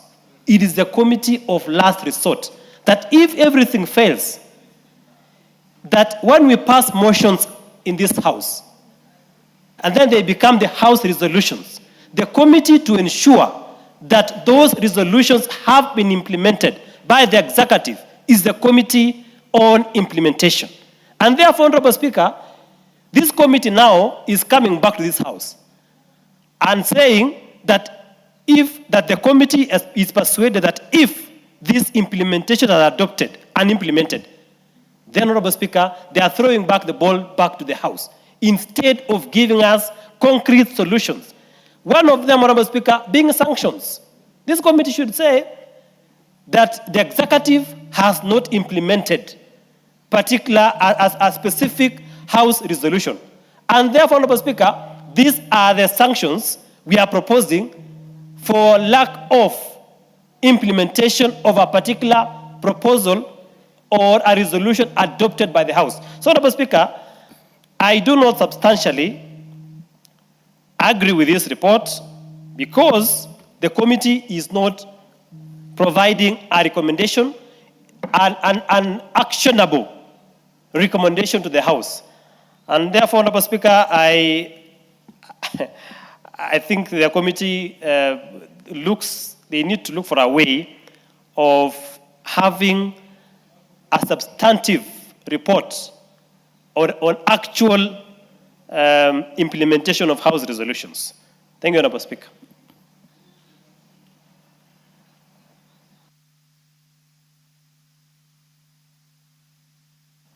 Honorable Karemba, you want to contribute to this?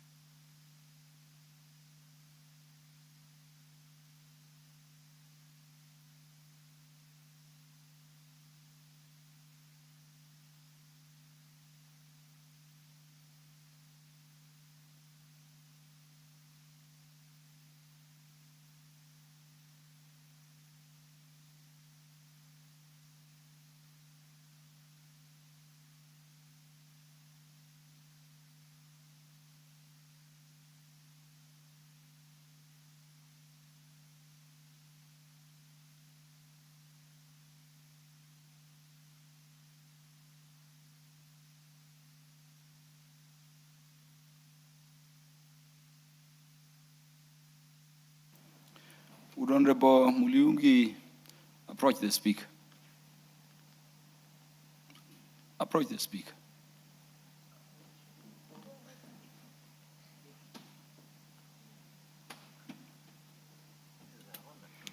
Yes.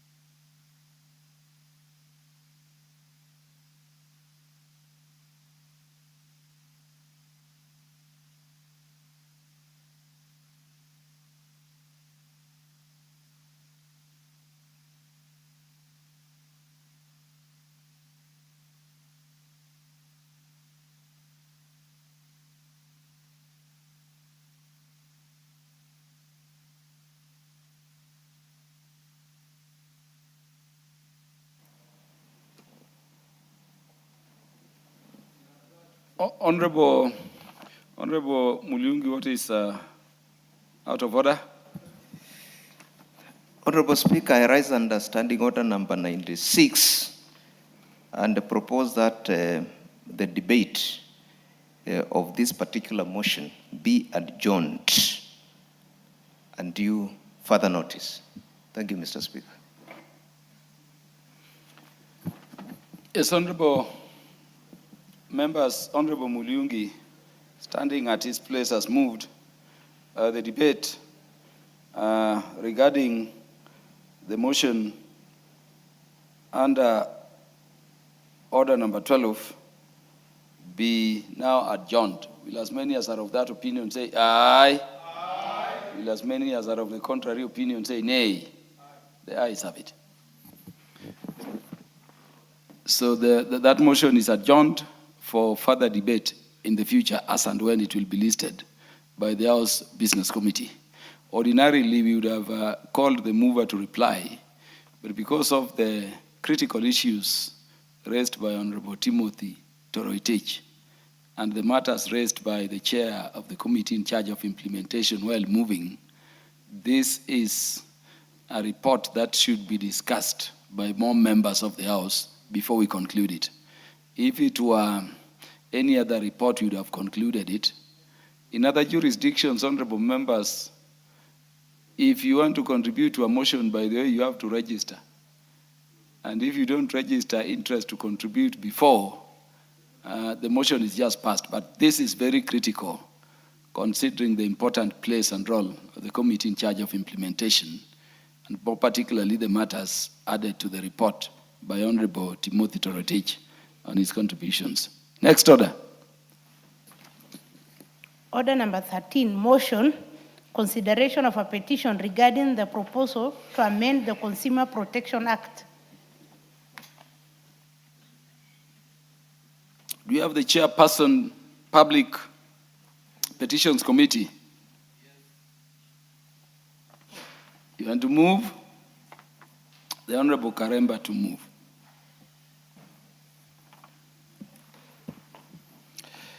Thank you, Honorable Speaker. Honorable Speaker, I beg to move the following motion: that this House adopts the report of the Public Petitions Committee on Public Petition number 14 of 2025 regarding the proposal to amend the Consumer Protection Act to provide for the induplum rule. Honorable Speaker, the role of oversight is a core mandate of the National Assembly as stipulated under the Constitution of Kenya 2010. In fulfillment of the constitutional duty, the Public Petitions Committee is mandated under the Standing Orders 2, Order 208A 2B to consider all petitions tabled in the House. Public Petition number 14 of 2025 was presented to the House pursuant to the Standing Order 225-2A by the Honorable Speaker on behalf of the petitioner, Mr. Allen Wayaki Gishoi, EBS, on the 17th of April 2025. The petitioner specifically sought the intervention of the National Assembly through the Public Petitions Committee to amend the Consumer Protection Act, Cap 51, to codify the induplum rule and extend its protection to all borrowers in Kenya, regardless of the type of lender. Honorable Speaker, the committee undertook a comprehensive examination of the petition. We received oral and written submissions from various stakeholders, including the petitioner, Mr. Allen Wayaki Gishoi, EBS, Senior Counsel, 2, the Office of the Attorney General, and 3, the Central Bank of Kenya. The submissions received formed the basis of the committee's observations and recommendations as outlined in the report. And Honorable Speaker, the committee observations were as follows. Having considered all the submissions and issues for determination, the committee made key observations. 1, the induplum rule is a long-standing legal principle that limits the amount of interest a creditor can recover. The core principle is that interest stops running when the unpaid interest equals the outstanding principal amount, preventing the accumulation of interest beyond double the outstanding principal sum. 2, while Section 44A of the Banking Act codifies the indiplam rule for banks, this protection does not extend to other lenders, such as SACCOs, microfinance institutions, digital and mobile lenders, and unregulated mobile money lenders, and in quotes, Shylocks. This creates a massive legislative gap that leaves the most vulnerable borrowers unprotected. 3, the current legal framework is unjust and inequitable.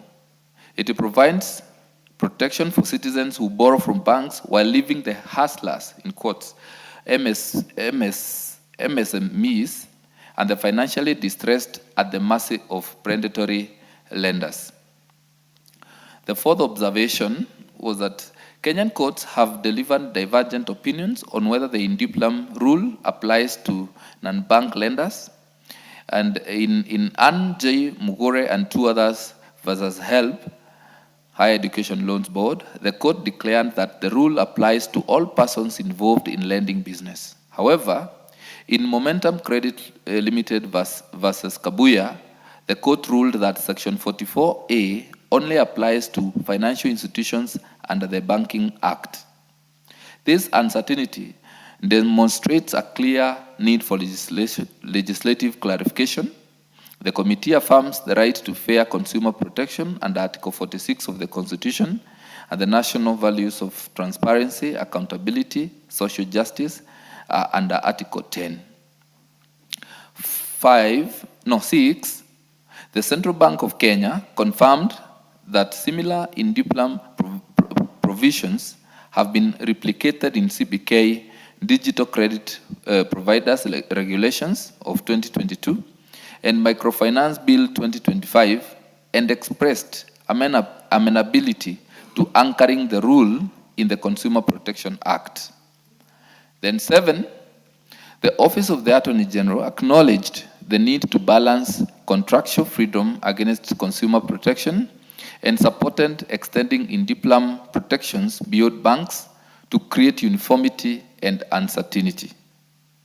Then, Honorable Speaker, the key committee's recommendation is that in light of the observations made, the committee makes the following recommendation: that the Consumer Protection Act, Cap 51, be amended to entrench the indiplam rule, providing for universal application to all credit agreements in Kenya, regardless of the lender.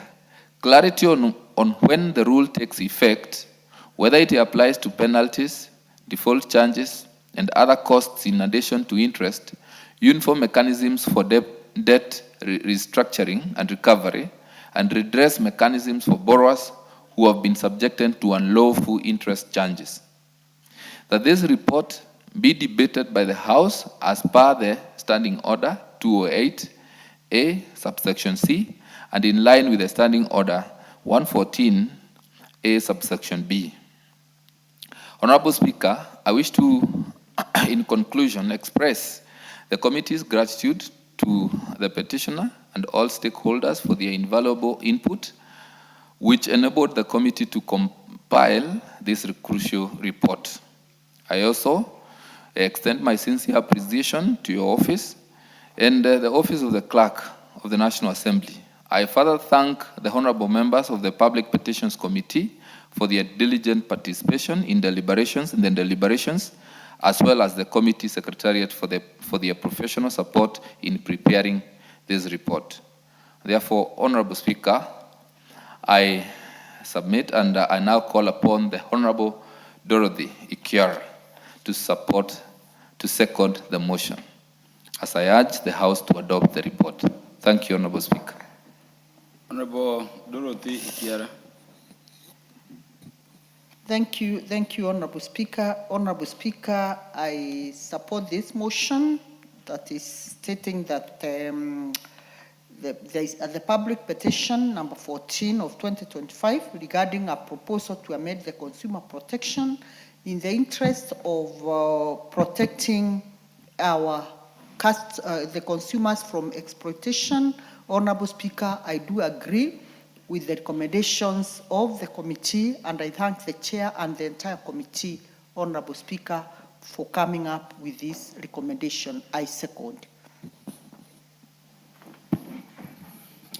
Honourable members, I propose the question that this House adopt the report of the Public Petitions Committee on its consideration of public petition number 14 of 2025 regarding the proposal to amend the Consumer Protection Act to provide for the in duplam rule laid on the table of the House on Wednesday, the first day of April 2026.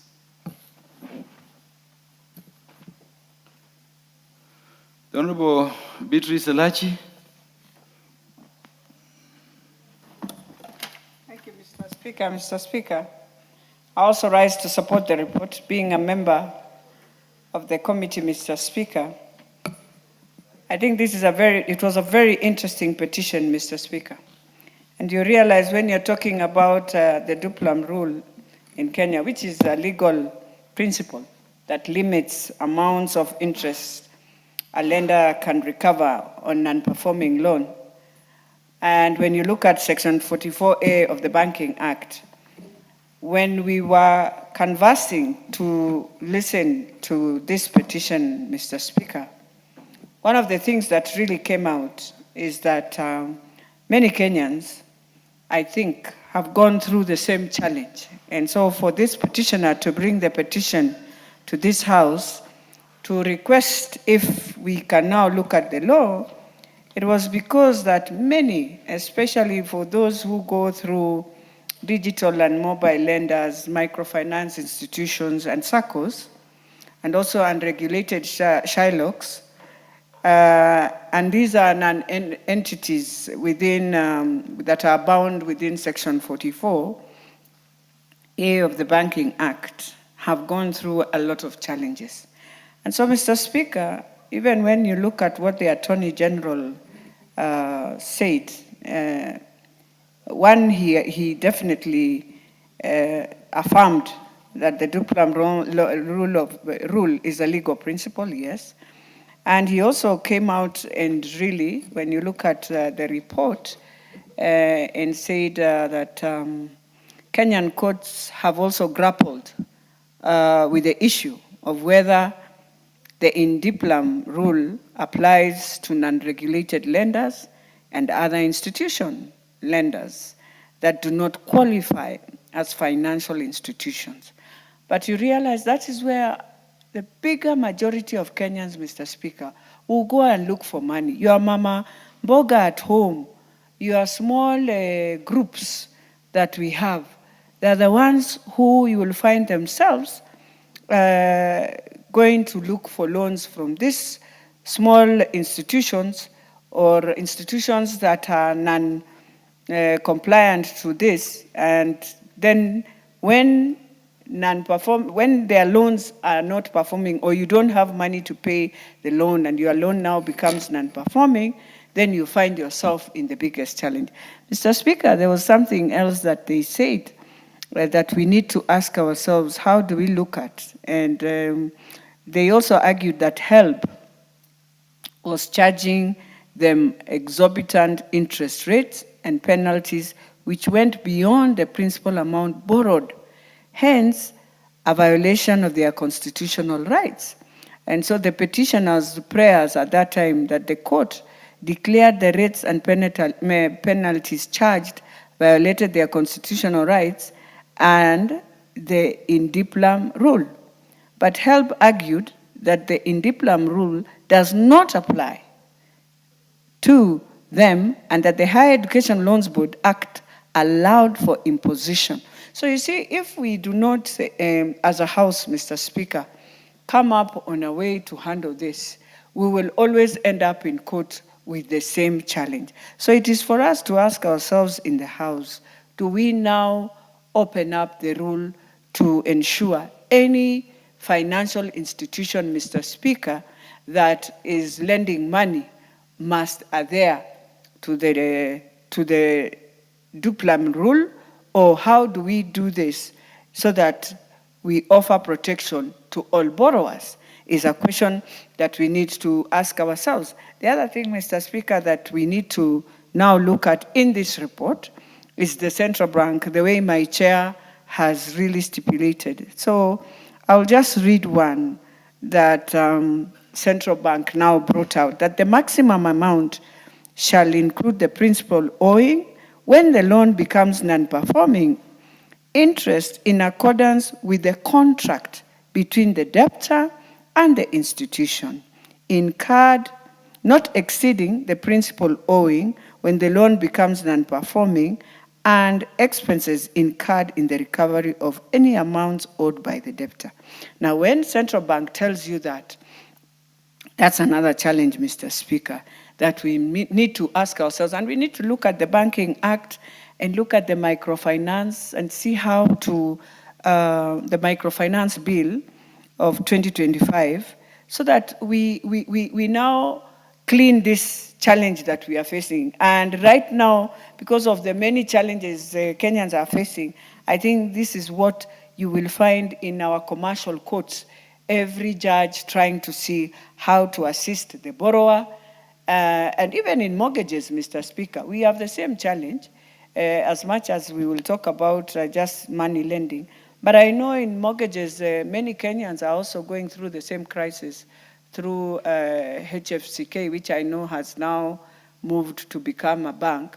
But they are forgetting that, that people have borrowed money for mortgages. You reach a point when you have a non-performing mortgage, which is a loan also.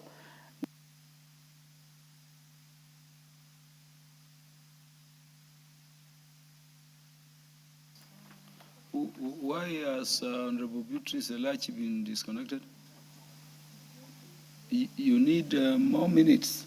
Minute, I finish, Mr. Speaker. No, use all the minutes you need to.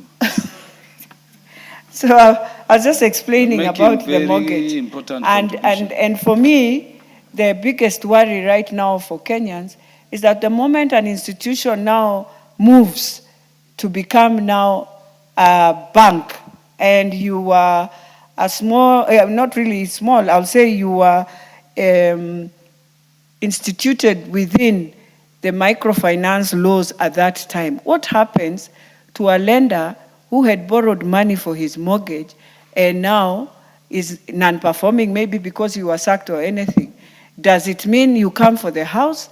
Does it mean you are able to look at what he had borrowed vis-a-vis now the penalties that are there and tell him you had already paid your loan, for example, what you had taken, Mr. Speaker, but now it is your penalties that is making you lose your house? I think this is one thing we must try in this house, to reorganize it for Kenyans, and then we will find ourselves having a healthy nation where nobody just loses their matrimonial homes because of challenges they have faced when they have borrowed money. With that, Mr. Speaker, I beg to support.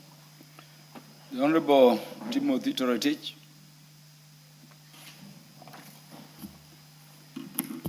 Thank you, Honorable Speaker, for that opportunity to comment on this very, very important petition.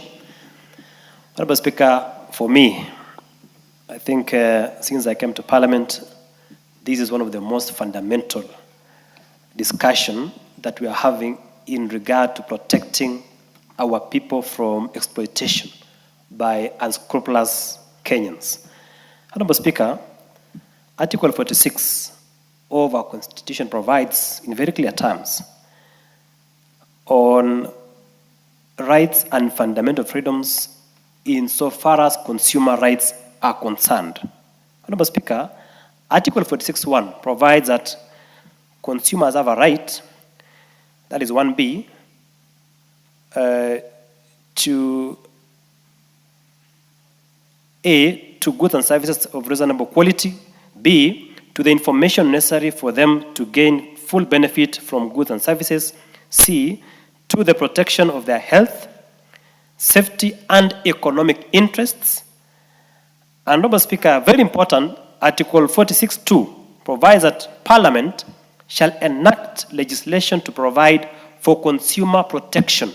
Honorable Speaker, enacting legislation in my interpretation of this provision means also amending our legislation to protect the interests of consumers.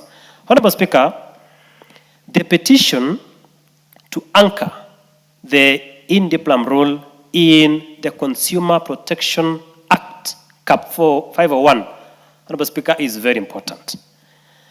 Currently, under Section 44A of the Banking Act, Honorable Speaker, it provides in part that interest on a loan ceases to accrue once it equals the outstanding principal amount when a loan becomes non-performing. So, Honorable Speaker, there are these institutions, the micro, small enterprises. Some of them, some also call themselves Shylocks. Honorable Speaker, that operate totally outside the law. Honorable Speaker, these are institutions that are exploiting our people. They have put endless accumulation of interests. Honorable Speaker, they have been harassing our people right, left, and center. Honorable Speaker, you borrow a loan from what you call a Shylock. The logbook is a security.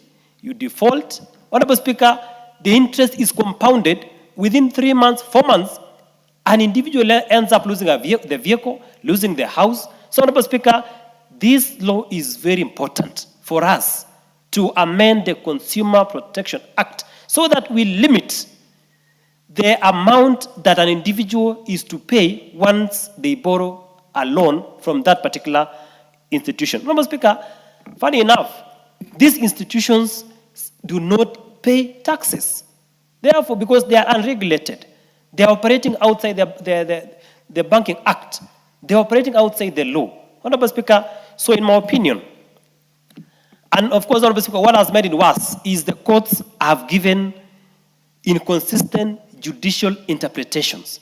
So that matter has not been settled by the courts. Honorable Speaker, and for that reason, if we amend the Consumer Protection Act and we anchor in the in-diplom rule, that means the courts will be guided. Because as we speak, the courts do not have a specific legislation they refer to in its quest to defend the interest of the consumers. So, Honorable Speaker, the committee led by Honorable Karemba, my good friend, is doing a very good job in bringing this particular petition before this House. And, Honorable Speaker, we need a full House to debate this particular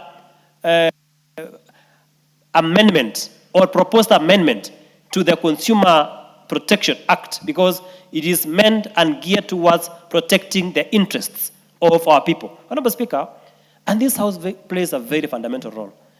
As a lawyer, you know what Montesquieu said, the father of separation, the father of separation of powers, that for a proper functional democracy, there must be 3 arms of government. And one of them, Honorable Speaker, to ensure there are checks and balances, to ensure that the people are protected, is the legislature. So that is why, Honorable Speaker, we have to play our oversight role, not only to oversight public institutions, but also those private institutions that are exploiting our very own people in this country. Honorable Speaker, those Shylock entities have exploited Kenyans for far too long, charging punitive interests on loans, harassing our people. Honorable Speaker, deploying mechanisms that are outside the law. They are even acting outside the law in trying to recover the purported excessive interest that they charge on our loans. So, Honorable Speaker, I rise to support this very important petition, and I call upon Shylocks in this country. Please be human. If you have acquired, if you have obtained, if you have gotten what you wanted, if you gave a loan of 100,000 and the same has been repaid, even if it has delayed, be human enough and allow Kenyans to, let them have peace, Honorable Speaker. Honorable Speaker, for that reason, I support this particular petition that is geared towards protecting consumer interests and protecting our people in this country. Thank you, Honorable Speaker. There being no more interests Oh, the Honorable Wanjiku Muya, you may make your contributions to the motion. Thank you, Honorable Speaker. And allow me first to congratulate the newly elected member in absentia, Honorable Kamau, because yesterday I didn't get a chance, and welcome him to the House. Honorable Speaker, the amendment before the House is honestly very critical. But as we marshal the ideas of speaking so much against the Shylocks, the circles, we must also call ourselves to the reasons why the consumers go to these Shylocks, go to these circles. I believe it's because the market is not very friendly. The banking sector has never been very friendly to the microfinance, or to the micro, the medium micro operators. And when they go to seek for the loans, sometimes they are asked for this title deed, sometimes the loans are taking forever, and maybe a consumer have immediate need. And for this reason, Honorable Speaker, the consumer is left with no other option other than visiting the Shylock. So it's not that many businessmen and women would really want to go to the Shylocks and these other microfinance which are not really operating within the law, but the circumstances do take them to those avenues. So as we speak, it is also good for the central bank or the ones pushing this petition to consider how to modify and make the circumstances within the banking sector in terms of credit favorable and friendly and approachable to consumers. Honorable Speaker, we have seen times and again, even the banking sector itself take more than the interest. In fact, there are some few years back, Honorable Speaker, when this House had come with a law, I think through Honorable Jude Jomo, which was capping the interest rate to correspond with the central bank requirement. Then some years later, I think that cap was demolished or it was done away with. Honorable Speaker, we witnessed banking industry become very unkind to consumers, because if you had taken a loan, let's say, with 13% interest, then overnight, that cap was removed, they charged you the same loan with maybe 18 or almost 20. In fact, I'm a victim. Let me just give myself as an example.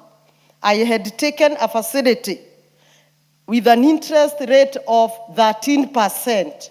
Then when the cap was done away with, the same loan was again approved without even my own approval. Just because at the back of the form, where the creditors are giving the clients to sign, there are some terms and conditions that you have to sign. At all costs, you have to sign. And one of very tricky and very hidden law there is that you shall move in accordance to the banking requirements. So when the bank change the interest rate to 13 today and move upward to 18, your loan is automatically charged as such. And for such cases, Honorable Speaker, you'll find that the consumers are exploited, because when you booked a loan with a rate of 13% for a certain number of years, you calculated your income and you knew how much you are going to pay for that period. But just one day, the loan is not now corresponding to your plans, and it is honestly very, very unfair to the consumers. So the whole banking sector has to be called to order by this House. Of course, this is a very good move, starting with this avenue of SACCOs and Shylocks, but also the banking sector must also make the environment friendly enough to allow more customers get the loans through their businesses. With that, Honorable Speaker, I thank you for the opportunity and I support. The mover will now, that is Honorable Zamzam Chimba. You may make your contribution. Asante sana Mheshimiwa Spika. Kwanza niweze kumwambia mwenzangu kuwa toka tumepata rais mpya katika taifa, ile interest vile ilivyokuwa juu katika mabenki ameweza kushukisha chini, Mheshimiwa Spika, na ni muhimu sana ikisemwa tusipelekwe na hisia za uchochezi na hisia za upinzani tu, Mheshimiwa Spika. Jambo la kuigwa ni la kuigwa na la kusema wazi ni la kusema wazi. Rais William Samoei Ruto ameweza kuhakikisha kuwa ile interest ambayo ilikuwa inachajiwa zamani kiwa juu ameiregesha chini ili wanabiashara waweze kufanya biashara kwa wepesi, Mheshimiwa Spika. Mheshimiwa Spika, nikirudi katika hawa wakopeshaji ambao wanatoa pesa kama Shylock na wengine, Mheshimiwa Spika, ni dhahiri kuwa wamefanya wizi. Juzi tu na jana mtoto wa dadangu alinipigia simu akanambia, nilichukua mimi 1400 kuweza kuongezea katika kununua matatu yangu, lakini sasa nimelipa zote. Wamekuja baada ya siku 2, ilikuwa imebaki pengine ile yao kidogo ya kuongezea kwa juu, wamekuja wanamdai tena double. Ushaona Mheshimiwa Spika, na wamekuja wameingia kwa gari yake wakachukua ufunguo wakatoka na gari. Kwa hivyo hivi vitu tunapigana navyo, Mheshimiwa Spika. Hawa ambao wanazungumza mambo mengine wajue vitu kama Shylock na wengine tunaona watu credit pia wanafanya double, wanafanya paka mara 3 ya ile pesa ambayo mtu amekopa. Kwa hiyo ikiwa hawa tunaweza tukawaregulate wakarudi katika msururu sawa kama vile sheria inavyosema, ukichukua mkopo, Mheshimiwa Spika, ile ambao unatakiwa kulipa usilipe zaidi ya ile ambao ulichukua, Mheshimiwa Spika. Kwa hiyo mimi nasema hii sheria na nasema tuweza kuipiga support, Mheshimiwa Spika, na niseme tu tena nikirudia, rais amejaribu.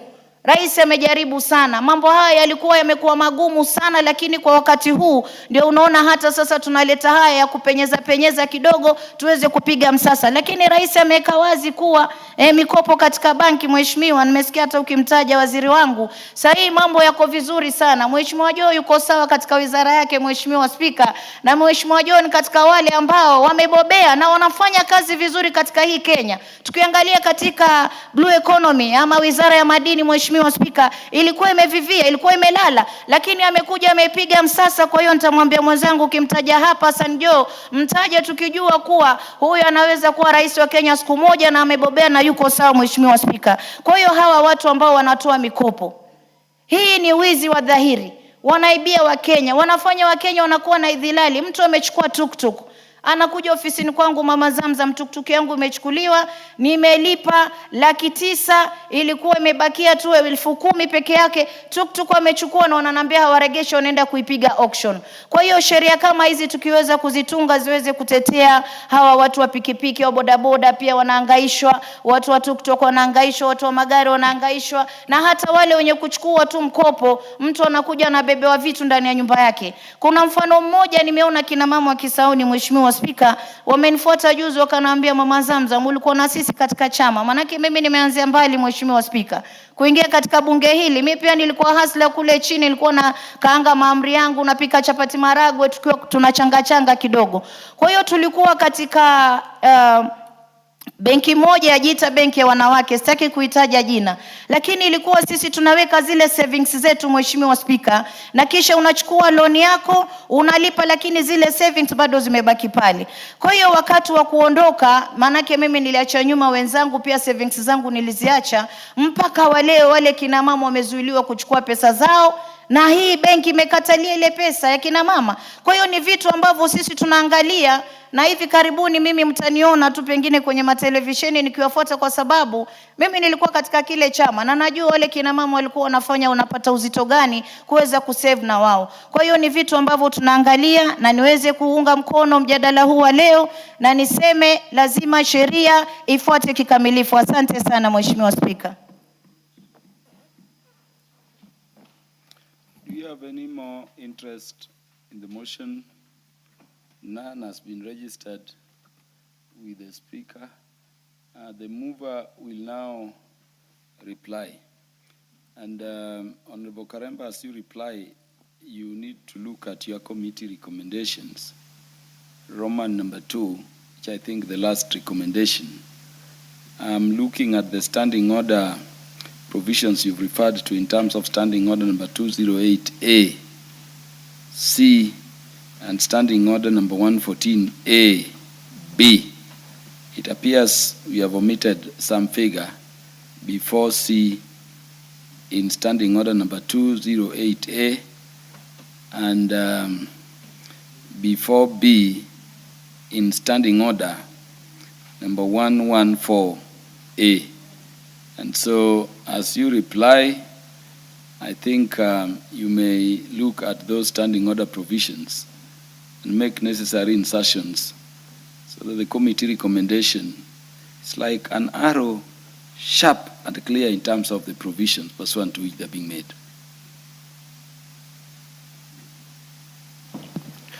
Thank you, Honorable Speaker. I wish to thank the honorable members who have added their input to this very important report.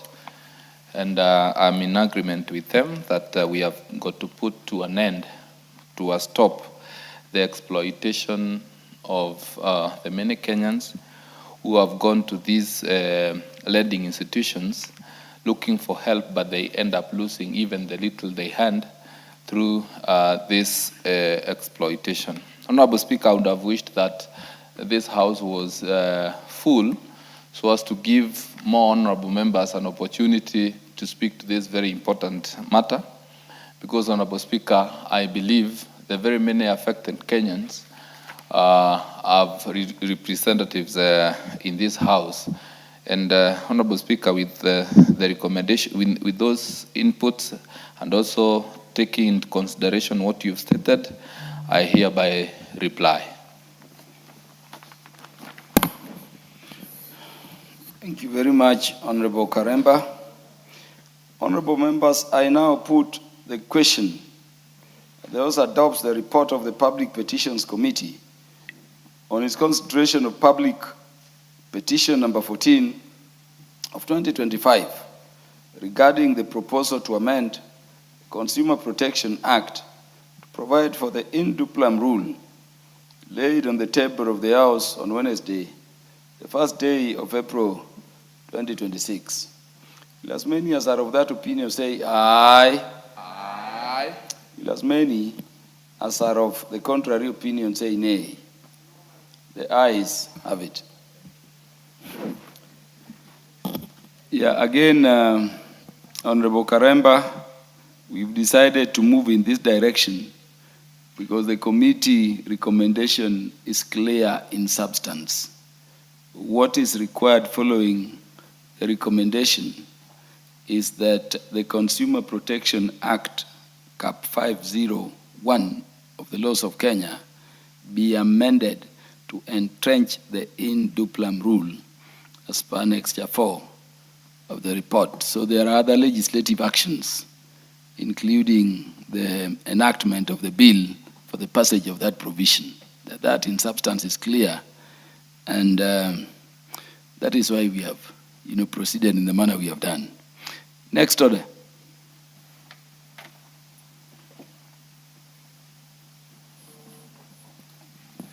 Order number 14, motion. Report on the audited financial statements of selected state corporations in the roads and transport sector. The Chairperson, Public Investments Committee on Commercial Affairs and Energy.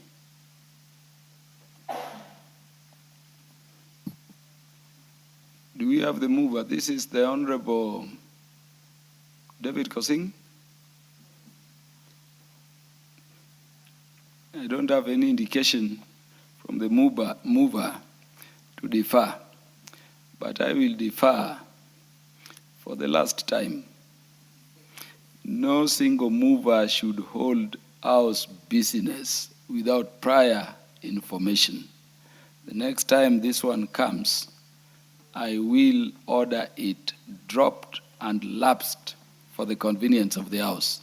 And I want to urge committee chairperson to take interest in house business. Next order.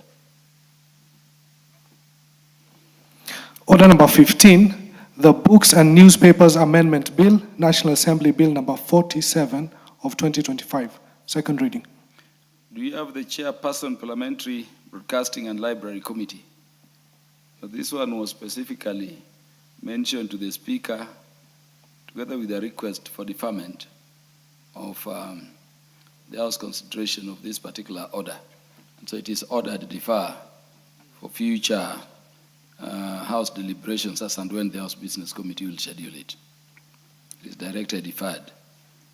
Next order. Order number 16, motion. Fourth report on audited financial statements for the National Government Constituencies Development Fund. The Chairperson, Centralized Funds Accounts Committee, the Honorable Mliungi, to move. Thank you, Mr. Speaker.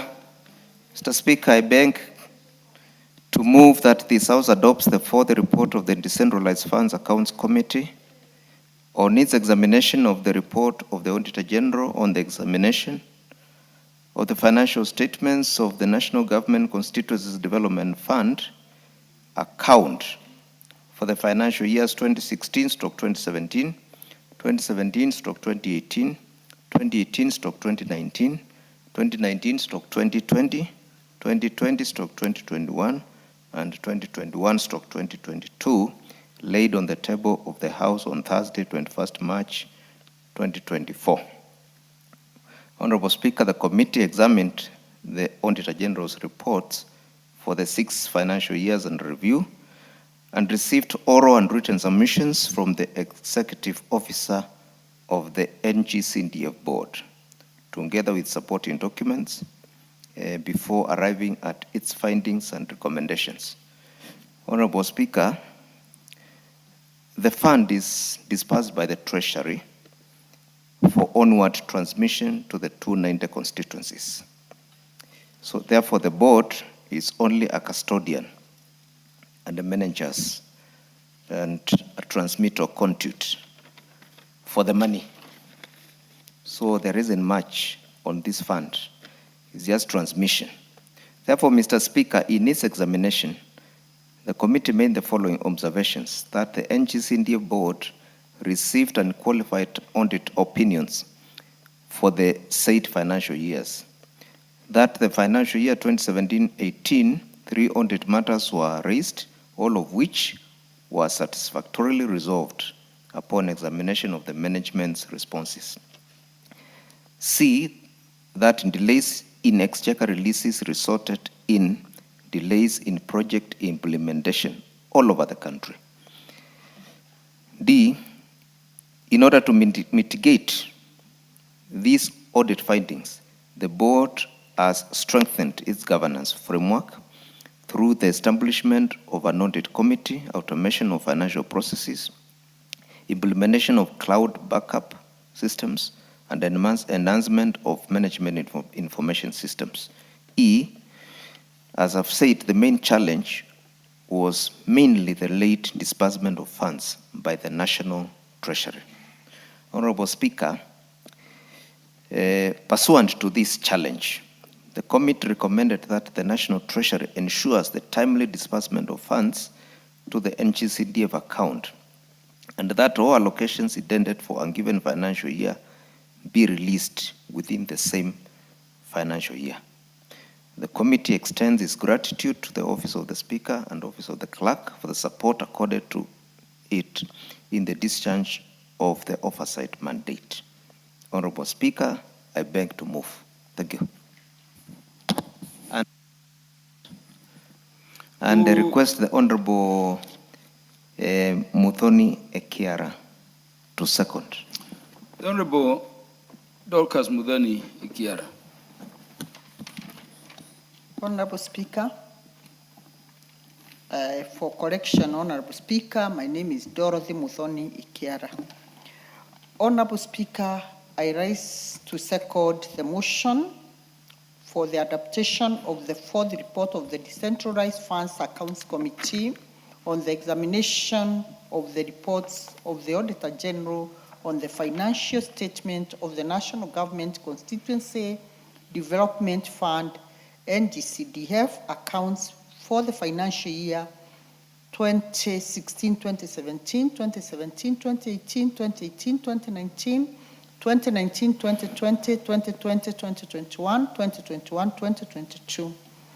Honorable Speaker, the committee has presented a balanced report that demonstrates the value of robust parliamentary oversight. Its examination confirms that over the 6 financial years under review, the National Government Constituency Development Fund has made measurable progress in strengthening financial management, governance, and accountability in the administration of public funds. Honorable Speaker, all the issues that our chairman has highlighted, Honorable Speaker, are issues that have been put into consideration, and Honorable Speaker, wanting to say that the fund is doing very, very, very well. Honorable Speaker, for those reasons that Chair has raised, I urge honorable members to support the committee's recommendation and adopt the report. Doing so will reinforce parliamentary committees to sound public financial management, accountability, and prudent utilization of public resources for the benefit of the Kenyan population. Honorable Speaker, I beg to second. Honorable members, I propose the question. This House adopts the 4th report of the Decentralized Funds Accounts Committee. Its consideration of the audited accounts for the National Government Constituencies Development Fund, NGCDF, the financial years 2016-2017, 2017-2018, 2018-2019, 2019-2020, 2020-2021, and 2021-2022, laid on the table of the House on Thursday, 21st day of March, 2024. The Honorable Harrison Kombe.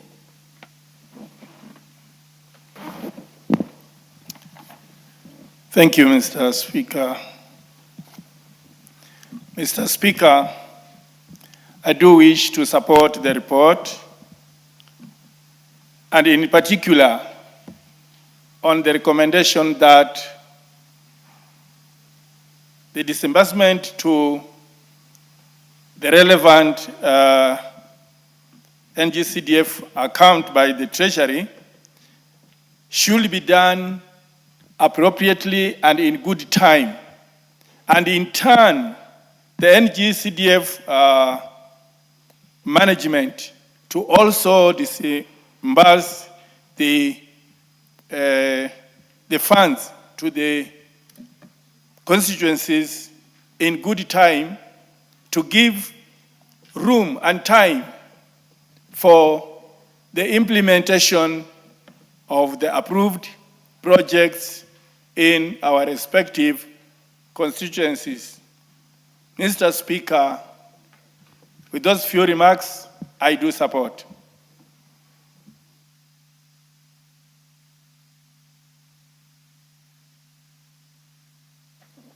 The Honorable Beatrice Elachi. Thank you, Mr. Speaker. Mr. Speaker, I also rise to support the DFAC report. And Mr. Speaker, to thank the committee, but also to speak on a few things, Mr. Speaker, that we need to look at. First is to thank so far the CS of Treasury, CS Mbadi. Since he came into office, Mr. Speaker, I think we have seen some very great changes in terms of the disbursement of the fund. And also, I want to thank the members because we have also seen change completely, Mr. Speaker, and you can attest on it, every member here, ever since we have now the new acting CEO, Magut. I think he has transformed completely the whole institution and the fund, that today I can attest here, being a member of the NCDF committee, that things have changed and we have tried our best to now transform the institution that manages this fund to be more professional, Mr. Speaker, and to ensure that constituencies are receiving their funds based on how Treasury is also releasing the funds. And Mr. Speaker, what we need to ask ourselves is how are we going to ensure we have so many auditors on this fund, Mr. Speaker. I think you find 6 auditors auditing one fund. I think we have to have a conversation with the Auditor General so that even when they are auditing, you find constituencies, each of them, their audit reports are very interesting when you read them. One audit team will say this, the other one this. And I think the most important thing why we passed as a country that we would want to have an auditor was to help us that to clean within our institutions so that when you bring in your report and you have spent public resources, those resources are spent well. And so it was not really meant to bring out all the time. You find every year you are told the same thing, then it means also there is need of capacity of those areas where every time if your audit is the same query that you were given last time is the same one you are given this time, it means there is lack of governance and capacity within that institution. So as I finalize, Mr. Speaker, the most important thing we need to do as a House is to really look at how the Auditor General will help every constituency so that we also have trainings and capacity of those constituencies. And there, because it is very rare for you to tell me that you can mismanage NGCDF, unless you are just a thief, Mr. Speaker. But it is very rare. The way we have put in the framework on how NCGDF works, it is rare for you to take money and misuse unless you have decided you are just a thief. That is what I can say, Mr. Speaker, with the same words. And so this is one framework in the country. If it is borrowed even at the national level, we will reduce this corruption we have, we will reduce misusing our own public resources. With those few remarks, I beg to support. There being no more interest, the mover will reply.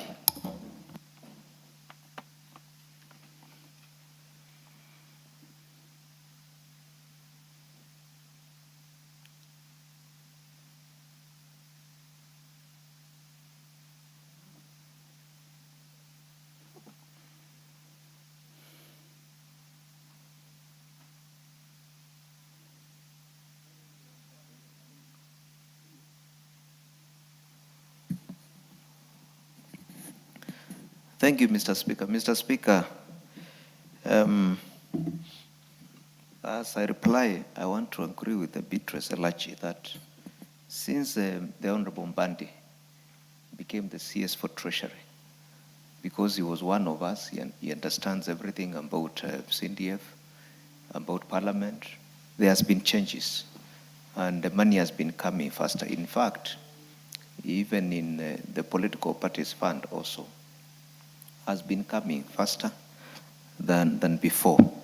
And we hope next financial year, all the money for CNDF will come before the general elections. Before the general elections. Therefore, Mr. Speaker, I beg to reply.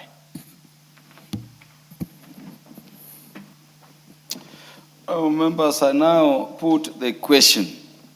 This House adopts the 4th report of the Decentralized Funds Accounts Committee on its consideration of the audited accounts for the National Government Constituencies Development Fund, NGCDF, the financial years 2016-2017, 2017-2018, 2018-2019, 2019-2020, 2020-2021, and 2021-2022.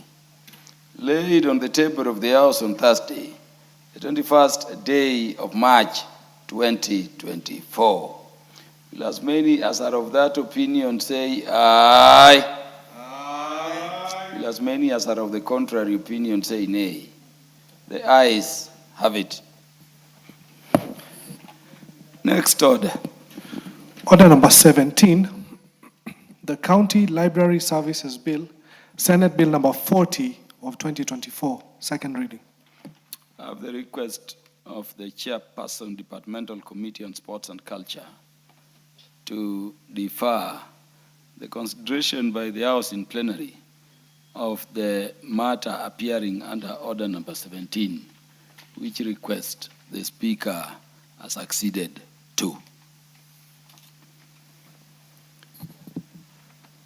Order, honorable members, that being the conclusion of the business of the day as per the order paper,